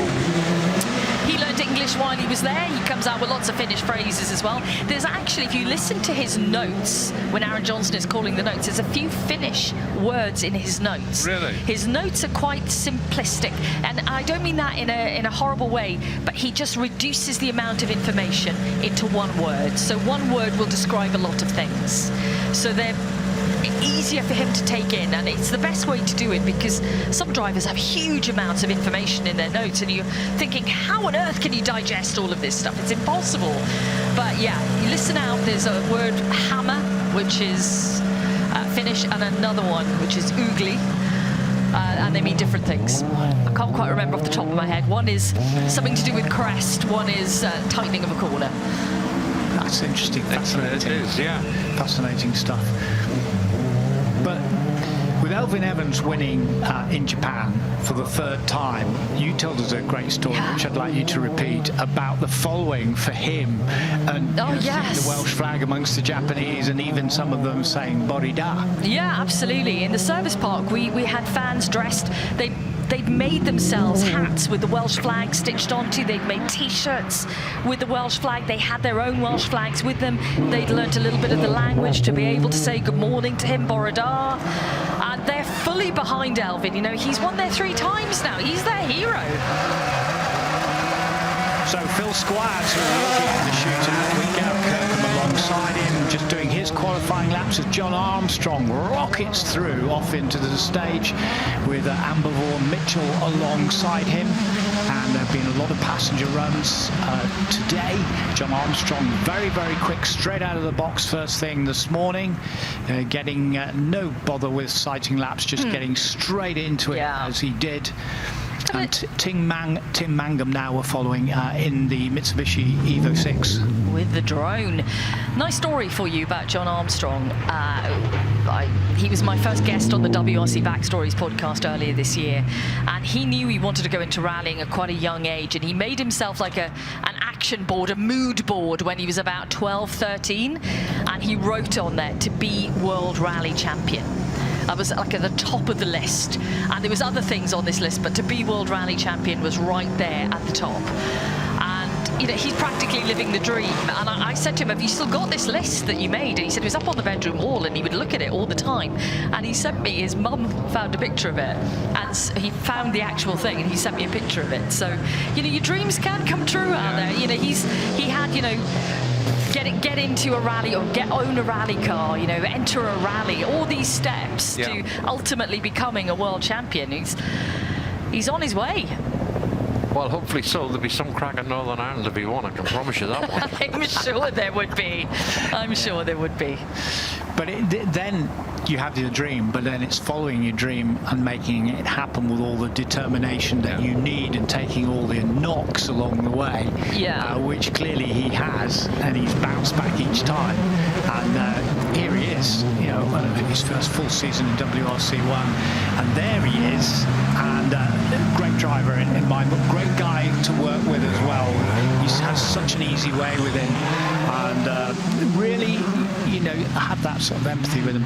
The thing is, if you'd said to him, because I think he was here as a visitor last year, if you'd gone down to him and said, here, John, you're going to be here next year in a Ford Puma Rally 1 car, and you've had your car in the way, they were locked up.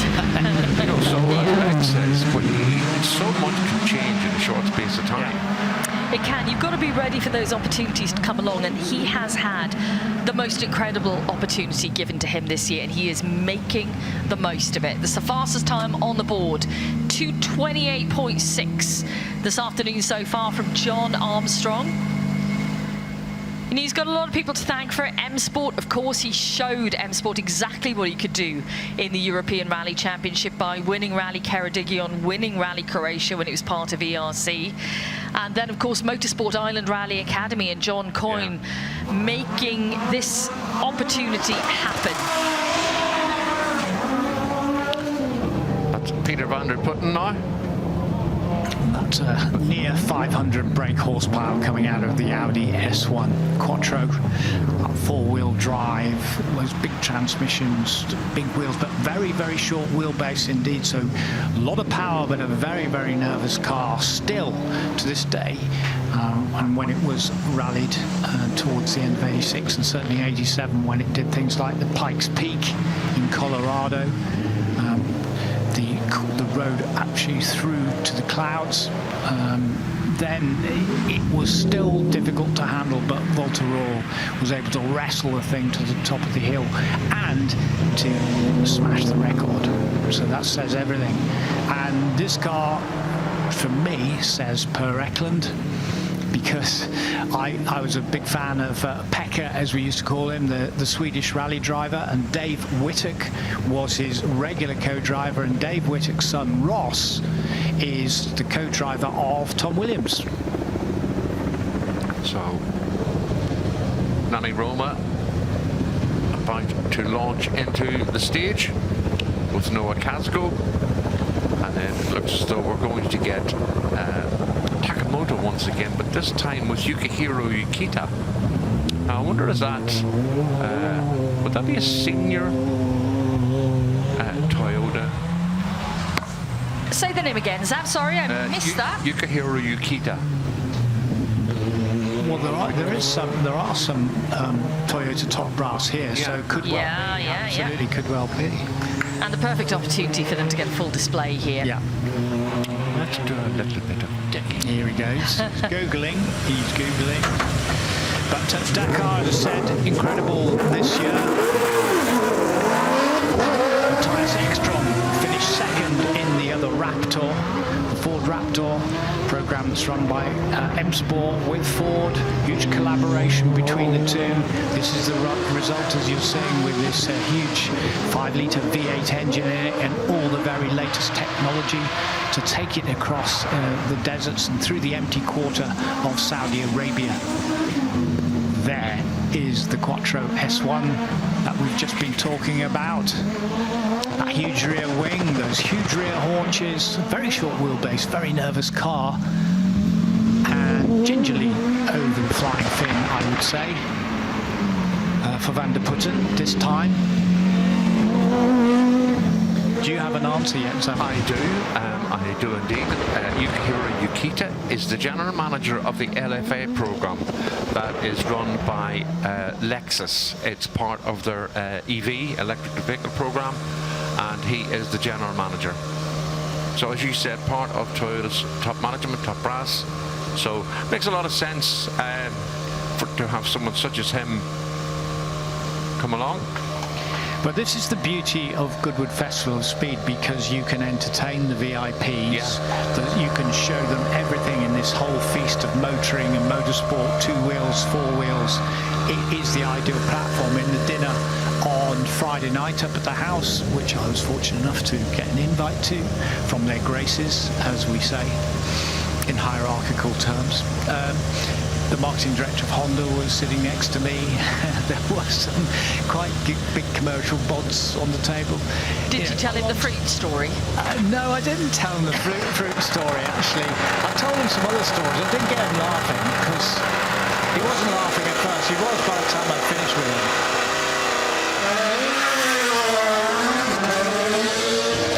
But then I always have a good laugh with John McGuinness, because we did a lot of work with Yamaha in MotoGP, we did a lot of work with Honda, and we did a lot of work with BMW Motorrad in the TTs in particular, and I'd always see John at Goodwood. And the great thing is, you go to race a car at Goodwood, and they've got all the historic bikes, and people like John McGuinness are always there, and you just have such great crack with the bikers. I mean, they're all nuts, as we know, but they're just brilliant people to be with, especially when you're at the ball or a dinner.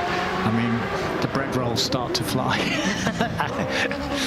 Especially the ones that have been dipped in red wine. Good grief. Goodness me. How old are you guys?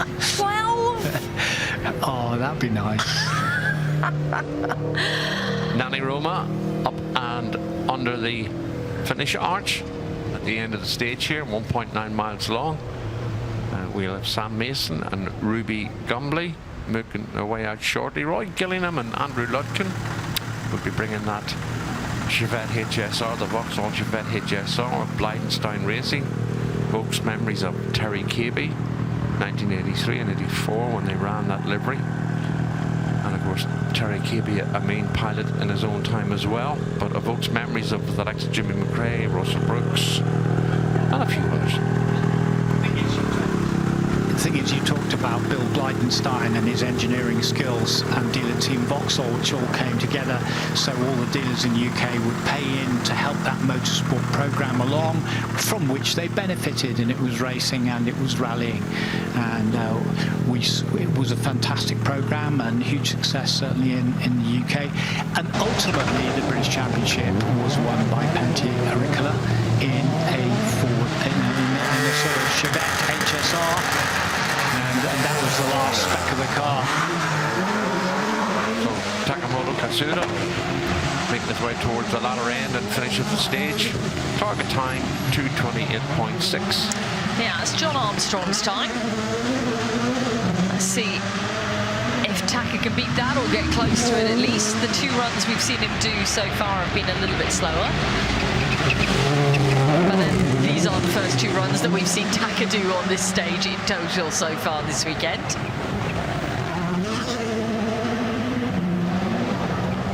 At 2:34.5 then is the time for Taka Katsuta. Henk Ladigan is on the start ramp in the Toyota Hilux, and this time has Puk Klassen alongside. So interesting to compare the Toyota with the Ford. And I must admit, I think these off-road vehicles really add to what we get to see here as spectators or commentators or whatever, but wonderful to see them on stage.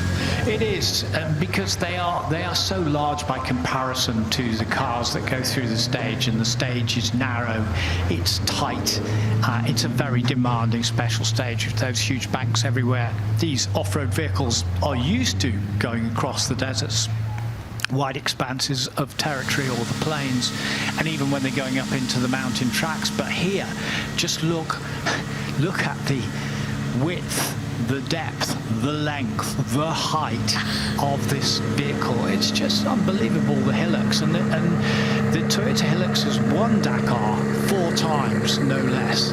Henk, who you're looking at, Latigan, he was second 2 years ago, I think, Max. And he's won South African Championship off-road, etc. But the technology that is all built into that car has been around for a while, but it keeps getting developed. When you compare it, certainly in terms of the looks of the Raptor looks a lot more space age, a lot lower, a lot more aerodynamic. whereas the Toyota Hilux is obviously the same vehicle that's been developed. A Toyota Hilux is one of the most reliable vehicles, utility vehicles on the planet. But to go do the cross-country world championship in those cars and win it 4 times they have just proves the worth of the vehicles.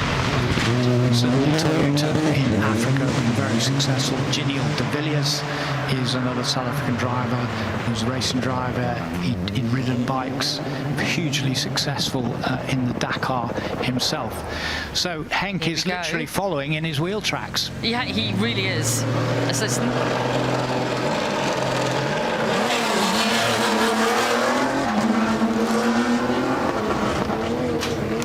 Incredible sound off the start line and into the Forest Rally Stage. And of course, we had Henk Ladigan and Oliver Solberg swapping places the other day and driving each other's vehicles. I managed to happen upon a Toyota Gazoo Racing clip on Facebook last night where they did the video. It was really interesting to see their differences. I thought that from here, from the commentary box, they both looked quick in the different cars. If I could say that, because Oliver wasn't phased at all. You know, he got into the big Hilux and vice versa, Henk. And Henk has done some rallying too, but even so, he had a good go, and neither had driven one of their respective vehicles before. So great performance from some of them. And we've had a couple of swap shops because we've also had Formula One and rally going on with Ford this morning. And that was entertaining and interesting. Arvid Lindblad was with John Armstrong. He co-drove him first, and then Arvid Lindblad drove John Armstrong around in the Ford Puma. And Ford Grand Prix engine for him in Racing Bulls, Arvid Lindblad, who is a really great Grand Prix prospect, already holding his own in the top 10 regularly, with a great debut in the Australian Grand Prix in March this year. Thumbs up. Almost ready to go. And this is the man we were talking about, Marcel van Vliet. This is the man who's done the truck division of Dakar so many times and actually finished 3rd. Quite an amazing guy. He was telling me about this, that the Komatsu trucks, I think he was just behind them when he was 3rd. I think in 2012, Komatsu, yeah. Komatsu, sorry. They're wonderful to watch over the dunes. Back now with Henk Ladigan. I loved his comment. Sorry, Sam. No. I loved his comment, Tony, too, when you were interviewing him, and you mentioned, you know, when he was just about to get into the Rally 1 car, you know, what are you feeling about it? He was like, well, you know, I have tried rallying, not very successfully. He was so humble about it, not very successfully. Yeah. But yeah, the crossovers have definitely been a big part of Goodwood this weekend, certainly. Yeah, great addition, and it's a chance for, you know, fans, spectators just to see, you know, maybe who the rallying hero is, try something a little bit different. But it never fails to amaze me the way these vehicles fill the stage. They're so wide, and it was interesting, the little video that I saw, because you would think there was plenty of room in the Hilux, but there's actually seemed to be more cockpit room in the Yaris Rally 1. Is that right? Yeah. Okay. Yeah, and on the Hilux, there is no buttons on the steering wheel. Everything operates off the dash, whereas Oliver has diff settings, temperature settings, everything else like that there. So same kind of technology, but just it responds to the different needs of the driver and the type of rallying they're doing. Warren Filskirk here in the 6R4, and Dixon alongside, and of course, as we said before, Warren believes this is the most rallied MG Metro 6R4 in existence. Yeah, he was quick this morning in terms of 6R4. We watched him make a big effort this morning, and really was not having to wrestle the car too much, but it was certainly trying to get away from him every now and again. But he wasn't having it, Warren, and got it all the way through the stage and set a good time for a Metro 6R4. He's one of the most experienced rally drivers here this weekend, and as you've just said, Zav, that is the most experienced in terms of events and mileage Metro 6R4. So from the big Dakar Hilux, to one of the cars from the 3-car team on the Dakar that were privately built. It wasn't a major works effort from Audi at the time, but you see that high roof, you can see those big wide haunches to accommodate the big wheels and the big long travel suspension. We go flying over the top there, Marcel van Vliet. Good driver if he can get trucks to the finish of Dakar and compete over there 11 times. Then this is probably a little bit easier, I would say. But no shortage of effort from him on the entire weekend. And always grinning, always smiling, always laughing. And just great to see them all over here and great to see the Audis. Long may the Dutch contingent continue on their visits to the Goodwood Festival of Speed and the Forest Rally Stage, because yeah, they bring incredible machinery with them, but also that really great energy to the whole event. It is a joy to hear them talking about rallying, talking about their cars.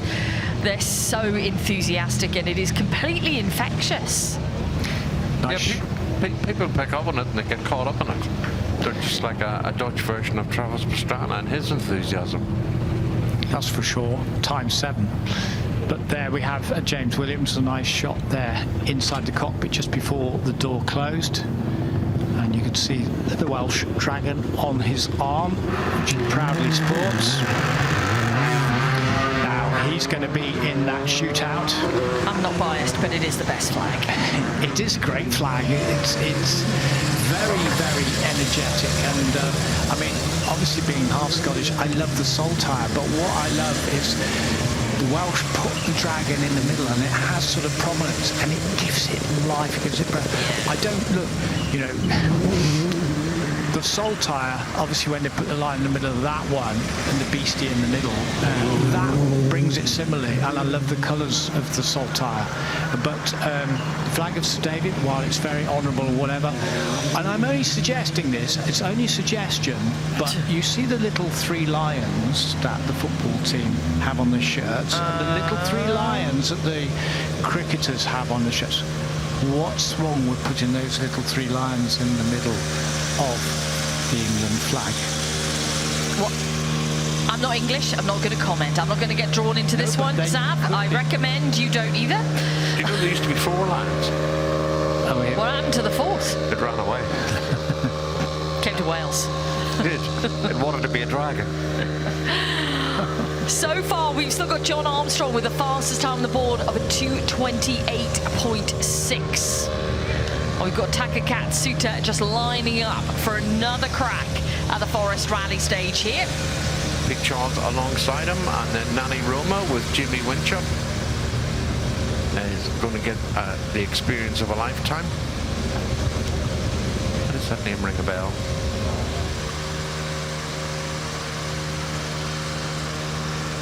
It'll come to you, Zav. Is he not a NASCAR driver? That's exactly what I was thinking. And if it's one and the same, then there's another discipline from American racing, from oval racing. No. Well, my reckon Jimmy Winchup is an Australian professional racing driver doing the supercars. Okay, championship race. Indeed he is. Now, James Williams is going to be doing a bit of a sighting lap here. We've already seen him out already this afternoon. A 2:36.8 was the fastest time we saw earlier. That target time is the one set by a Rally 1 car, 2:28.6. But let's see if he can beat his original time. 2:33.6, yeah, he does. And that's the same time that Tom Williams set just about 10 minutes ago. Well, they both were on a 2:36. There was 0.2 of a second separating them. So James has now gone 3 seconds faster than that previous run. Right. Like I say, we're all building up to the final shootout of the Forest Rally Stage. We saw Tom Williams win on the first day, then James Williams. Then Patrick O'Donovan yesterday. So we've had 3 different winners on each day. All of those times count towards today. Yep. And we'll find out exactly who is going to be fastest overall today. 3:30, the final shootout. Somewhere I actually do have the time for the first car away. And the first car is due away at 15:23, and that will be the Audi Quattro Coupe Dakar of Jan Fons, and that will run to about 3 minutes to 4. So 40 minutes of intense competition. Tony? Just the size of the tyres, the wheels, and then you saw like triple damper setup at the front there on the front suspension in terms of the damping Ford Raptor Coyote, and you can hear that noise percolating through. From underneath us, 360 brake horsepower of the V8. As you're watching I did get out of Oliver Solberg when himself and Hank were showing each other around each other's vehicles, and Hank said, "This is how we change it down." And he pushed the button on the dash, and that rod came down and lifted the whole side of the car. And all of us, I like that. Yeah, I'm still going to get a jack out and sort that out manually myself right now. So Peter Charles is alongside Takamoto Katsuta. Just coming to the end of what for him must be a ride of his life, I'm absolutely sure, if that's the first time he's been in a WRC car. And he'll be just about trying to get his breath back now. But also out on the stage, for those of you that can hear us down there, you're going to see Nani Roma. If he hasn't passed you yet, he'll be coming roaring towards you. And his illustrious teammates in the Ford Raptor team, as we're following him now with the drone. Carlos Sainz was part of that team. Matthias Ekstrom, who finished this year in second place, and also Mitch Guthrie. So some real superstars, and Carlos Sainz Sr. is going to be going again at 63 years of age at Dakar 2027. He's won 4 times and over 20 years of competing in Dakar, twice World Rally Champion, one of our favourites, and certainly his son as a Grand Prix driver, now driving for Williams, the ex-Ferrari driver, is one of the favourites on the Grand Prix circuit too. What a racing family they are. The Sainz family. Carlos Sainz was the first ever WRC interview that I did. Oh, is that right? Yeah. What a name to kick off with, huh? Yeah, no, brilliant. Because he came through the Ford ranks in Spain. I saw him in Sierra Cosworth, so on, and then he came through with Toyota and started winning for them.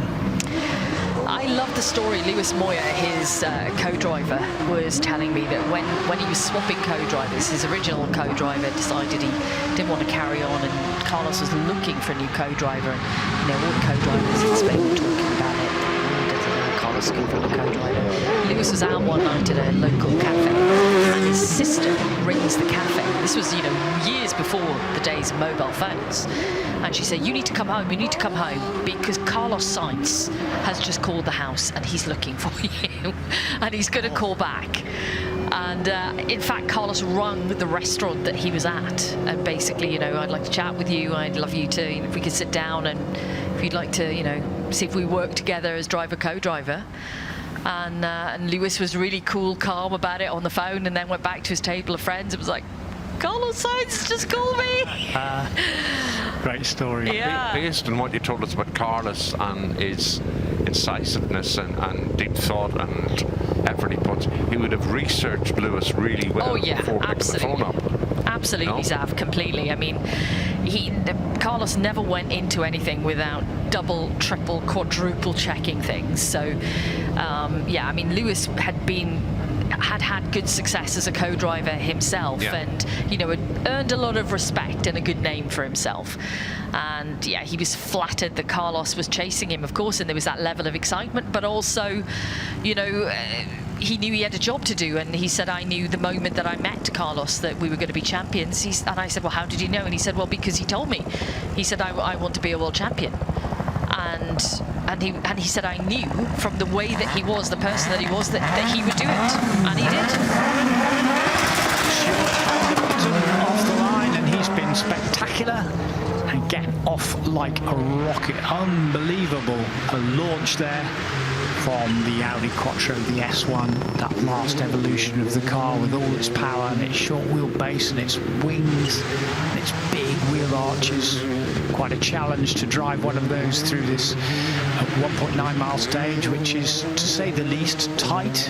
And certainly you're always twiddling that wheel, and that's just about the only respite you get this short straight after you've gone flying over the flying thing before you have to put the anchors on to get through Coopers and up through Stratos to come towards the end of this near 2 mile stage designed by Hannu Mikkola.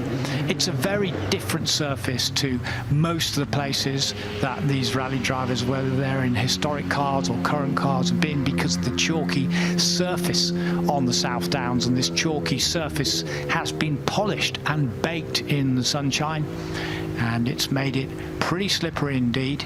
It's quite bumpy.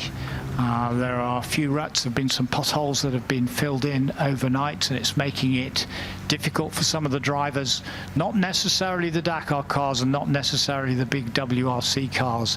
And hello to you as well, Phoebe Tyrrell, who's sitting alongside Tim Mangum, and a nice little wave. I don't know if that was a happy smile or a nervous smile. Both, I reckon, both. Combination of both. When you're ever a passenger in a car, there's always got to be a few little bit of nerves. Certainly is for me, because like we've discussed, Tony, and you feel the same, you like to be in control. So being in the passenger seat is always is a bit of a difficult one, but once you kind of relax and just let yourself go with it all, you're fine. Yeah. So no, I'm absolutely with you on that. It's nervy times for me. I'm always used to being in the driving seat. It's the same with me. I'm not comfortable in helicopters, I have to be very honest. I enjoy it once I sort of get up there, but I do worry about them. I do, because where we've been working in jungles and deserts around the world, there's been 2 helicopter crashes of crews that we've been working with, that we've been involved with, and one of them was fatal. They are delicate aeroplanes.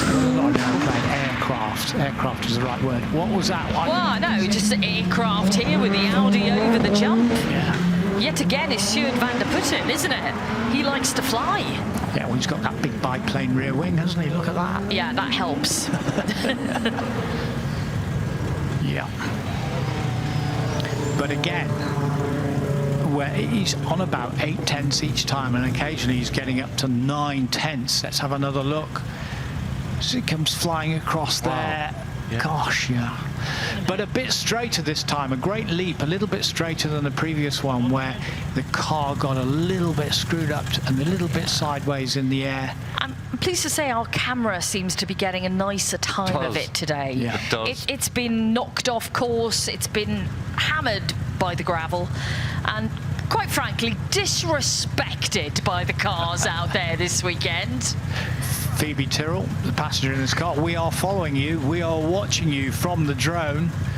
I just put such a different perspective on it. I took a picture of that this morning, that little rubber ducky in the back of the Peugeot.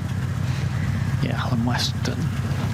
And he's quite a character as well, how they decided to build this car. It's an exact replica of the car from Africa, the Group B 504. But him together with Adam Keeler, they had a good night out, let's say, and they decided that that's what they were going to build, and they wanted to build something different, and that's what they put together. And they got help, from various people in East Africa and in South Africa with parts, etc., etc. And that is the result. And it's always great to watch when it comes here to the Festival of Speed, isn't it? Yeah. It's been a great addition, it really is, because it gets people talking, and it allows you to explain the reason why manufacturers went down that route to pick up the score points in the championship and those endurance rallies. Tim Mangum coming dangerously close to our camera there, I commentated cursed that, didn't I?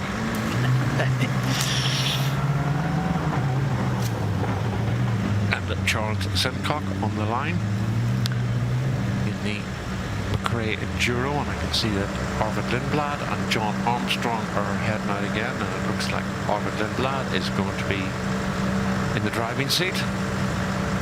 So he's obviously enjoyed his first run.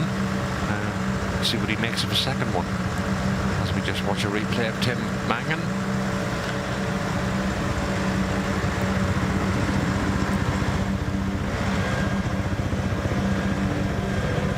Now, if the drone isn't able to keep up with the Peugeot 504, I'm going to be really disappointed in the drone.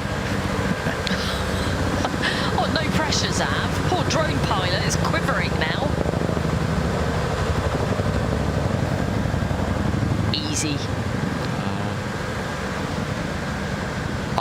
I think our drone pilot needs to upgrade the engines on the drone. Wow. Big statement. Drone pilot will be up here very shortly. Be having a word with you. That's okay. Drone in your face. Nice shot of the rear. Most people can't understand what I say anyway, so it'll be all right. McRae Enduro. Saw the spare wheels in the back there. It's the BMW engine. Takes it off the line, using all its sustainable products. And a lot of parts, the fuel, the sustained fuel, which is the biofuel. And this Charles Sincock has come here to the Festival of Speed and the Rally Stage year after year. And I think you made a great comment, Sav, when you said it hasn't really missed a beat over all those years as well. No, it hasn't. And it tells a great story about sustainability at the same time. Yeah. So let's talk about this little crossover here then. We just had a quick peek in with John Armstrong there with Arvid alongside him. I think that's going to be an interesting second run. He's had one run already, so second run we're going to expect to be a little bit quicker, a little bit more confident, maybe a little bit more commitment. Yeah. No, Arvid Lindblad, he was getting through, but he was doing the racing driver lines, as you'd expect. He was just taking it easy, learning. So I would expect John will be saying to him this time, let's do this, let's do that, let's go a little bit more. Now you get your confidence, as you say, Bex. So yeah, that's going to be fascinating to see them. Arvid Lindblad, who we've been talking about and enjoying, those Formula One fans who've been watching him throughout this year, and how he came out of the blocks in Australia so well, and how he's holding his own very, very well indeed in Grand Prix racing this year. Great prospect for the future. I can see that one of the Smiths is going to be bringing out the ex-Roger Clark Cossack liveried Mark II Escort, so we should be seeing that fairly soon. Here we go. But here we go.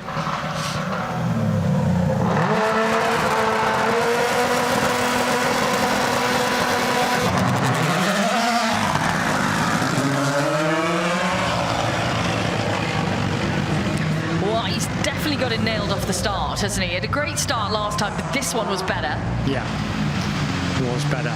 And I don't blame him backing off slightly on that very fast left as you get off the tarmac and onto the loose, which he did. But he was learning all the time. Charles Sincock, of course, knows every inch of the Forest Rally Stage on the South Downs here on the Goodwood Estate, because he's driven it so many times. He's been here every year, hasn't he, for such a long time with this car. Yeah, I mean, I'm sure he doesn't need a single pace note out there to know exactly where he's going. Just do it through feel alone, not just sight. So this was a family McRae project.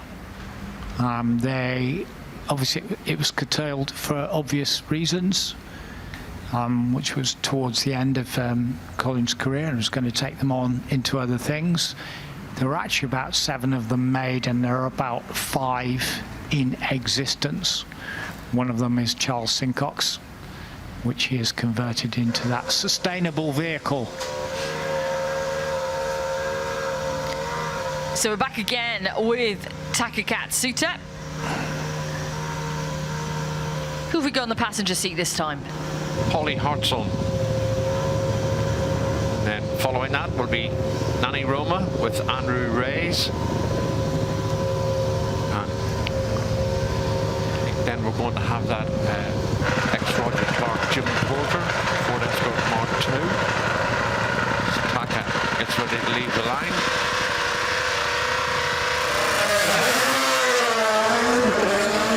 isn't this just fantastic? Because we've got, you know, top Dakar cars, top WRC cars, the top drivers.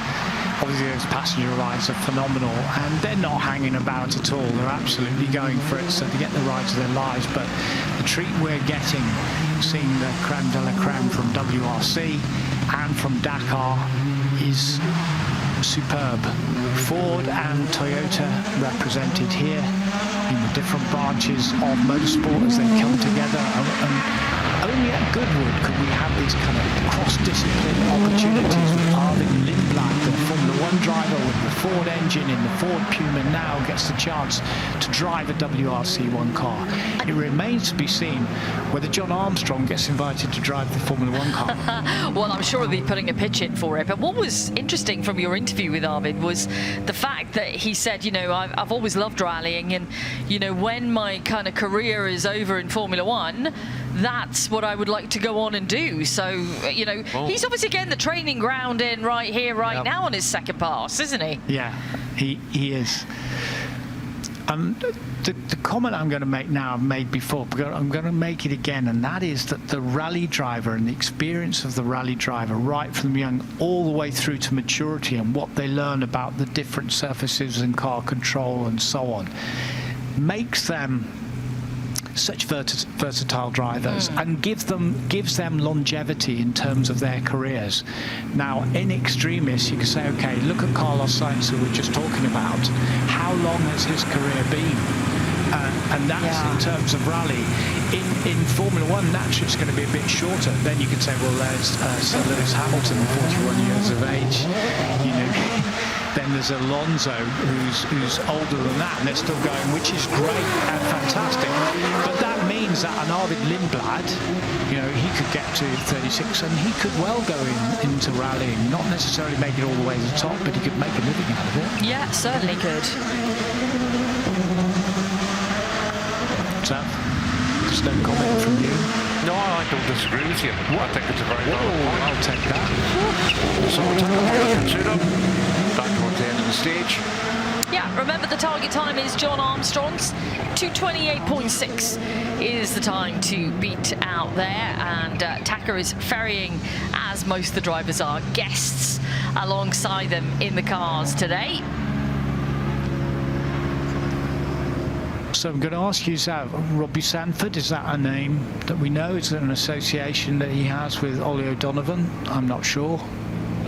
No, I don't know, is an honest answer.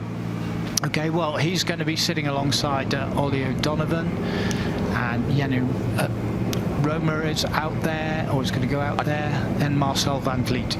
I think we have a wee bit of a hiccup with our the commentators listing, because I said Nanny Roma was out of Andrew Ray's shortly. I know that Nanny is possibly further down the hill, but I can see that Marcel van Vliet and Jan Koch are coming out, Tom Williams and Julian Burns. Marcel van Vliet on the start line now in the Audi Quattro. It's interesting to notice the way on the Dakar Quattros, there's your two scoops to direct air into the driver and the co-driver, but then there's a massive gap behind the two aerials that will create a flow of air right down back into the car and help with the cooling, because from memory the radiators are in the back of the car, and they use the big fin on the roof to direct high pressure air. So Nanny Roma is indeed in the stage, with Andrew Rains alongside him. The man who's won Dakar on 2 wheels and on 4 wheels. He won first time on 4 wheels in 2014 in the mini cross country, and he's driven for most of the works team since in the car division over the last 20 years. 125cc champion, enduro champion. And as a lot of the bikers have this great sense of balance where they learn, and even the late great Colin McRae, he did enduro racing, he did a lot. Him and Alistair used to go out on their motorcycles and jump them all around, and so, look, another little leap there for Nanny. That's where he got 2 wheels clear up in the air this morning on that particular bank. But yeah, you learn a lot about the balance and throttle control, so on. And Alistair and Colin were great on their enduro bikes. But Nani Roma was a champion, and a champion of Dakar. Yeah, and we're lucky to have the likes of him come here. I must admit, it's a great addition to the stage here. Tom Williams on the start line now in the Don Buckley run, VW Polo R5. And on the start ramp is Fabio Schwartz and Agatha Shurton. You know, the VW Polo, great car. Unfortunately, you know, there's not a huge amount, obviously, of development that has gone into that car in the past, 10 years now? But still incredibly fast. We see Frank Tore Larsen run one in the European Championship in Norway, and he just gets the best out of the car. It's a little pocket rocket. No, they're still competitive. A good run for Tom now to make sure that all is good. Heading up to the shootout. And sitting alongside him is Julian Fourquet-Burns, and I wonder if Julian is part of the Burns family. One might presume so, but we can try and find out. No, sorry. I'm talking to myself here. I think Gladigan has appeared on the start ramp, and his co-driver in this occasion is none other than Bruno Thierry. Excellent. Bruno Thierry, we haven't said enough about him as European rally champion, or when he literally joined Ford and came in and made an impression in the Ford Escort early on, and the championships with GM, for example, how he helped them win manufacturers' titles. He's not been a journeyman because he has driven for so many different manufacturers. He's always been a great driver. Did he not drive for Skoda at one point? Yes, he ran a couple of Skoda S2000s and has done a couple of events in the Rally 2 as well. You still see him out now and again on some of the Belgian national events. He certainly won Ypres, I know that. Yeah, and there is a great view of the steering wheel. Toyota Gazoo Racing.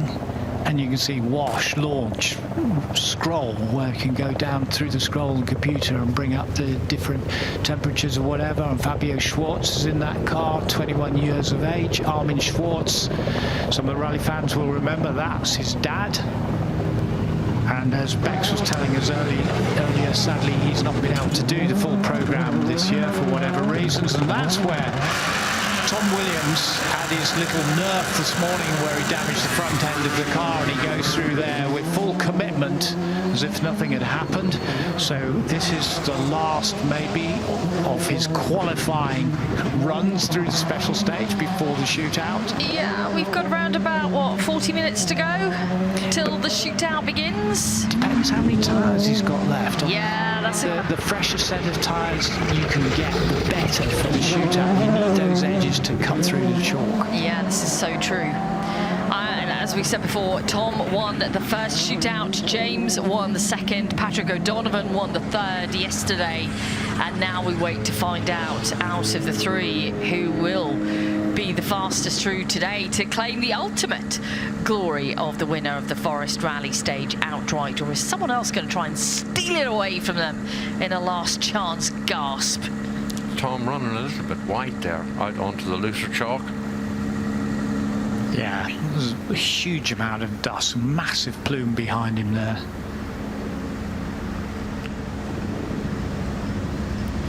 But just look at the variation in the light which the drone is picking up for us as it goes through, because you've got that dappled effect as sometimes the sun can get through the trees and past the leaves, filter down onto the actual special stage surface itself. Then you have areas of real sunlight, and then it literally goes where the canopy of the trees is very tight. It literally goes really, really dark as well. So it can play tricks on your eyes. And you imagine you've got that dust as well as the light going in and out.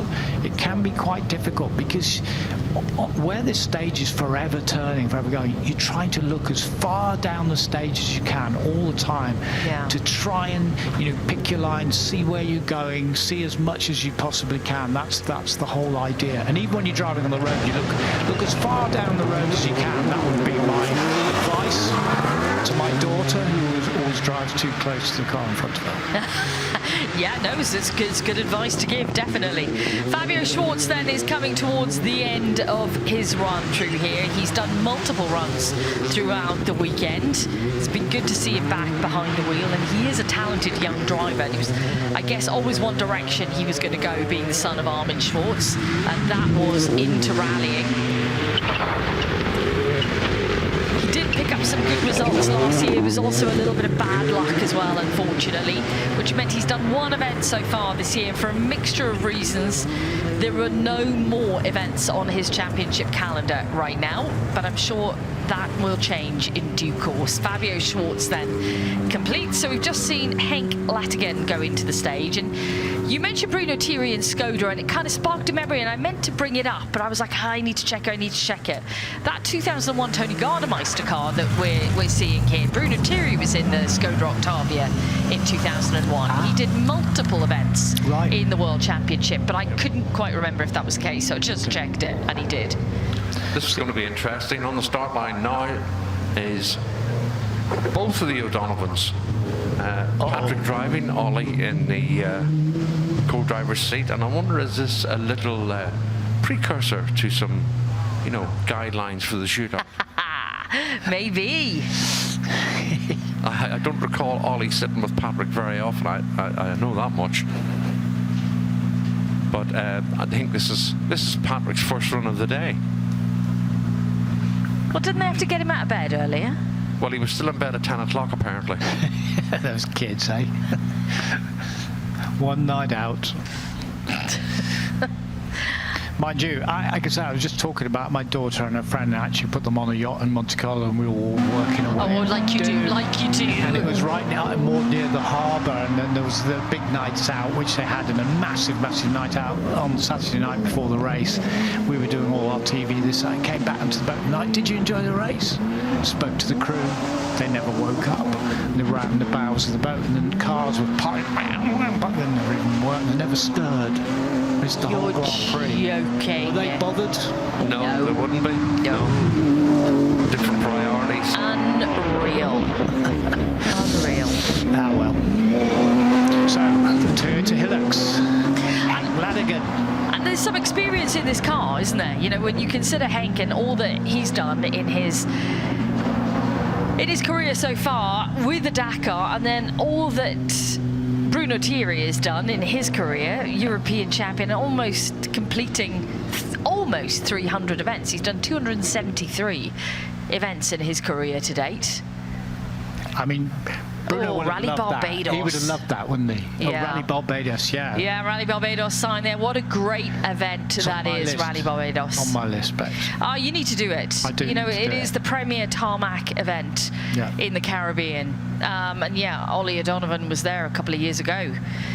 2019, I think he was there. Right. I think he was there last year as well, because himself and Hayden Paddon, wasn't there? Well, they certainly get the names, they certainly get the cars coming over from Europe and a lot from UK. And from what I've learnt already, quite economic deals to get the cars over there as well. There is. It's an important part. They're all shipped out. You've got to be prepared to lose your car for a good few weeks after the event is finished, because it's got to come on a ship on the way back. If you've got a lot of money, then you can just fly your car over there. But yeah, they do great packages to get your car there, and you're there for 2 weeks. You kick off with the first event, King of the Hill, which ultimately decides the road position for the rally itself the next weekend. And it's a mixture of rally and social. They want you to have a good time there. The rally is supported by the tourist board, and they want people to come to the island. They want people to come there on holiday, want people to enjoy themselves and also have a great time at the rally. And it is a unique event. I've enjoyed being there. I can't remember how many times I've been there now, but it's been a pleasure each and every time. And we've had some big names going there, of course. Chris Meek has won it twice. You mentioned Hayden Paddon being there, who won it. Elvin Evans has been over there and done the event. I tell you what, though, Zav, and you will like this. I remember standing, the first year I was there, we were spectating, a group of spectators beside me, and I was wondering, what was the rallying knowledge like on the island? Well, off the scale. They know everything there is to know. But there is some guys standing at the side of me talking about who was the best driver they'd ever had on the island, who was the most dynamic. Who do you think they said? Kenny McKinstry. Yes, Kenny McKinstry is the man they named as the most dynamic driver they remember competing there. And I thought, wow, Kenny's going to love this story when I get back to Ireland and tell him, and he did. Yeah, great man. I have to be honest, I've tried several times to drop hints about getting them across. I don't know what the delay is. They have the O'Donovans here on the stop line. I'm not aware of it. Well, it was interesting, Zab, because we just had a great shot. I think it was either from JP or from Andy, the cameraman, just showing the digital readout back beyond the steering wheel, the buttons on the steering, digital readout, and they were just watching the temperatures on that little readout. And there were lots of things. Obviously, you can scroll down and get the different readouts on there, but that's the digital stuff going on. And clearly, you've got the big electronic fans and everything keeping the temperature down, because instinctively, when I'm in an older car like that waiting on the line, you know, I'll switch it off, even though I've got an electronic fan that will kick in later on. You're always worried about overheating, especially in these cars, but they can cope with it because they've got all the mechanisms. Are they nearly ready to go, do you think? I think so. The door is closed. That's always a good sign. So we're on about 35 seconds, so about 25 seconds, and we should have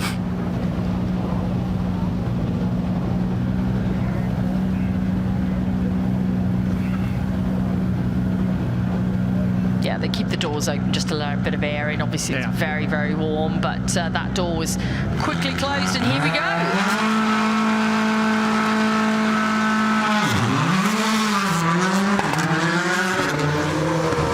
So, Patrick driving, Dad Ollie alongside. We think maybe getting some little tips, some little sightings as to what Ollie should do in the shootout. Ollie the dad. Patrick happy to show him clearly, because it doesn't see him as a threat. Certainly that's what he said to us. But there you go, WRC in front of you. We've got WRC2 here as well. You've seen the Fabio Schwartz car. You've seen other WRC2 Toyota Yaris. Fantastic cars. We haven't seen the Lancia Ypson, the Rally 4 car today, Pat Horan. I don't think we've seen it unless I missed it. No, we haven't yet. Because it would be nice to talk about the other WRC2 cars. That is Takamoto Katsudo and Alexander Price Thomas, that you can hear maybe over my microphone in the background. And the drone catching up with the O'Donovans. Trying to catch up. Look at that, it's gone. Oh, wow. That was quick through there. Yeah. Nani Roma has Edgar Carney alongside him now. And the Ford Raptor, part of this big program of Ford in off-road in the World Championship for cross-country, which goes on throughout the year, of which the Dakar is the big one. The huge one, of course, and the most famous one, started as Paris-Dakar.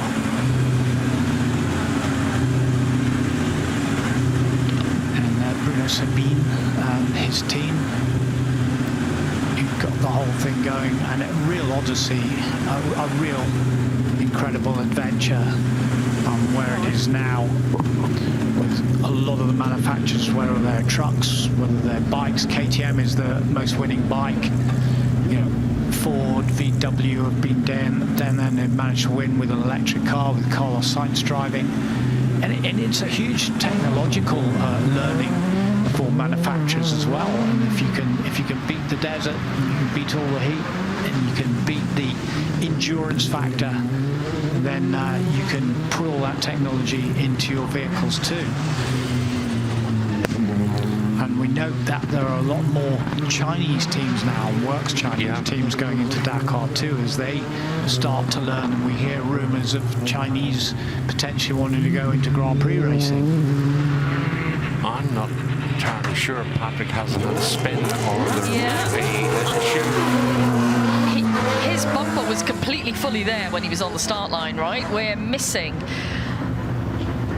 the section over the front right. The bumper over the front right area is now missing. I thought that was complete when he was on the start line, or am I imagining it? I'm not sure, actually, Bex, because that was the bit that he lost yesterday as well. Yeah, confirming it was all there at the start, so he has had a little impact with something. He's a little tussle with the bank. Takamoto Katsuta, the brilliant rally driver, winner of the Safari Rally, winner in Croatia this year. Got all the plaudits from his WRC1 colleagues. Bex was there, she saw it. Yeah, do you know what I was doing? I was announcing the live TV podium, and it gave me all of the feels, and I was emotional announcing his first win. I've known him for a number of years now, and you get to know these drivers really well, and you're 100% supporting them because you know exactly how much they're putting into this. And the WRC is like a traveling family, traveling circus sometimes we call it, but you're all bonded together in this journey across 14 events. And yeah, when someone takes the first of anything, first championship win, first stage win, first rally win, it's important and it means a lot. It's a milestone. And to watch as all his driver colleagues came out and cheered on for him, it was just, like I said, all of the feels, man, all the feels. So you got a shot there of Ben Smith. Sam Mason, the young rally driver who's in the Junior British Rally Championship this year, is alongside him, taking a break from being in his own rally car. He's going to get a great ride from Ben. Ben hasn't been out in his Porsche 911 SC this morning, the one he's doing so well in the British Historic Rally Championship in. But this is also an historic rally car in terms of this is a genuine Roger Clark car. Roger Albert Clark Rally, named after him, one of Britain's finest rally drivers. Tony Mason co-drove him. 2 RC rally wins, beating all the Finns to boot. And that was his car. Cossack Hairspray was a big sponsor of Roger Clark. I'm sorry, every time you say it, I just got to laugh. I do, but I don't know, people, younger people won't remember it. A lot of rally fans will look back and go, yeah, and there was adverts of Roger just spraying this thing over his grey locks, silver locks, looking smooth. So was it hairspray as in it held your hair, or did it colour your hair? Okay. No, it's just for holding your hair in place. Okay. Sort of what, like I need. So he didn't get helmet hair then, yeah? He took the helmet off and it was exactly as it was before he put the helmet on? Yeah, because then he still had his hairnet on as well, so he kept it all in place very nicely. It was just, Xavier was talking about it on Friday, the fact that commercial side of rallying was huge, because RAC Rally, as we spoke about, 2.3 million people watched it over 5 days. Yeah. And it was the biggest event then in terms of footfall going all around the country. So that big movable show went around, starting with all the stately homes and the spectator stages on the Sunday, going all the way through to the Friday and the Saturday. So you near enough 6 days, an amazing event.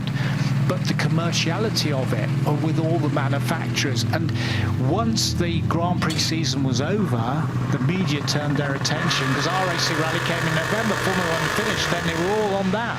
Daily Mail sponsored cars, Daily Express sponsored cars, the Sun sponsored the rally once. So it was huge, absolutely huge. And now Formula 1 goes pretty much right to the end of November, beginning of December. Beginning of December. Just doesn't stop. No, it doesn't. That's Wish it very would. true. I don't mean that. Don't get yourself into more trouble than you've already got yourself into. My opinions are my own.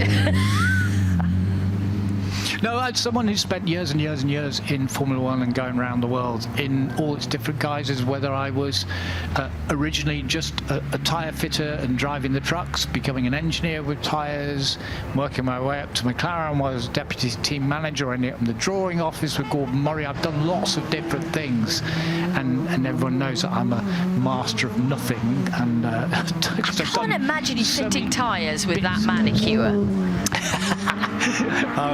yeah, there's so many stories from that era.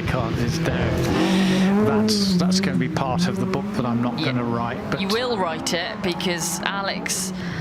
They sent me to Coventry for 6 weeks. They wouldn't talk to me because, you know, the lads from Wolverhampton couldn't believe that Sacher wanted to join as a truck driver and a tyre fitter. He's a spy. Anyway, the story goes on. I won in the end. There's a book in there somewhere, Tony Jardine, there is. We are building up. We're about half an hour away from the final shootout of the weekend at the Forest Rally Stage. We've still got plenty of cars, though, lining up to go through the stage ahead of that right now. So this is what I'm finding a little bit strange. Okay, what? Zav, Bex. Well, why is Ross Whittock sitting with James Williams? That's what it says on the list. Should not Ross Whittock be with Tom Williams, because James Williams is the rival in the shootout? Or is it just for a bit of fun? I don't know.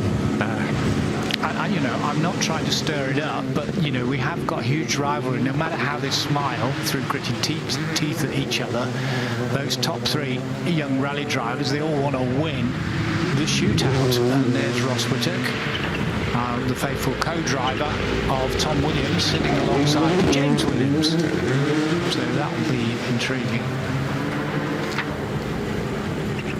I don't know, Tony. It could well just be, you know, buddies, mates, or it could be a great big conspiracy theory, like you're trying to make it out to be. Look, don't let the truth get in the way of a good story. Yeah. Oh, that's a great view.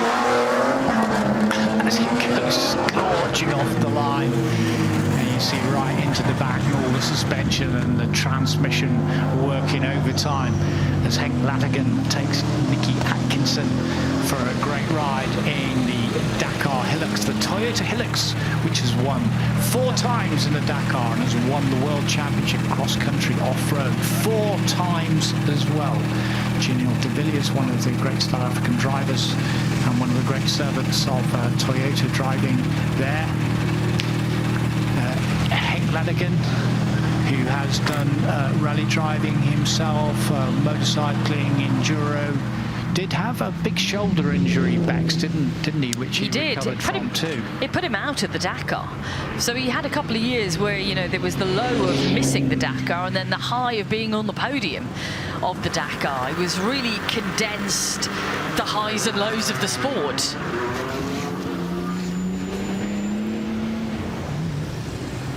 The McRae Enduro Evo back for another run. Just completing.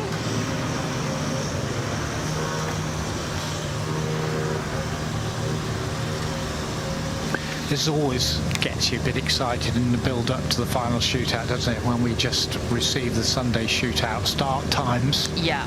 And you look through the list and the names on there, and there's a few people who could spring a little surprise. David Wright, could he pick up a podium in the Ford Fiesta? Who knows? Rory McLeod, he's been quick, but then you see James Williams is going 3rd to last, Patrick O'Donovan 2nd to last, and the last man to go in the shootout will be Tom Williams. So that'll be a bit of a build-up.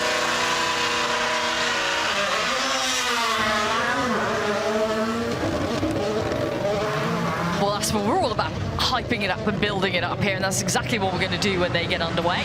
We've got the Rally 1 Toyota Yaris back underway at the hands of the very proficient Takamoto Katsuta. Lots of stories to tell about Taka over the years.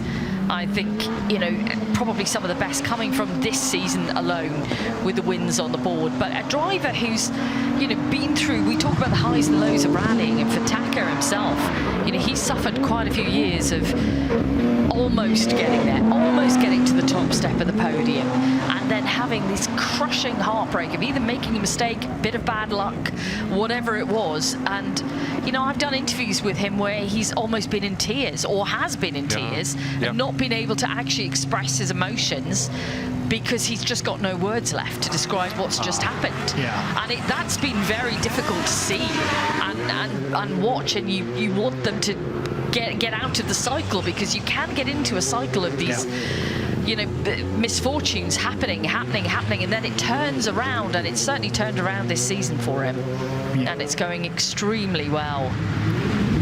Yeah, I think wins like that give you a deep underlying then confidence in the ability, confidence, belief in, you know, it can happen, we can get there, we will get to the top. And then it's like floodgates open. Absolutely. You know, it wouldn't surprise me to see him win maybe a couple more, maybe 3 more events this season. Because when you're when it's there, your confidence is there and your faith is there, and you drive differently when you're like that. Wins are like buses. You know, you wait forever for one, and then loads of them come along at once, and he certainly experienced that so far this year. James Williams has just completed, and it is really fantastic to see James Williams back behind the wheel in competition mode. James has been through a lot in the past few years, and I went and had a chat with him the other night when I was walking back to the car, and he's on fine form, really glad to be here at Goodwood this weekend, and back to be behind the wheel and driving the car competitively again. You know, the smile is back on his face, the sparkles in his eyes, and that's good to see, because it's been a tough couple of years. How is he physically? Physically fine. Physically he did suffer fine. Big injuries. Yeah, and I think, you know, you're always going to... And Tony, you will know this, whatever you go through in terms of suffering any kind of injury from an incident, it's going to tweak you every now and again. You know, you're never going to be completely, absolutely 100%. But that's par for the course with anybody. James has won the shootout outright here before, so he's got form, he knows what to do here. As we said, we are building up to it as we watch John Armstrong off the line again.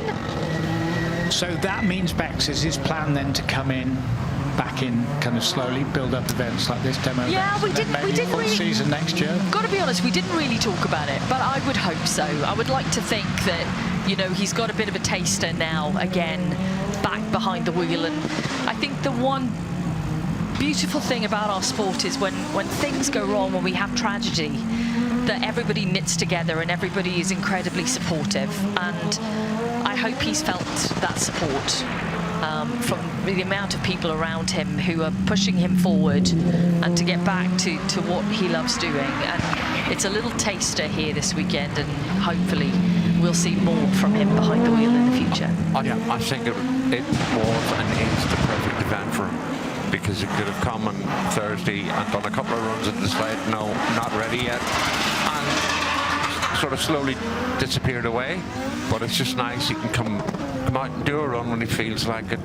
Got a bit of taste of competition Thursday with the shootout, so I think it's just a perfect event for him at the right time. And now he's in the real mix of competition, isn't he, with a full-on battle for the outright win here. So that's always good to be part of. That's really motivating for any competitor. And he's got the three of us stirring it.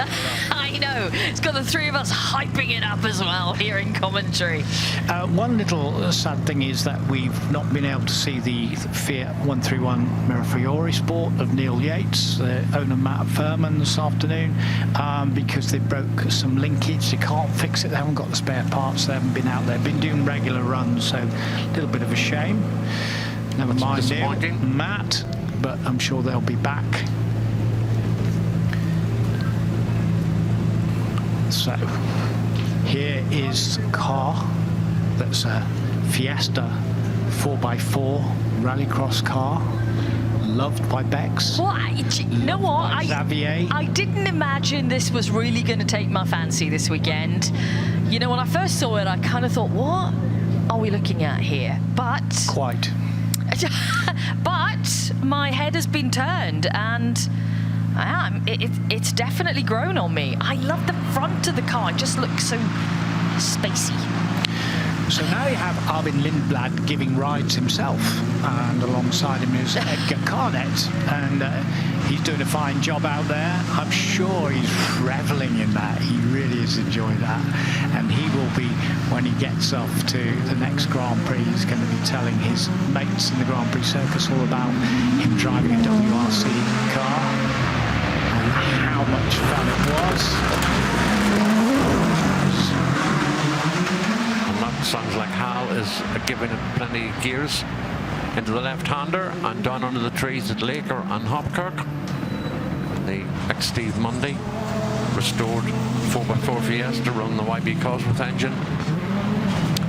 We're to come back now to Sjoerd van der Putten with Patrick Biele in for a run this time on the Audi again over the jump. He is not holding back. Yeah, he knows now he's got a handful of runs left to go before the end of the day. I guess he's absolutely making the most of it, and he's done well on that jump all weekend in this car.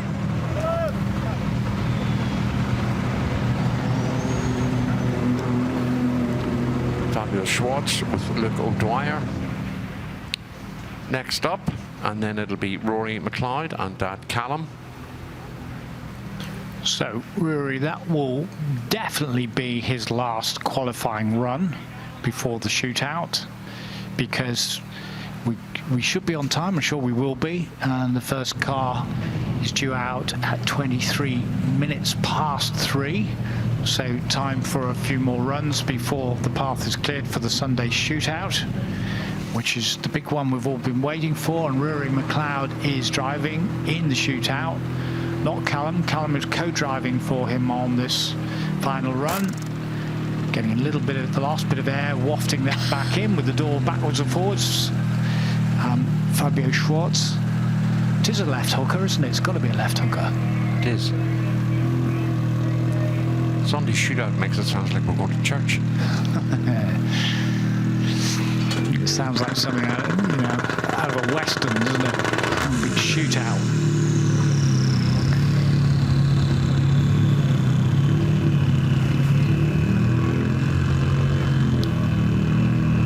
So those moments in the cockpit before you go, checking all the instruments, making sure the belts are tight, saying to the co-driver, "You're comfortable? Can you hear me okay through the intercom?" And especially if it's the first ride, this Luke O'Dwyer, who is sitting next to Fabio, and Fabio will be reassuring him everything is okay, just relax, sit tight, we're going to go and have some fun. Hal Ridge now with that Ford Fiesta 4x4 Cosworth. It's run and run throughout the weekend. There was one tiny problem, I think, Sav, earlier in the week, but other than that, she's been going very, very well indeed. And it's nice that we have the rallycross contingent with us in the form of the O'Donovans and Hal Ridge this weekend. And they have been very entertaining indeed, and will continue to do so during the shootout, which is up and coming. Yeah, very much so. And we've also seen Rob Gibson bring his Metro 6R4 out on a couple of occasions over the last few days. We haven't seen Marco Watson's Zara, but I have to be honest and say that I've been involved in British Rallycross for a number of years. I didn't think we would see him. The car isn't ready for competition anger or demonstration runs. Now, Takamoto Katsuto and Don Clulo is who we have on the start ramp. But as Bex was saying, interesting to see, Tony was saying, Arvid Lindblad now taking passenger rides on behalf of M Sport.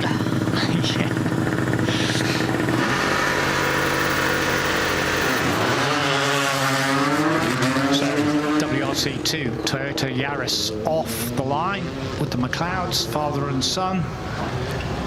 What a change of direction there to go through the ruts, trying to get it turned through Hopkirk and Clark and down to Turin. So quite a bit of a rut there, and I'm sure Aruri will have made note of this. Watch this now. Digs in on the left, front end starts to go, comes back, just straightens it up in time because there's a narrow little chute through there on that very, very steep bank on the right-hand side. And then it opens out a little bit as you get into the forest and underneath the canopy. Great view of the suspension. Look at that huge coil over there, massive on the rear end, WRC1 and its technology, and this is the last time you're going to see it. In 2026, 2027, the regulations change.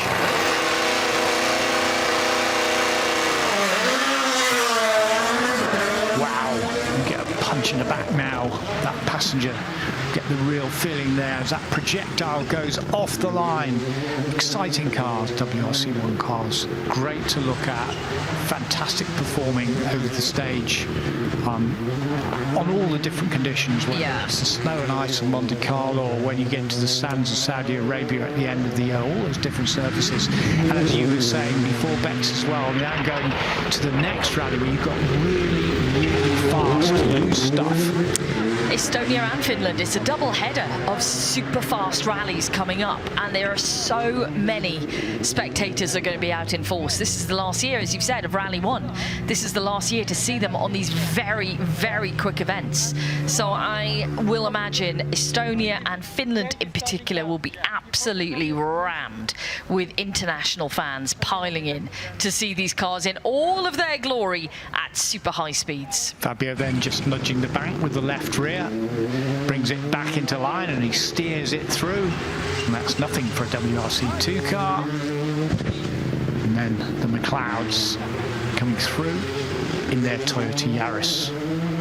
That's the Rally 2, like the Formula 2 racing. Formula 1, Formula 2, Formula 3 makes sense. We have the same in rallying right the way down to Rally 4. And you can see how tough that stage is. You can see even those banks where they look like they're quite sloping and they could be friendly, they're not. They're not, no. They're absolutely not. And the start and the finish, you can see those huge stout straw bales which are staked into the ground. We always say in Sweden, with the snowbanks, are they friends or foes? Because sometimes they can help you, sometimes they can completely suck a car in and they just disappear into the snowbanks. But sometimes you can bounce nicely off the snowbanks and they help you. Friend or foe? What have we dropped there?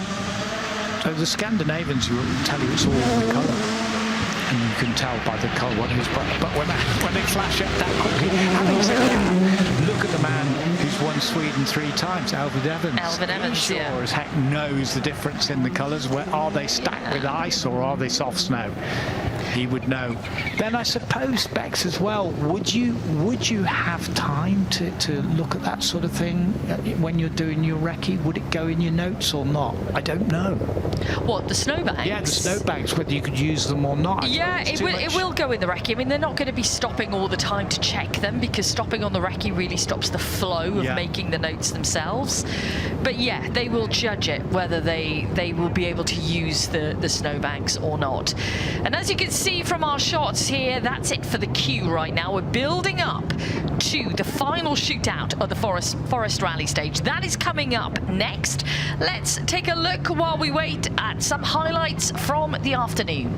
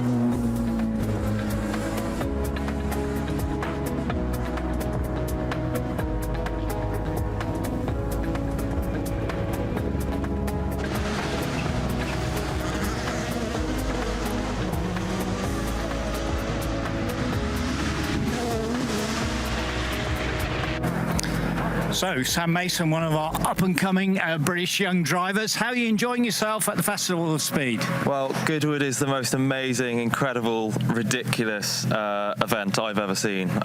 We did it last year as well, and I knew I could never say no again. Yeah, it's unbelievable. How's the season going for you in rallying? The season's going well. We're doing Junior British Rally Championship and the Stellantis Cup, which is Peugeots and Opels in the Rally 4 FIA category. I think we're second in Stellantis and third in Junior BRC. So it's going well. I'm really happy. How does this little 1.9 mile stage in the forest here at Goodwood compare to the rally stages you're doing in the British Championship? They vary all across the UK. Scotland is very fast. Parts of it can be rough. Here is incredibly technical. I think we get into fourth gear once, just before the jump. That might make the passenger nervous. It's really technical, and I think it's chalk, so it polishes. The more cars that go over it, it's shiny to the point where the sun almost reflects straight off it. It's really good fun, but it's tricky. So we say hello. Hi, Polly. Are you nervous? Just go yes, no? I think we'll be okay. Okay, Polly thinks she'll be okay. Are you going to give her an exciting ride, are you, Sam? I hope so. It'll be good fun. Listen, good luck for the rest of the championship. Good luck for the last day at Festival of Speed. Thanks for being with us. Thanks, Sam. Thank you very much.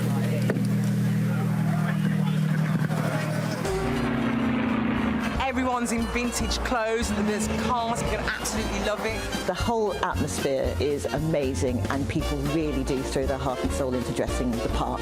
Absolutely amazing. Everybody's made such an effort. Celebration of motor racing, cars, the noise, the sound, and everyone's really in the spirit of it. It is the best event in the world. I think it brings out the excitement in people when they see these different types of cars racing on the limit. It's the shopping, it's the funfair, it's the look, it's the period aspect, and that is what the good revival is. It's just a fantastic day out.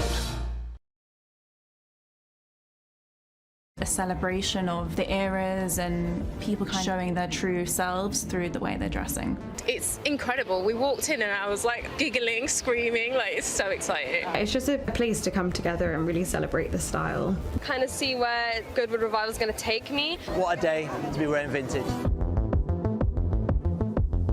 I love the fashion the most, but the racing is also really cool. I like hearing all the cars. But I've got like an eye on a million things. Like I'll get distracted the second I walk anywhere. Like they have their own style when it comes to vintage fashion. Like I feel like Goodwood has everything for everyone.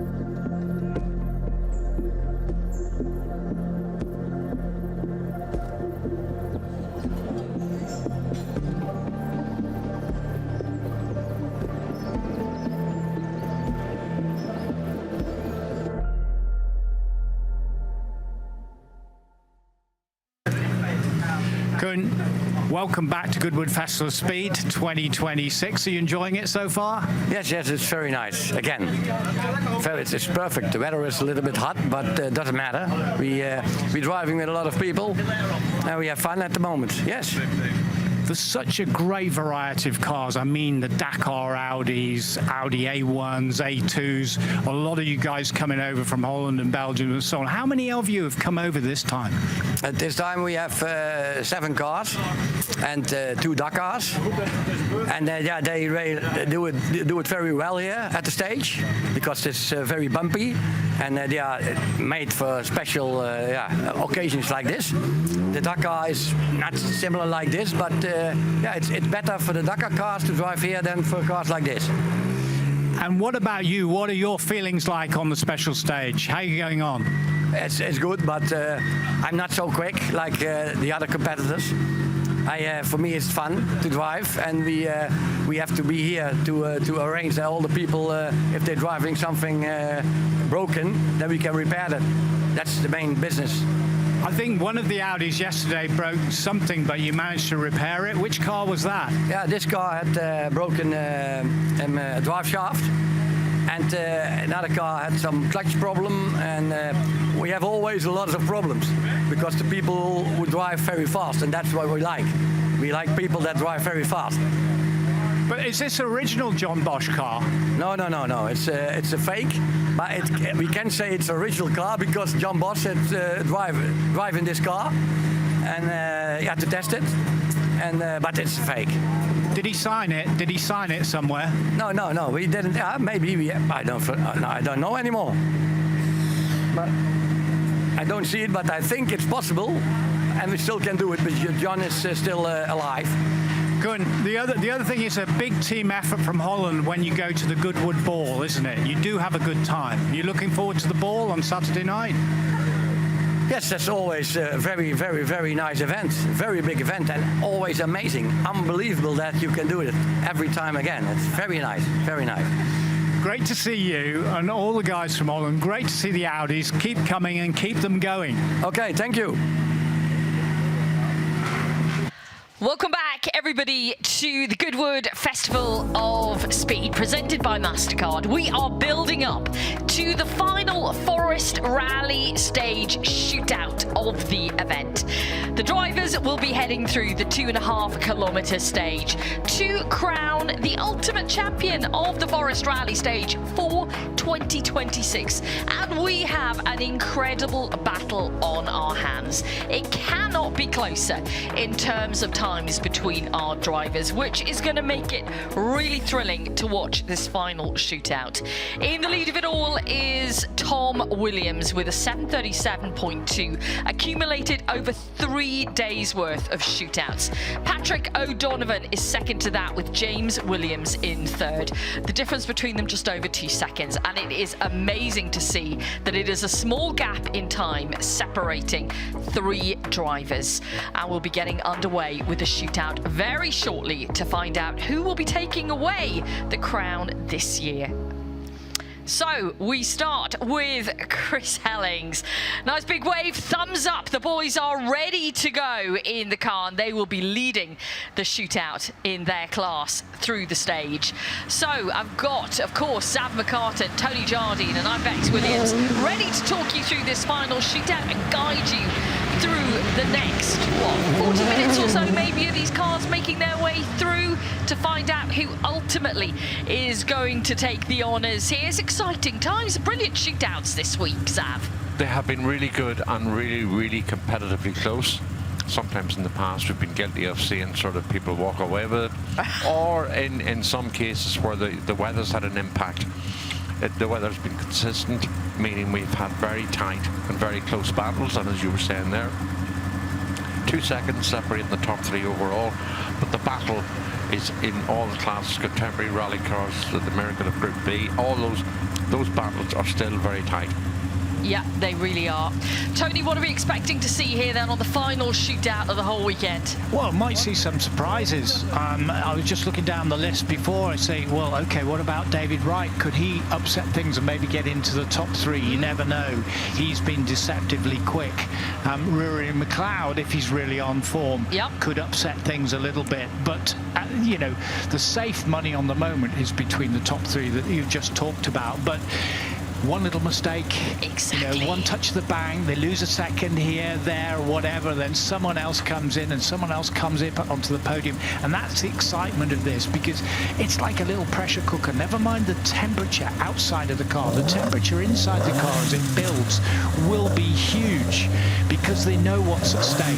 And they all those top 10 guys really, really want to win this shootout and go down in front of the Goodwood House Sunday night and get that trophy for the top rally drive, the fastest of the shootout over the whole weekend. Chris Helling's down into the stage now in the Group 2 Volkswagen Golf GTI, the very first version, the Mark 1. In the colours it was crewed by Joachim Kleint and Andreas Hensch on the 1978 Lombard RAC, and of course Andreas went on then to head Volkswagen Motorsport at that time. Back now with Charles Simcock. Charles has Emily Flippins alongside for this run, and as Tony and I were saying along with Bex earlier, this has been a very, very reliable car down the years. A McRae Enduro from 2007, and none of us can recall any breakdown or issues with the car, and of course now running on sustainable new fuels, which Tony has regaled us with the information and breakdown of that on many occasions. Yeah, we're hoping we're not commentating cursing. The fact that he's never had any problems now, let's hope he gets... I never thought of that. Let's hope he gets through the shootout with no issues. I'm sure it'll be fine, Zav. It's built like a tank, this thing. It's all good. In a good way, in a good way. I heard it earlier, just coming back from an outside, and you know, there's a whir and a whiz off it, almost like a jet engine. Have you heard it off the line, TJ? Yeah, I know, it is. It does whir like jet engine. You're absolutely right. It's that big BMW unit in there. But with the sustained fuel as well, what I can say, it's that biofuel, but you don't notice any drop in the performance, and the engine runs very, very clean, because it's not just myself running the fuel. There are other rally drivers running it at the same time, and it does have an enormous benefit, particularly for the environment. They sail down the stage. Here's the Vauxhall HSR on the line. And this is great to see. This is all part of the shootout. The shootout times. Off they go down the line. That's Roy Gillingham with Andrew Lutkin alongside him. Yeah, he was third in his class coming into today. Phil Squires ahead, Benjamin Smith leading the class within the shootout. We didn't. Bex, we did see on our list, we had Aoife Raftery, but she hasn't been out unless she comes out a little bit later. We know that Tom Cave pulled out last night, and he sent a message saying why, so we won't see him either. And I think on that list we have number 53 strong. That should be Martin Overington in the John Price Metro, but yeah, there's going to be some cars missing, isn't there, from the original list that we had. But for the cars that we do have heading into this final shootout, they all have to keep it as precise, neat and tidy as possible. No mistakes in here on the final shootout. That is critical. If you are battling for position, if you've got a small amount of time between you and the driver in front, especially when we're looking at the Class 25, the contemporary rally cars, which are separated, top 3 drivers separated by 2 seconds. No mistakes can be made, but they still have to go at flat-out pace. Correct, and as I would say in golf, at the moment, Chris Hellings is the clubhouse leader on 3 minutes and 9 seconds. Yeah, absolutely. So, Sjoerd van der Putten went off down the line. In fact, he went off like a rocket, to be honest. When has he not got off the line quickly in the Audi Quattro? And that great noise he blasted down there. And Charles Sincock. There's the big lights on the top.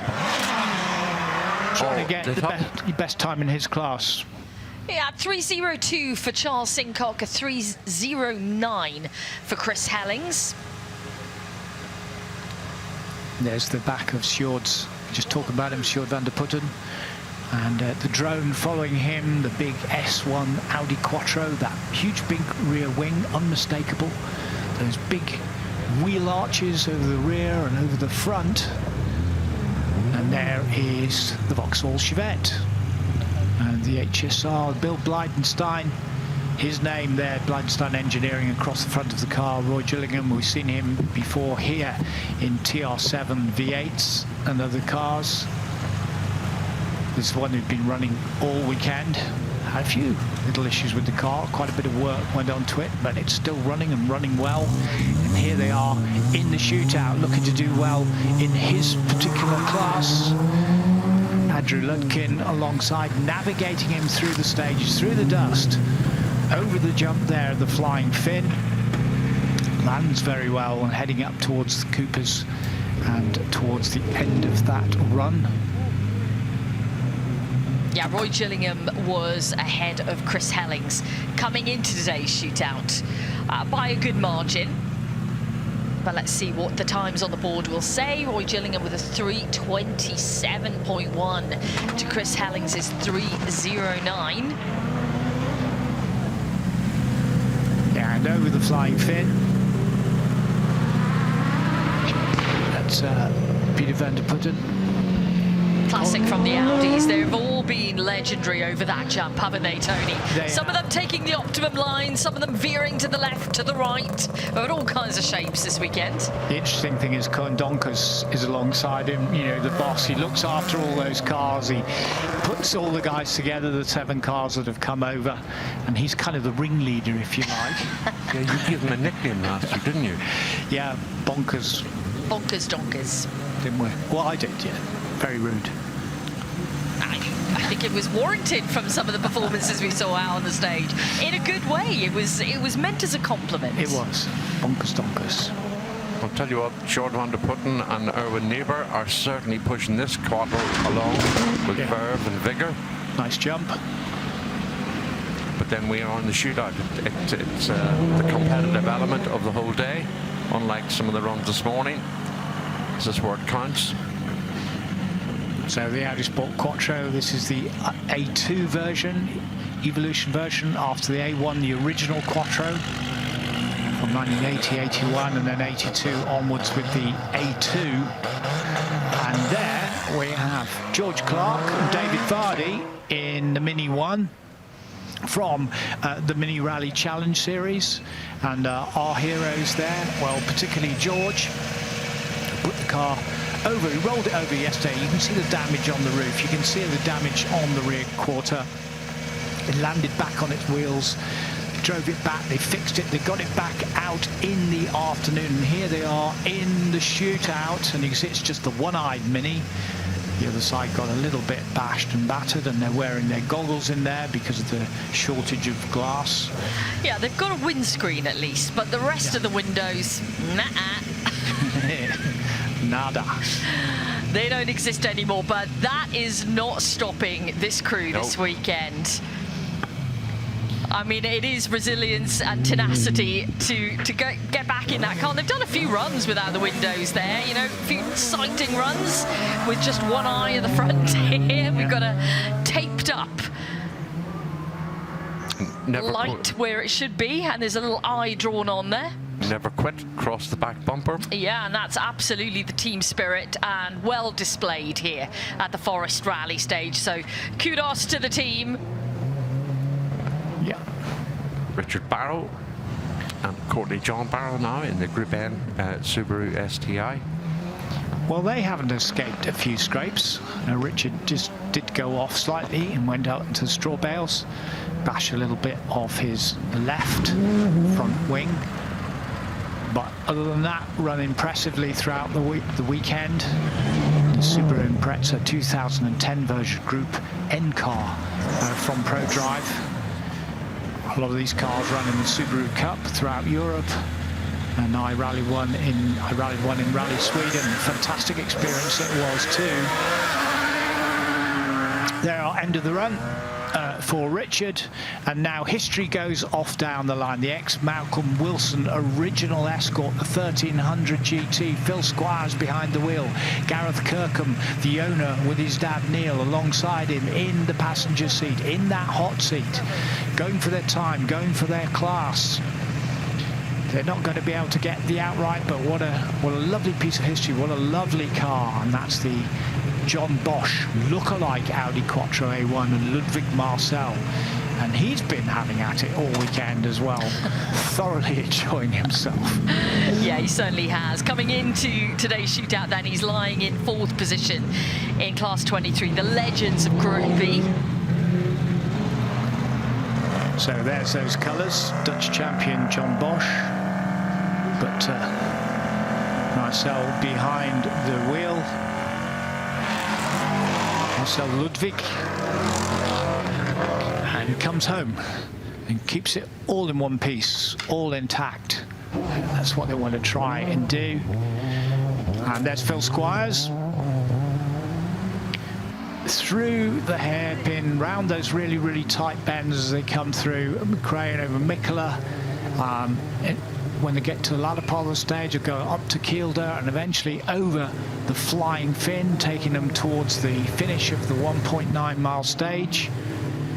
It goes downhill to start down to the Delta hairpin, then winds its way back uphill, because on the side of the South Downs here in West Sussex, part of the big estate. Look at the back kicking up as he lands after the Flying Fin there. Does that every time. Bit of the old recoil of the dampers, and it bounces around a bit, but doesn't bother Phil. Keeps his foot in and it sorts itself out. Bit of the tail out, cross the line.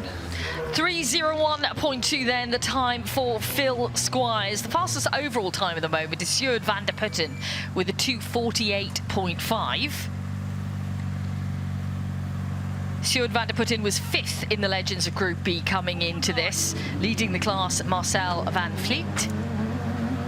And this is Benjamin Smith, who had such a brilliant weekend behind the wheel of the Porsche 911 RS.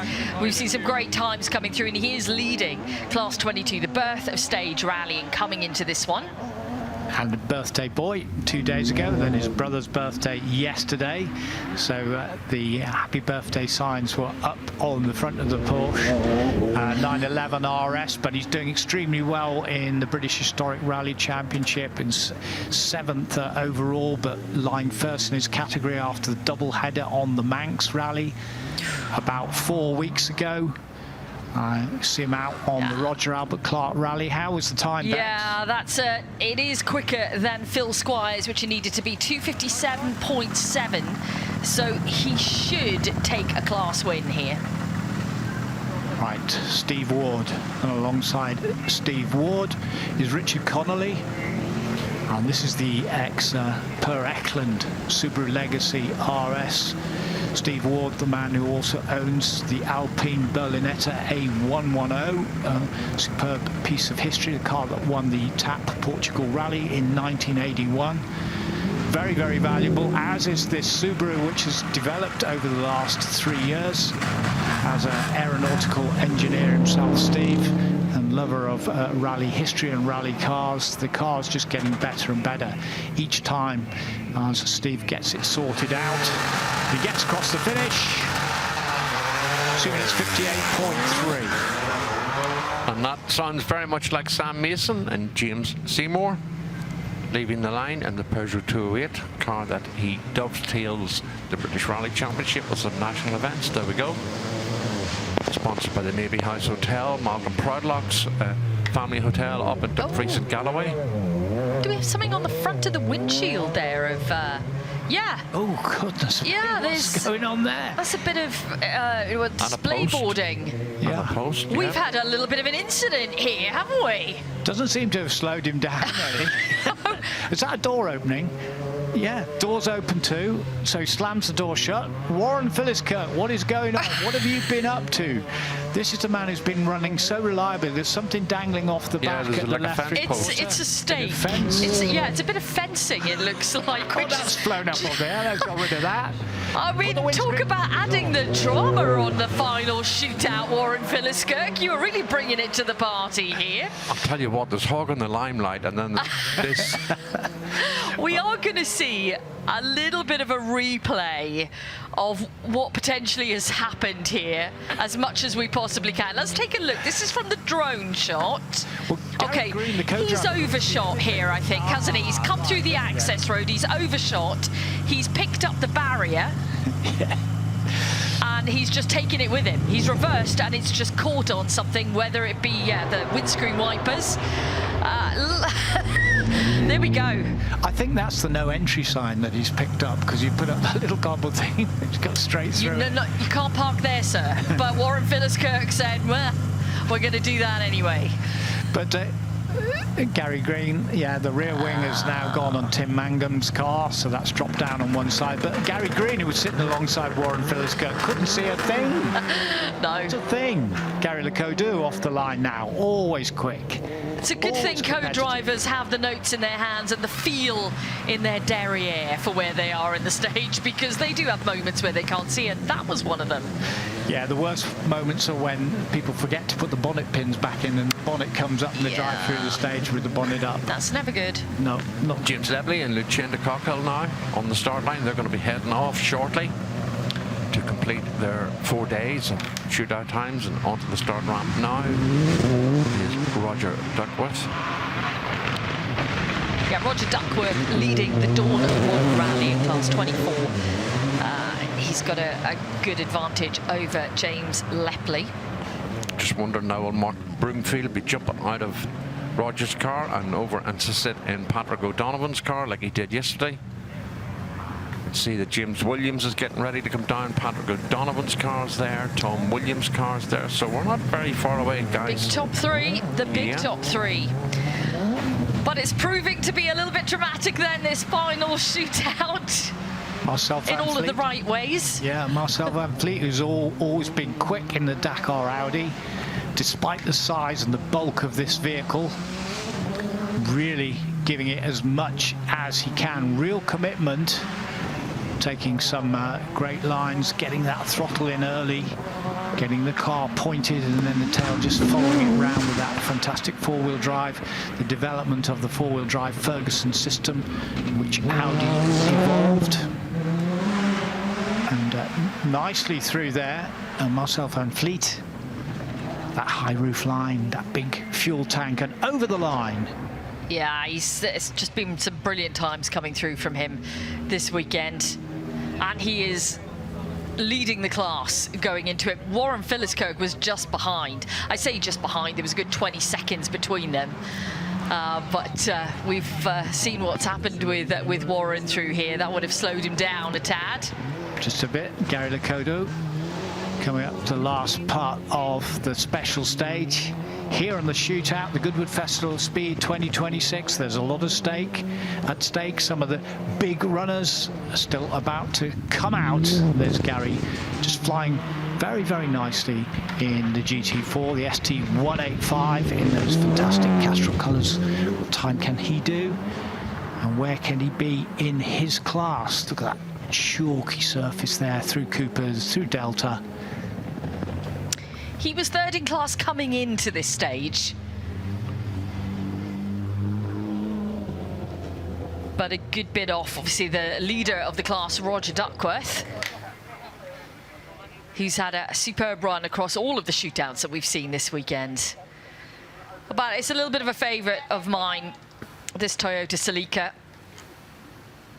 And I think of many people, especially when they see the livery, which just evokes so many incredible memories. Yeah. Yeah, so many World Championship winning cars in that Castrol livery. Although probably the worst time was when Margam Park, when Carlos Sainz broke down just before the finish line and should have taken the title.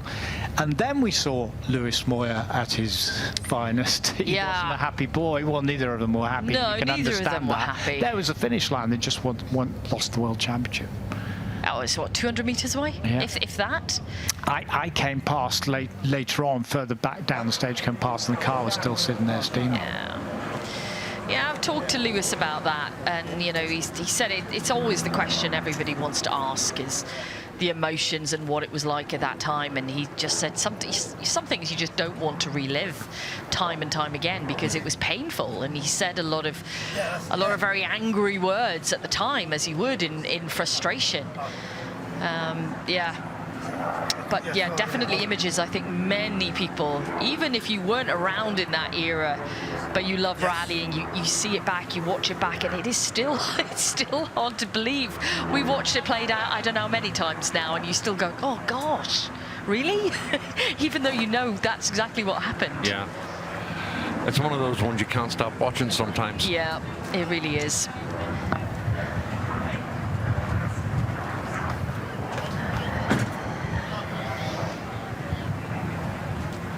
Broomfield there. So alongside Roger Duckworth. Yeah, like I said, Roger's had a really good crack at these shootouts, hasn't he? He's set some brilliant times over the past 3 days and is leading his class. And we're about to get back underway here.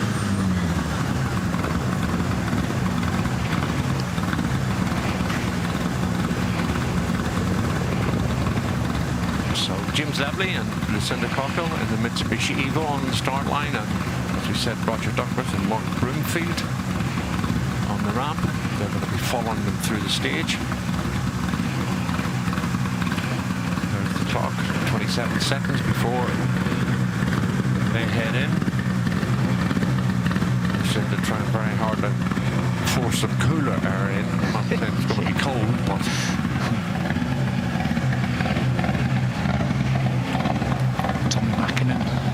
see the finish flag there alongside Madison Mackey, his co-driver for World Championships. But this is James Lepley off the line in the shootout here at the Forest Rally Stage.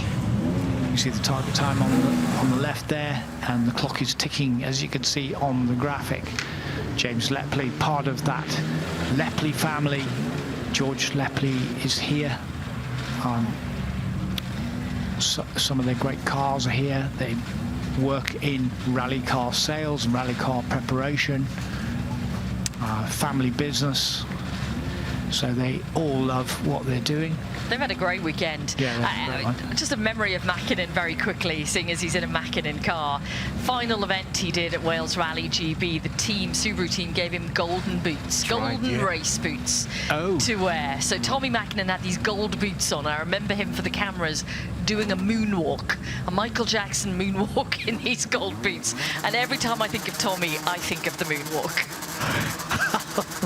I mean, of all the extraordinary things he's done in his career, and in my mind, it's always the moonwalk that comes up. That's how my brain works. People deal with it.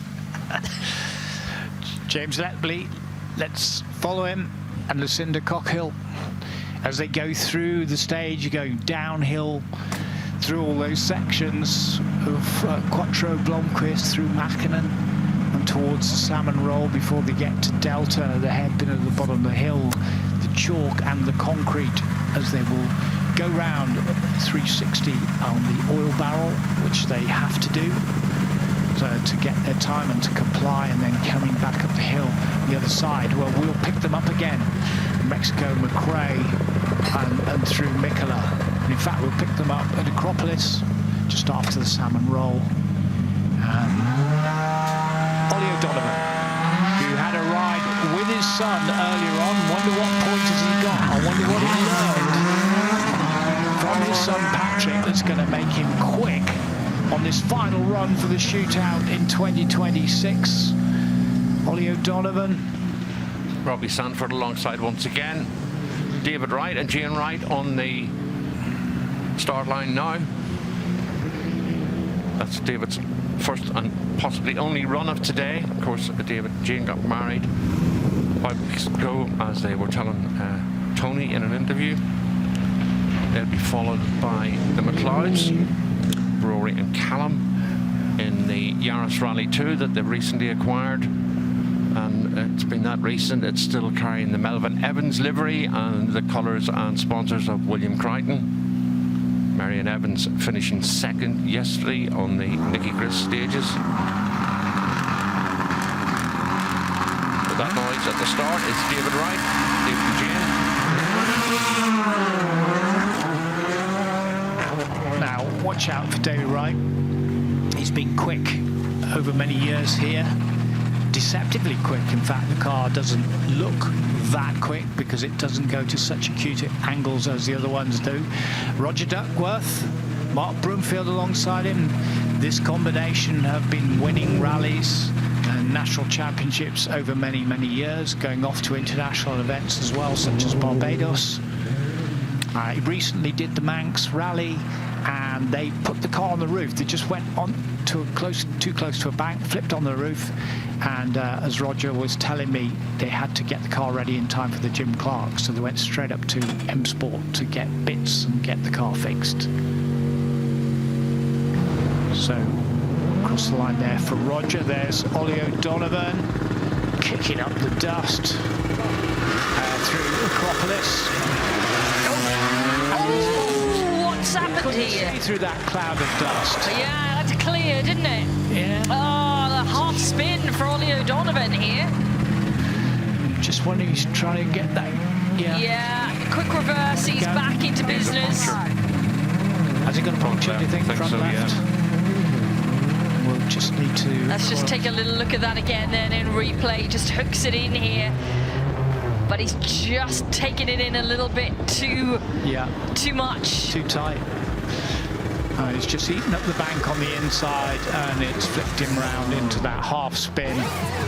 And a stall seemingly, but he got it going again. Can't see if he's got a puncture, but he's just... no, he hasn't got a puncture, but he's happily just crawling out now because he knows the time has gone. He knows his opportunity has gone. What a shame for Ollie O'Donovan when he's run so well and so competitively. But that's what we were saying earlier, Bex. It just takes one little mistake like that, and then you're out of the game. Yeah, small mistake has big consequences, especially when it's coming down now to a shootout with just a couple of seconds between three drivers. You know, they're all going to be feeling that little bit of pressure because they know they can't make a mistake, yet they still have to be quick in here, and that pressure can get to you, and small mistakes can easily happen in a stage of this nature. We know that it's slippy in parts, it's rough in parts, it's changing with every car that's going through, it's evolving. So it is a difficult one. It's not easy out there by any matter of means. That's disappointing for Ollie O'Donovan. Such a shame. But as you said before, both of you over the course of the last few days, rallying can bite.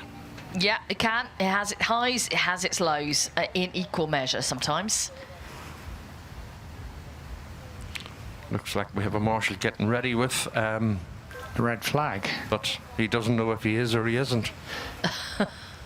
Well, just wait for that signal. It's been furled now rather than unfurled. Yeah. So 3 of our marshals down at Post L from the many, many motor clubs up and down the country, from Scotland through to Wales, through to England, that have been here. Over 300 marshals helping out, making sure they run the show down here, keeping everybody safe. And they're out there in the heat. Well, what happened in previous shootouts, if there was an issue and a problem, I don't know whether they have actually got a problem, Rory McLeod, or whether it's just been slowed down, or the stage has been red flagged in another area, or they've just been told to come home. But what's happened, if there has been an interruption, then they've allowed them to go again if there's been a kind of force majeure. Yeah. Yeah, it could be the case if they, you know, they may well have been shown a flag. We're trying to get some confirmation on that for you.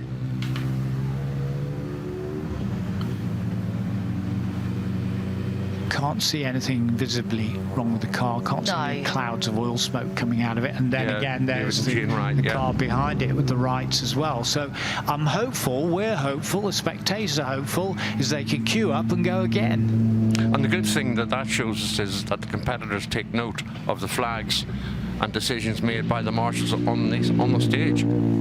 Yeah, I think we can assume from what we're seeing here is what we're assuming, what we're speculating is that they have been shown a flag and that they've slowed right down, which is exactly what you do when you are shown a red flag in any occurrence. And let's hope that they get another crack at it. We'll get confirmation on that very shortly for you. So they have now pretty much cleared the stage as David Wright, that's just coming through.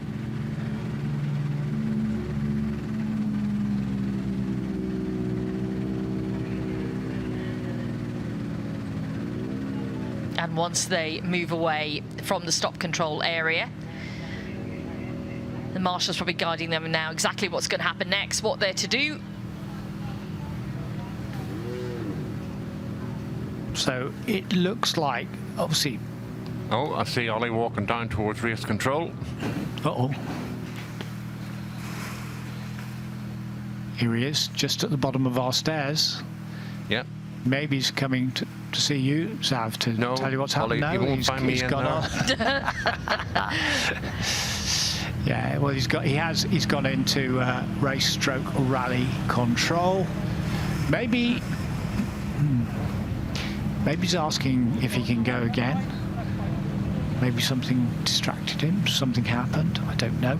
We don't know, but we will find out. There's a lull in proceedings at the moment, but we would certainly expect that David Wright, Rory McLeod will get to go again, and then we still have to have the top three overall, James Williams, Patrick O'Donovan and Tom Williams. Those three will be waiting in the wings, ready to go and take the gloves off. The final challenge, the last gauntlet that will be thrown down to see who's going to take those podium positions, who's going to come out on top. It's exciting because we've seen it a really closely fought shootout here this time around. Here we go with James Williams. Bear in mind, James Williams lying third in the overall, 0.6 of a second behind Patrick O'Donovan. And James launched the car in under the trees at Laker and down into Hopkirk, make the way to Clark. So about 1.7 miles between him and his time for today, Sunday, as Patrick O'Donovan takes the start line. Richard Boyle alongside him this time. Yeah, so here are the sharp edge of the contest.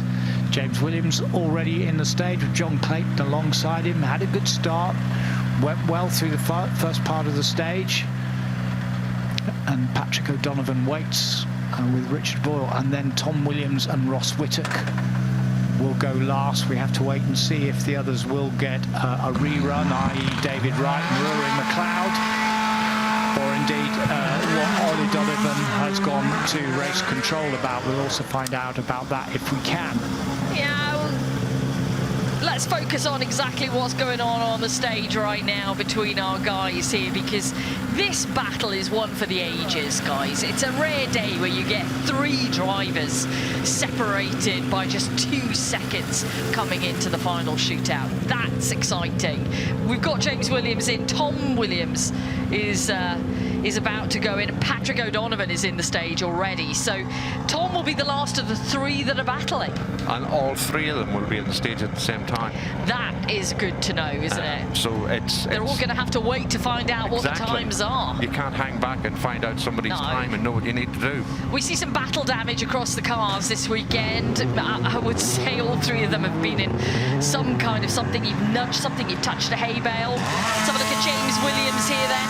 Yeah, so James through Acropolis, through that hairpin there. He's coming around and he'll end up going up the hill there, Gambles, Dakar, Mexico, and through up to McRae. So he's looking good at the moment. Really he's the one with the most to do, isn't he, yes, Tony? He is, absolutely. But he's having a good go.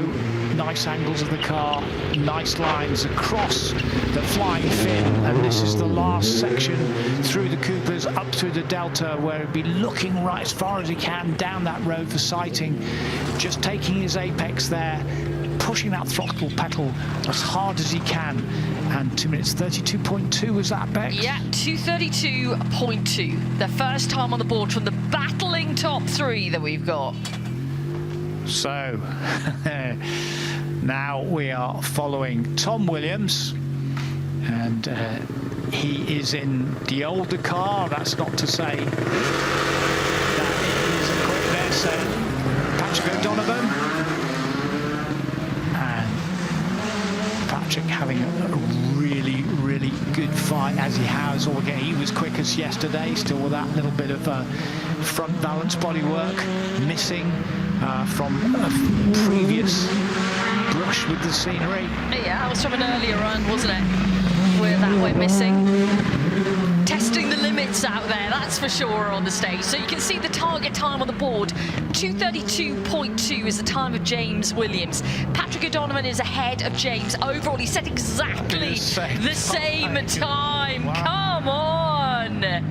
2:32.2 for Patrick O'Donovan as well. So it's all in the hands now of Tom Williams, who's already in the stage. It's his to lose. It is. He's the man in the lead going into the shootout. So Tom can do a 2:33.4 and still win by 1/10 of a second.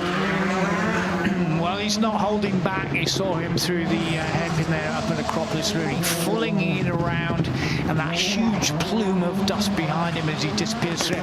The front biting in, the back end coming out. You see his sort of commitment as he's over the flying fin. We're watching that time clock ticking away as he gets on the anchors. He gets through Cooper's up towards Delta, taking a good line now, trying to get as much purchase, as much grip as he can. There we go. To the throttle. Oh, we don't know. The clock has just run on here, unfortunately. We'll have to wait for a time to go on the board. What a time. Talk about the drama. Beck, stick 50 pence in the meter there, please, quick.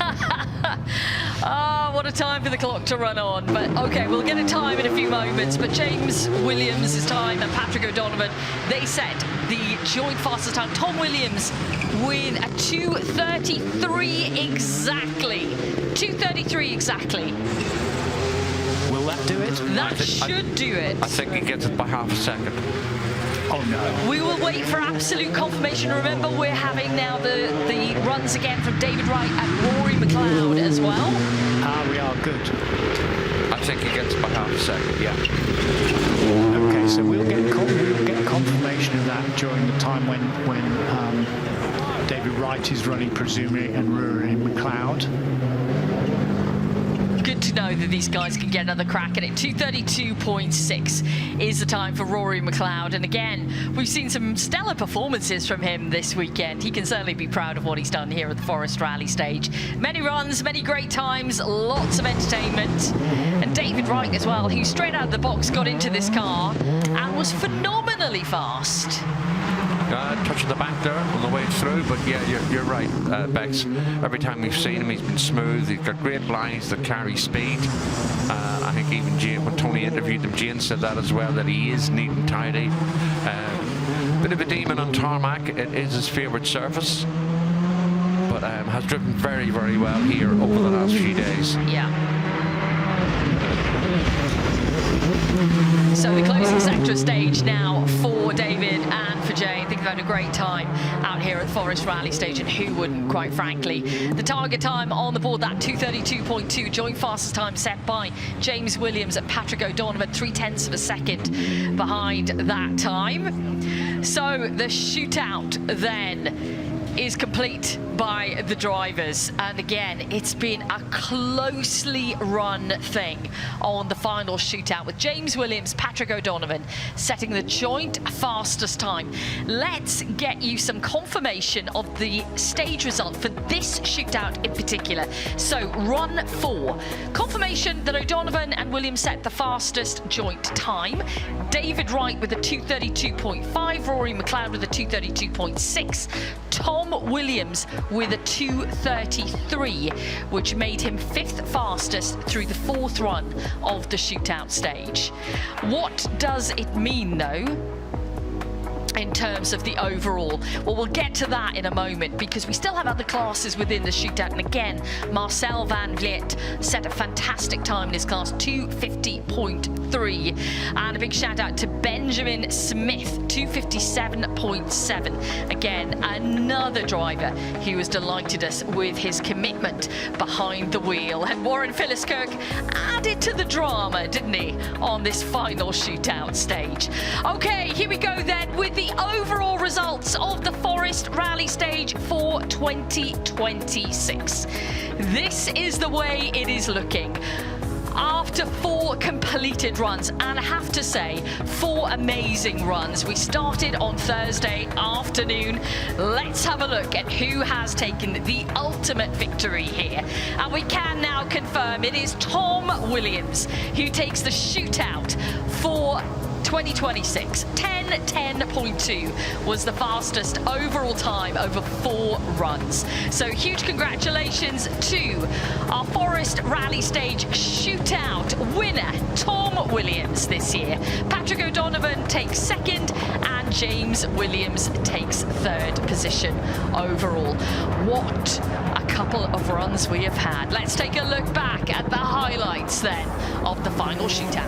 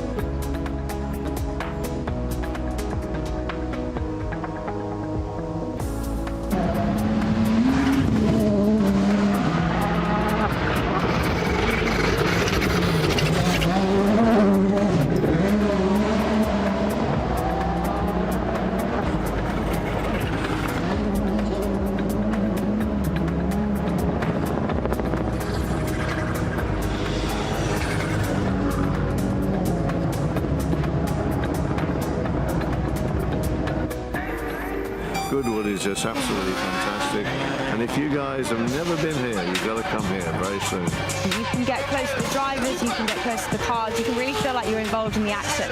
Every form of motorsport here, from classic side all the way through to the most modern cars. I see Goodwood just increasing and getting better each year. Lots of ideas spreading around, a lot of familiar faces. It's a fun fair, but with cars.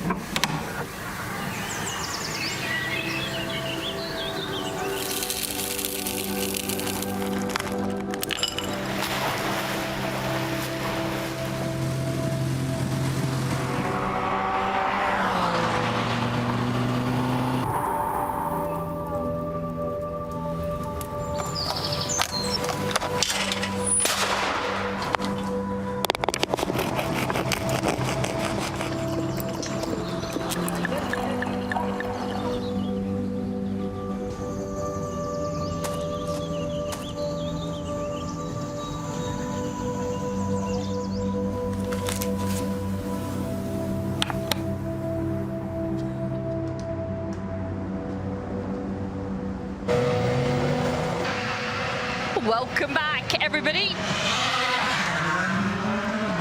Perfect timing as we see a car launch into the stage. We've just recovered from the shootout, just about. John Armstrong and Mark Lewis down into the stage now. And next up we will have Andrew Lutkin and Harvey Dickens.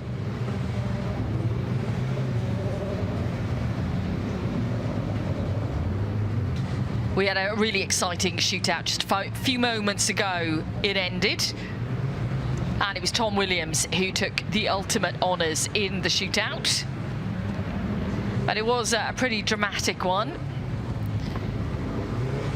So we saw Warren Phillips-Kirk make a tiny mistake, little overshoot, and took some of the signage that we have on the stage with him throughout the stage. So a little placard, no entry sign, basically stuck to the front of his windscreen. Well, we've got plenty more cars to make their way through the stage before we round things off here at the Forest Rally Stage for 2026. Just need to say a few words here. Just had a notification from Rally Control that they have found 2 credit cards and a driving license within the rally paddock confines. So, ladies and gents, check your wallets, please. If you're missing a couple of credit cards and a driving license, they have been found, and they are located in Rally Control, which is under the big grey buildings at the stage start. So, Philippe Talmer and Camille Bernard this time in the Peugeot 205 T16.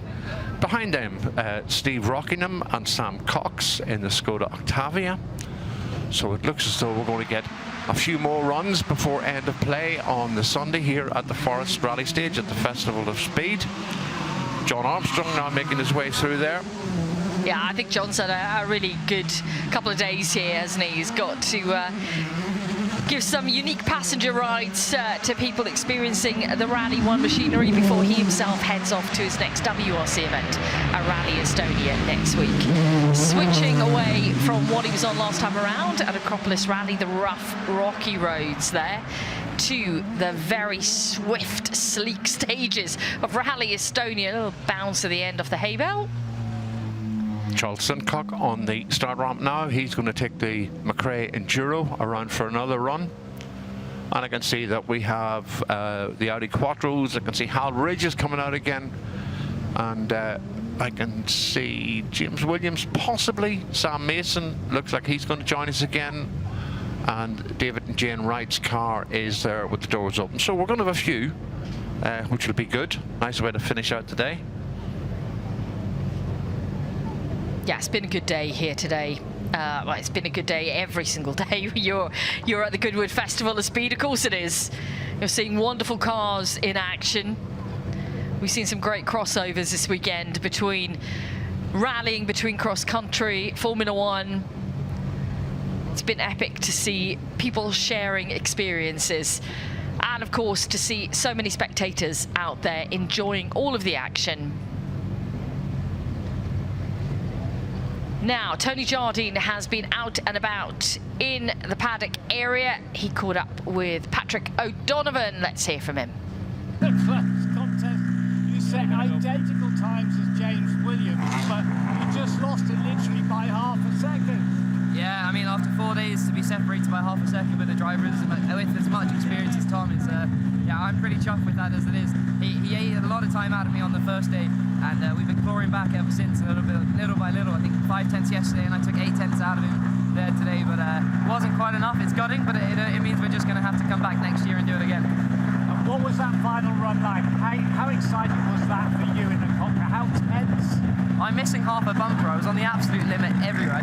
Honestly, I don't think I could have gone any quicker through that. The car's 10 years old. It's a brilliant car, but it's just not quite the Rally 2 spec machinery. But I mean, I was hitting every bank, trying to maximise every exit. I was like dug in third gear, nearly stalling everywhere just to try and get the torque over the wheel spin. But yeah, I mean, I did it and I won yesterday's shootout timings, and I topped the charts today. So a lot of positives to take away from it. Did you see what happened to Dad at all? No, but I heard on the hairpin. I did the exact same thing in a run earlier. I've only done 2 runs today because I had a few meetings and stuff, but I did that in my first run, so oh god, I can't do that again. But it is what it is. You know, he's fine physically, he's all okay, just a little bit annoyed himself, but no, he's done an amazing job this weekend, and yeah, super proud of him. Listen, you've come from Rallycross, you've got the cat amongst the pigeons, you're on the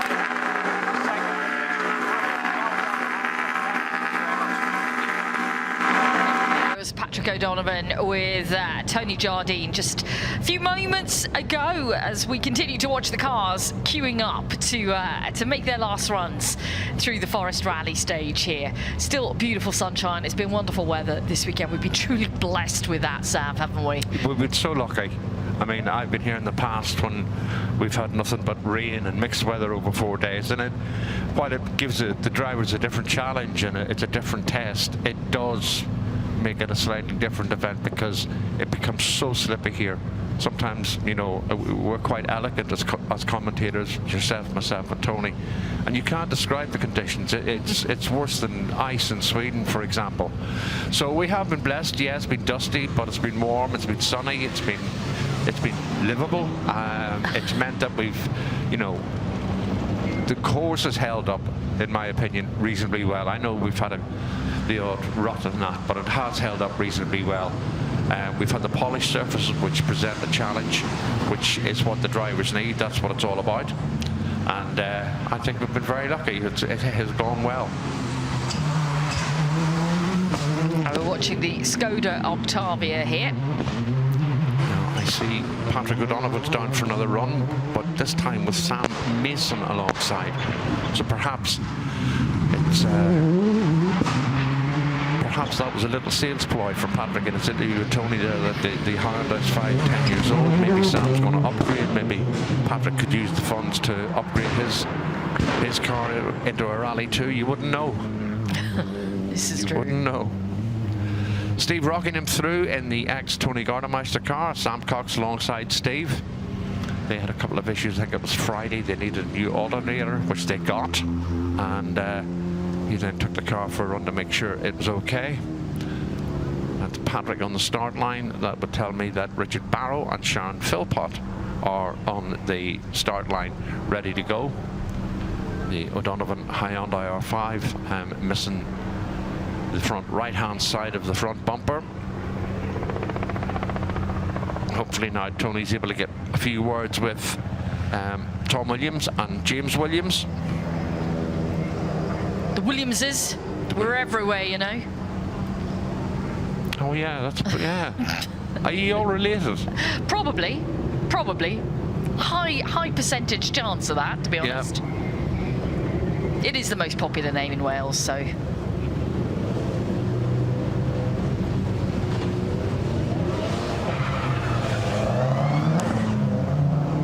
that is the Group N Subaru off the start line, the ex-Pro Drive car. Showing little signs of scrapes and dings and bangs throughout the 4 days here in Goodwood. And Tim and Nicky Clark bringing the Quattro up onto the start ramp.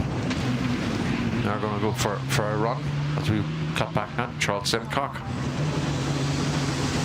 The Enduro's done well here this weekend again, and you know, Charles is such a great talker, isn't he? Whenever we hear him up on stage being interviewed, Garage Champion, he's such a great enthusiast for the sport, but also for making it sustainable and moving it forward in that sense. So always great to hear his viewpoint. And as we keep saying, ultra reliable, and just another vehicle here that is something different. And of course it has a great connection to the McRae family and what they had planned in terms of competing as a family in Paris-Dakar before circumstances and events took everybody in a different route. You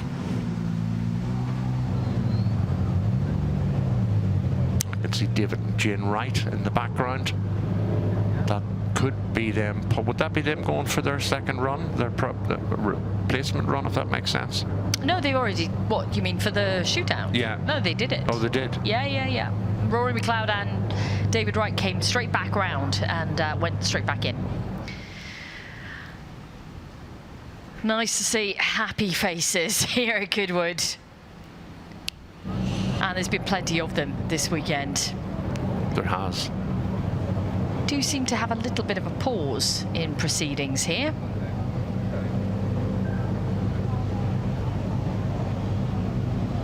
While we wait on the start line, which is starting to get more and more into shade as the day goes on. A little bit of cooling relief for the drivers, briefly at least. So, the shootout was incredibly exciting. Tony Jardine's been hunting down the winners of the shootout. Let's cross out to him then and join Tom Williams.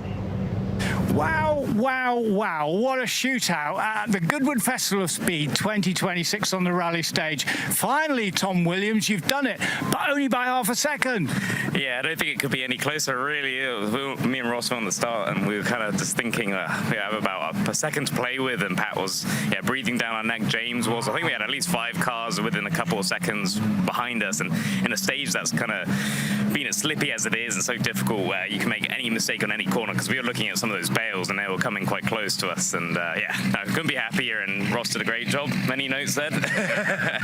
Ross, it wasn't looking that great this morning, was it? Because there was a little bit of a, not an off, but a half spin and damage to the water hose. Yeah, but that's because I went in the car, that's why. Yeah, that's very true.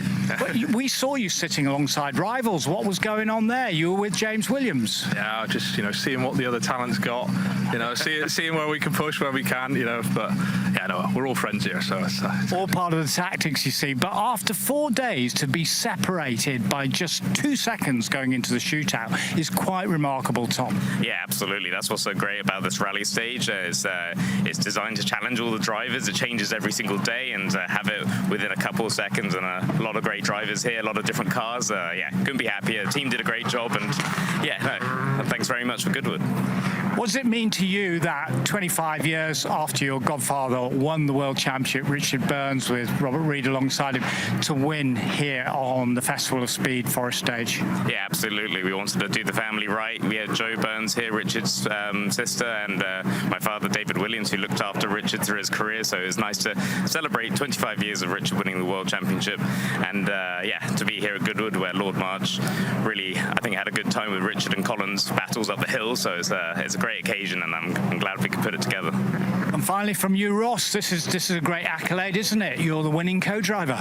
I am, without one pace note red all weekend. So yeah, I mean, it's nice to be in the rally car and just enjoy, being in there without having any pressure reading the notes or anything like that. I could just look at the bells coming at me and tighten the belts a little bit more, to be honest. So yeah, that was a worry when Ross was going down the stage about halfway through. Ross starting to tighten the belts halfway through when we came out a couple of the straight sections. So yeah, he had good trust. Well, listen, enjoy all the celebrations, and you'll be in front of the house and get your award from the Duke himself. So you must be looking forward to that. Congratulations from all of us to both of you. Well done. No, thanks very much, and thanks for everyone who comes to this great event. Cool. Thank you, Tony. Cheers. Brilliant stuff from Tom and Ross Whittock. I love that. Yeah, co-driving this weekend. I've read a single note. Yeah, that was a great reply, a great post, and a nice change as a co-driver, just to sit back and enjoy it. Yeah. Tim and Nicky Clark on the start line here. Patrick O'Donovan and Sam Mason making their way out now towards the latter end of the stage, and the Quattro will be leaving the line shortly. We can see David Wright and Jane Wright in the background there, so they may well be taking it out for a run. One or two cars on the hill. I can still see Sam Mason's 208, James Williams' Yaris Rally 2, and Roy Gillingham's Chevette. So we may well have a couple more come out and play.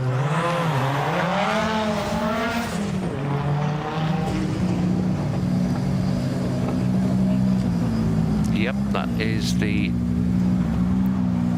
Wrights down onto the start line as Tim and Nicky Clark now make their way in under the trees at Laker, heading to Hopkirk and then Clark. And with a bit of luck, the effervescent Tony Jardine will catch up with James Williams and see and get his thoughts on the weekend. Hal Ridge in the background now as well in the Fiesta 4x4. Yeah, I think David and Jane, they've had a brilliant weekend here because, like I said, they've just popped into the car. First run they did straight away, bish bash bosh, on the money in terms of time. And it took some of the other drivers a little while to actually get going. Actually, I think just David's on his own. I don't think anyone's in the car with him. Patrick running really wide at the hairpin there. Nicely done. Yeah, and that little bit of damage you can see on the car, that was done earlier on. I think that's when we saw both of them in the car together, yeah, Patrick and Ollie. Yep. I think he mentioned, didn't he, Patrick? He said he had a half spin in the stage as well. He did the same thing as his dad had done on the shootout. I mean, I think there's been a great addition because they were quite late entries in being confirmed for here, with them both competing in Holje in Sweden last weekend at the World Rallycross. So, and I think it's been a great addition. Patrick has brought the battle and thrown his name into a hat into the ring, if you like. Yeah. So it has proved really good. 2 Hyundais, and hopefully we're in for more of the same next year. David Wright now. Yeah, on his own, son in the car.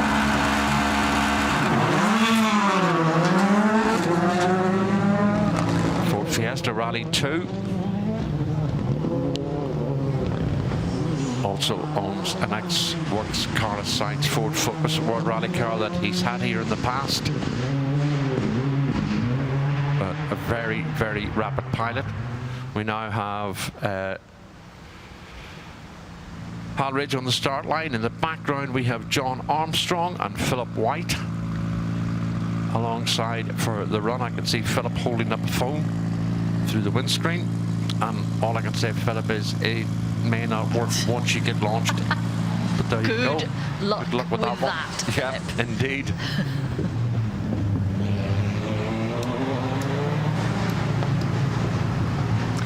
You know, we have co-drives for people, various people, whether it be celebrities, influencers, politicians, whatever, on WRC events at Shakedown. After Shakedown is complete. Yeah, I've noticed. And honestly, some of the reactions are legendary. Some people don't make a sound. And we get a lot of sports people in the car, a lot of athletes. Yeah. Some people, you know, they don't register. And then there are others who are on the complete other end of the scale, who are whooping, hollering, and they're the ones I love to see because they are just letting all the emotions out.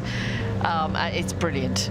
It's the ones that you see occasionally here that it was nothing like what they expected, but it has an unbelievably positive, exhilarating, exciting, buzzing effect. Yeah. Because that buzz that they have as soon as you get them coming out of the car, you know, you lose that after a couple of minutes. You need to get them just as they've got out of the car. A bit like Tom Kerridge yesterday whenever they interviewed him. It's that excitement and that enthusiasm that I think is brilliant. Yeah, that first reaction, we interview them as soon as they finish. As soon as they cross the flying finish, they get to the stop control, we open the door and his microphone in, like we do with the drivers when they complete a stage, and then you get just that raw emotion of what people think, and it is brilliant to hear it. I have to be honest, a few events that I did with radio back in the day that you would know about, I always felt that 60 seconds you get with the driver when they've done, you know, a 28-mile stage in Monawado or Sintra in Portugal, that minute you get with the driver, I always felt that was unbelievably special to be allowed that opportunity to be able to stick a microphone in and ask how did it go. Yeah, I mean, you know, you don't really see it in any other sport where someone completes something which is, you know, you every time you start a stage, you know, motorsport is in effect dangerous. That's what's on every sign. You risk your life when you start a stage. That's what they all know. That's what they sign up for. But it's a full-on adrenaline packed. It's exciting. It's incredible. And they complete something, and there we are with a microphone immediately. And that is why you get the absolute raw emotion at the stage ends, which we really love to hear. Right, John Armstrong. Is it John Armstrong? It is John Armstrong in the stage. Wasn't sure who was going to be driving this car. We've had, obviously, Arvid Lindbom in the stage in this car, driving it. I'm just wondering if that Philip White that's in with John Armstrong because of the Northern Ireland connection, I wonder if that Philip White full of white tyres, you know, sponsored Andrew Nesbitt. But following them will be Ben Smith and Alex Tentori. And then we will have car number 23, Tim Mangum and Daniel Barron. They're going to bring the Mitsubishi out for another run. Back now with Hal Ridge. Hal, who had a crankshaft sensor issue on Friday that they managed to locate a replacement and keep the 4x4 Escort running.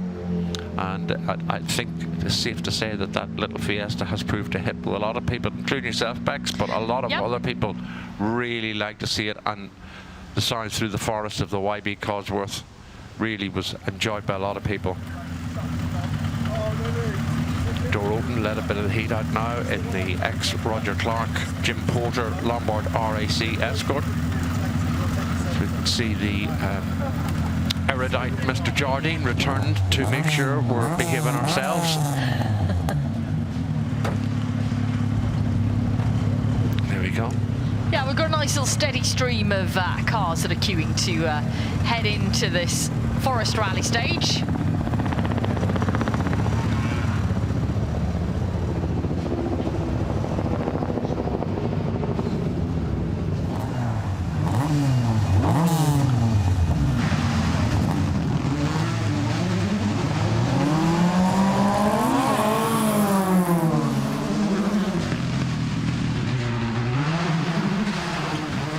Love watching the attitude of these cars, corner to corner, just the way the rally ones handle them, the setup, it's just, yeah. Especially here at the Forest Rally Stage, in some sectors it is quite technical when you are corner to corner. A little bit of hit to the bank though, on the front there from John Armstrong. Catapult, and it is immediate, you know, you make a mistake on one corner, it affects the back end of the car, and he just tapped on the back as well. Minor blows though. Let's just take a little look at it again. Sweeping around the corner, just watch the front left here. You could see why it kind of hidden behind the bank, but then you hit the rear right. There's all kinds of compressions out there on the stage, though, and Tony, you know about the compressions. You've driven the stage, you've walked through the stage, you've seen, and I spoke to James Williams yesterday, and he said how some of the bumps can make the cars just react very quickly. Absolutely, yeah, and we saw that, didn't we, with the McLeods when they were coming through those first set of ruts down through that early chute at Hopco, and the front end of the car started changing direction and had quick correction and get it across, and also where the more stiffly sprung cars were going through some of the hairpins right through Salmon Roll, where there's some literally massive divots and potholes, and they were kangaroo hopping through there, some of them.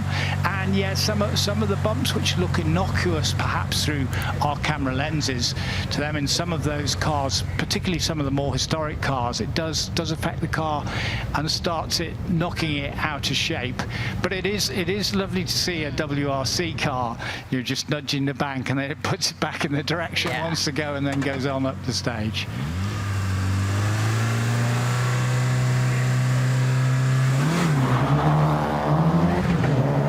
Mitsubishi back in for another run at it.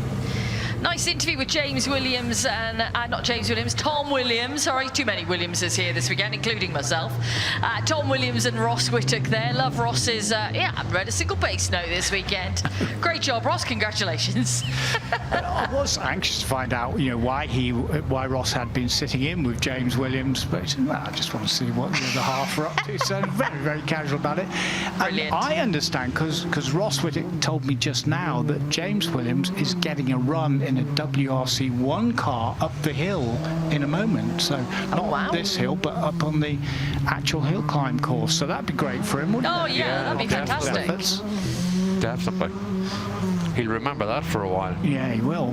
Ben Smith, that's got to be one of my favourite cars, certainly in my top 5, just because of the history and just because it's an Escort, just because it's Roger Clark and just because it's Roger Albert Clark Rally. Just look at it, isn't that great? Oh, it's amazing bit of history. It really is.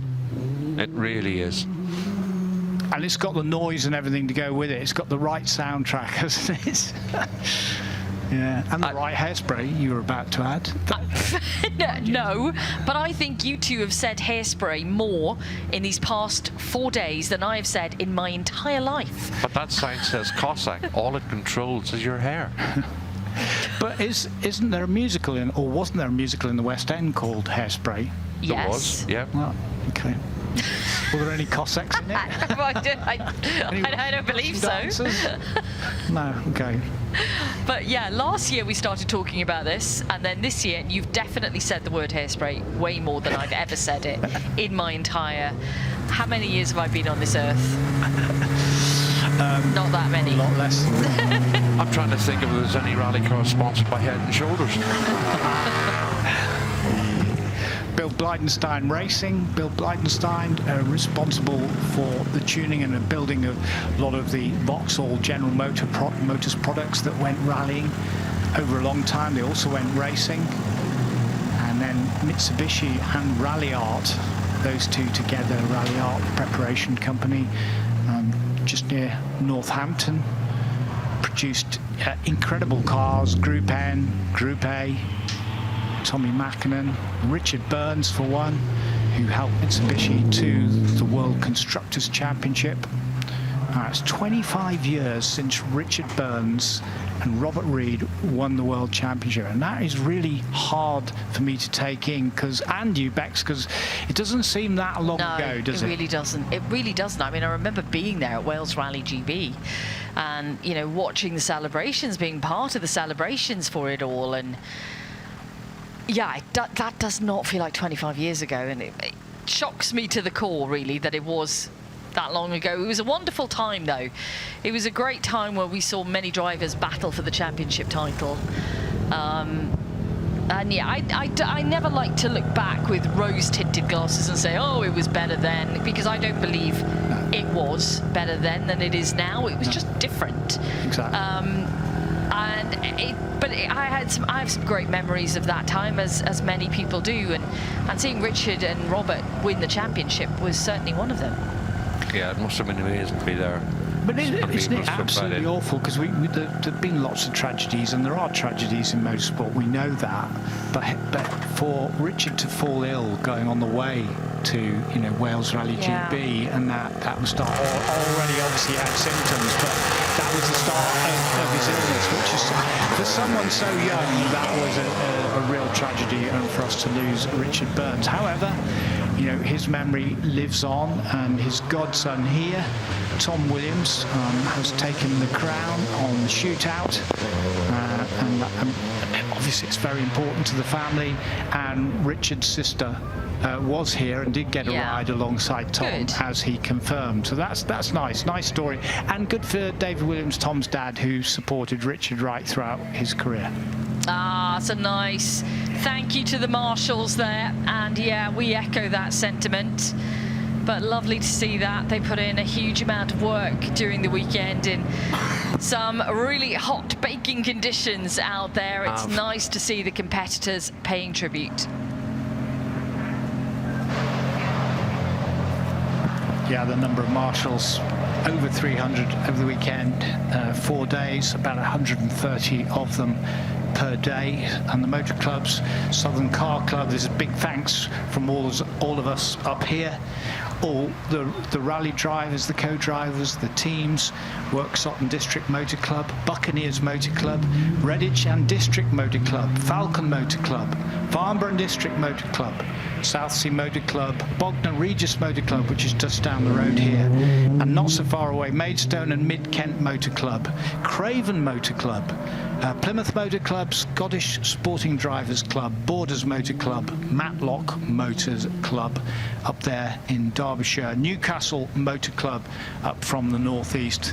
Thank you very, very much to all of you for all your incredible service and work. And of course we've got our officials as well, and we'll thank them before we actually close. But being led by Clark, of course, Michael Weeks, who's had some difficult decisions this weekend to make, but along with the rest of his team and the stewards, they've done that with aplomb. Gary Lecadeau with Amy Lecadeau in the passenger seat this time in the Castor livery Toyota Celica. Gary's been here now a number of years. Also has a Hyundai World Rally car in his garage as well. We've seen that on all occasion here at Goodwood. Sam Mason now out over Flying Finn. Coopers and Stratos.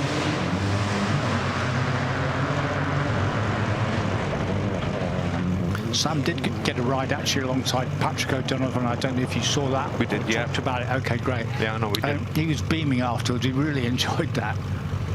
I was making the point that Patrick was telling you that his Hyundai is 10 years old. And then all of a sudden, I could see Sam Mason maybe upgrading to a second-hand R5 Hyundai. Patrick was maybe doing the sales pitch.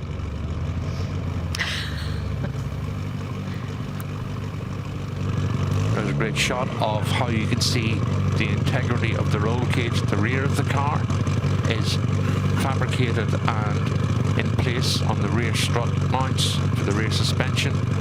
Equally the same in the engine bay for the front struts, and that's what adds to the torsional rigidity of most rally cars nowadays, the way they have the diagonal bars, all computer designed, working out maximum loads on the corner points, the top of the cage, and ensuring that in the event of a heavy accident that the roll cage does its job.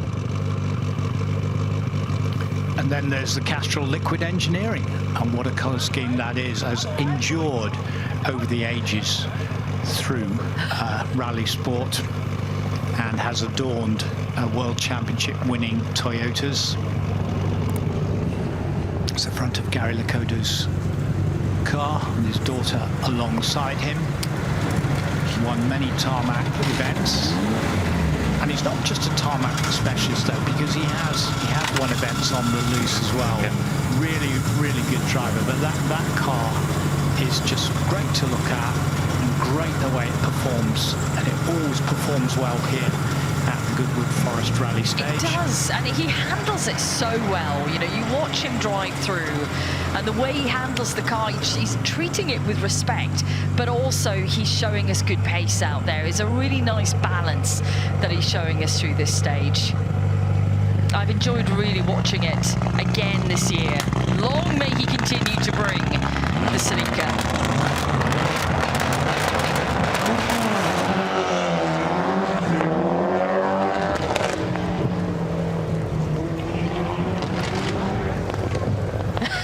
They're certainly enjoying it off the line anyway, aren't they? Yeah, they are indeed.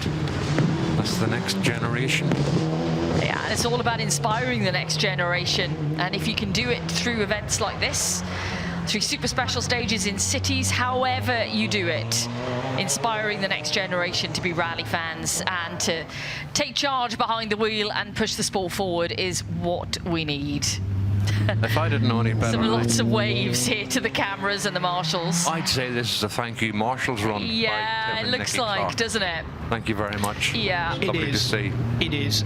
We should also say thank you to our officials as well. We've got our Motorsport UK stewards. We've got Mike Sterney. We've got John Weatherly. Great driver himself, Ulf Sennel. The secretary of the meeting, Chrissy Chorley. Then Ness Linley, Deputy Secretary of the event, Michael Weeks, the clerk of the course, Deputy Clerks of the course, Neil Boxall, Steve Castle, Chief Scrutineer Lee Fowler. Then we have Mike Matheson and Emily Murrell, the scrutineers. Volunteer manager is Gavin Cross. Good to see Gavin. Matt Fowle, who know very well. Simon Marks. And then TSL and the timing, because we couldn't do without them. They've done a great service for us as usual. They do racing, they do rallying, they're wonderful. Medical Officer Umar Wall, Chris Atfield. And then we've got Jeremy White, Alex Malcolm, Mark Bolch, who's Control Chief Official. Mark is also Treasurer of Southern Car Club. Mark Cohn, Deputy Control Chief. And then we've got JEC representative Kevin Lawrence. And for safeguarding officers, Vanessa Linley does that job as well with Jess Castle. Senior officials amongst Christopher Ray. Pro team coordinator is Richard Goldsmith, and Rachel Lawrence, Sue Cotton, David Halley, Marianne Froud, of course, and Harry Froud, and the Motorsport UK licence team, and they sit at their desks all day and get all those licences sorted. Colin and Sue Billings and Val Thompson. And then Sean Martin, who pops in here to see us, and Kevin Gormley at the IRDC members, and they do those VIP guest runs, coordinate all of that for us. The rescue units. How could we forget the rescue units? We can't. They've been in action quite a few times this weekend. Yeah, Goodwood Rescue and Loughborough Response, Solent Recovery with Dolphin, Dolphin Recovery, and then Russ Pratt, who's the FIV driver, and Rick Smith, of course, who manages everything behind the scenes. So thank you to all our officials as well as our marshals.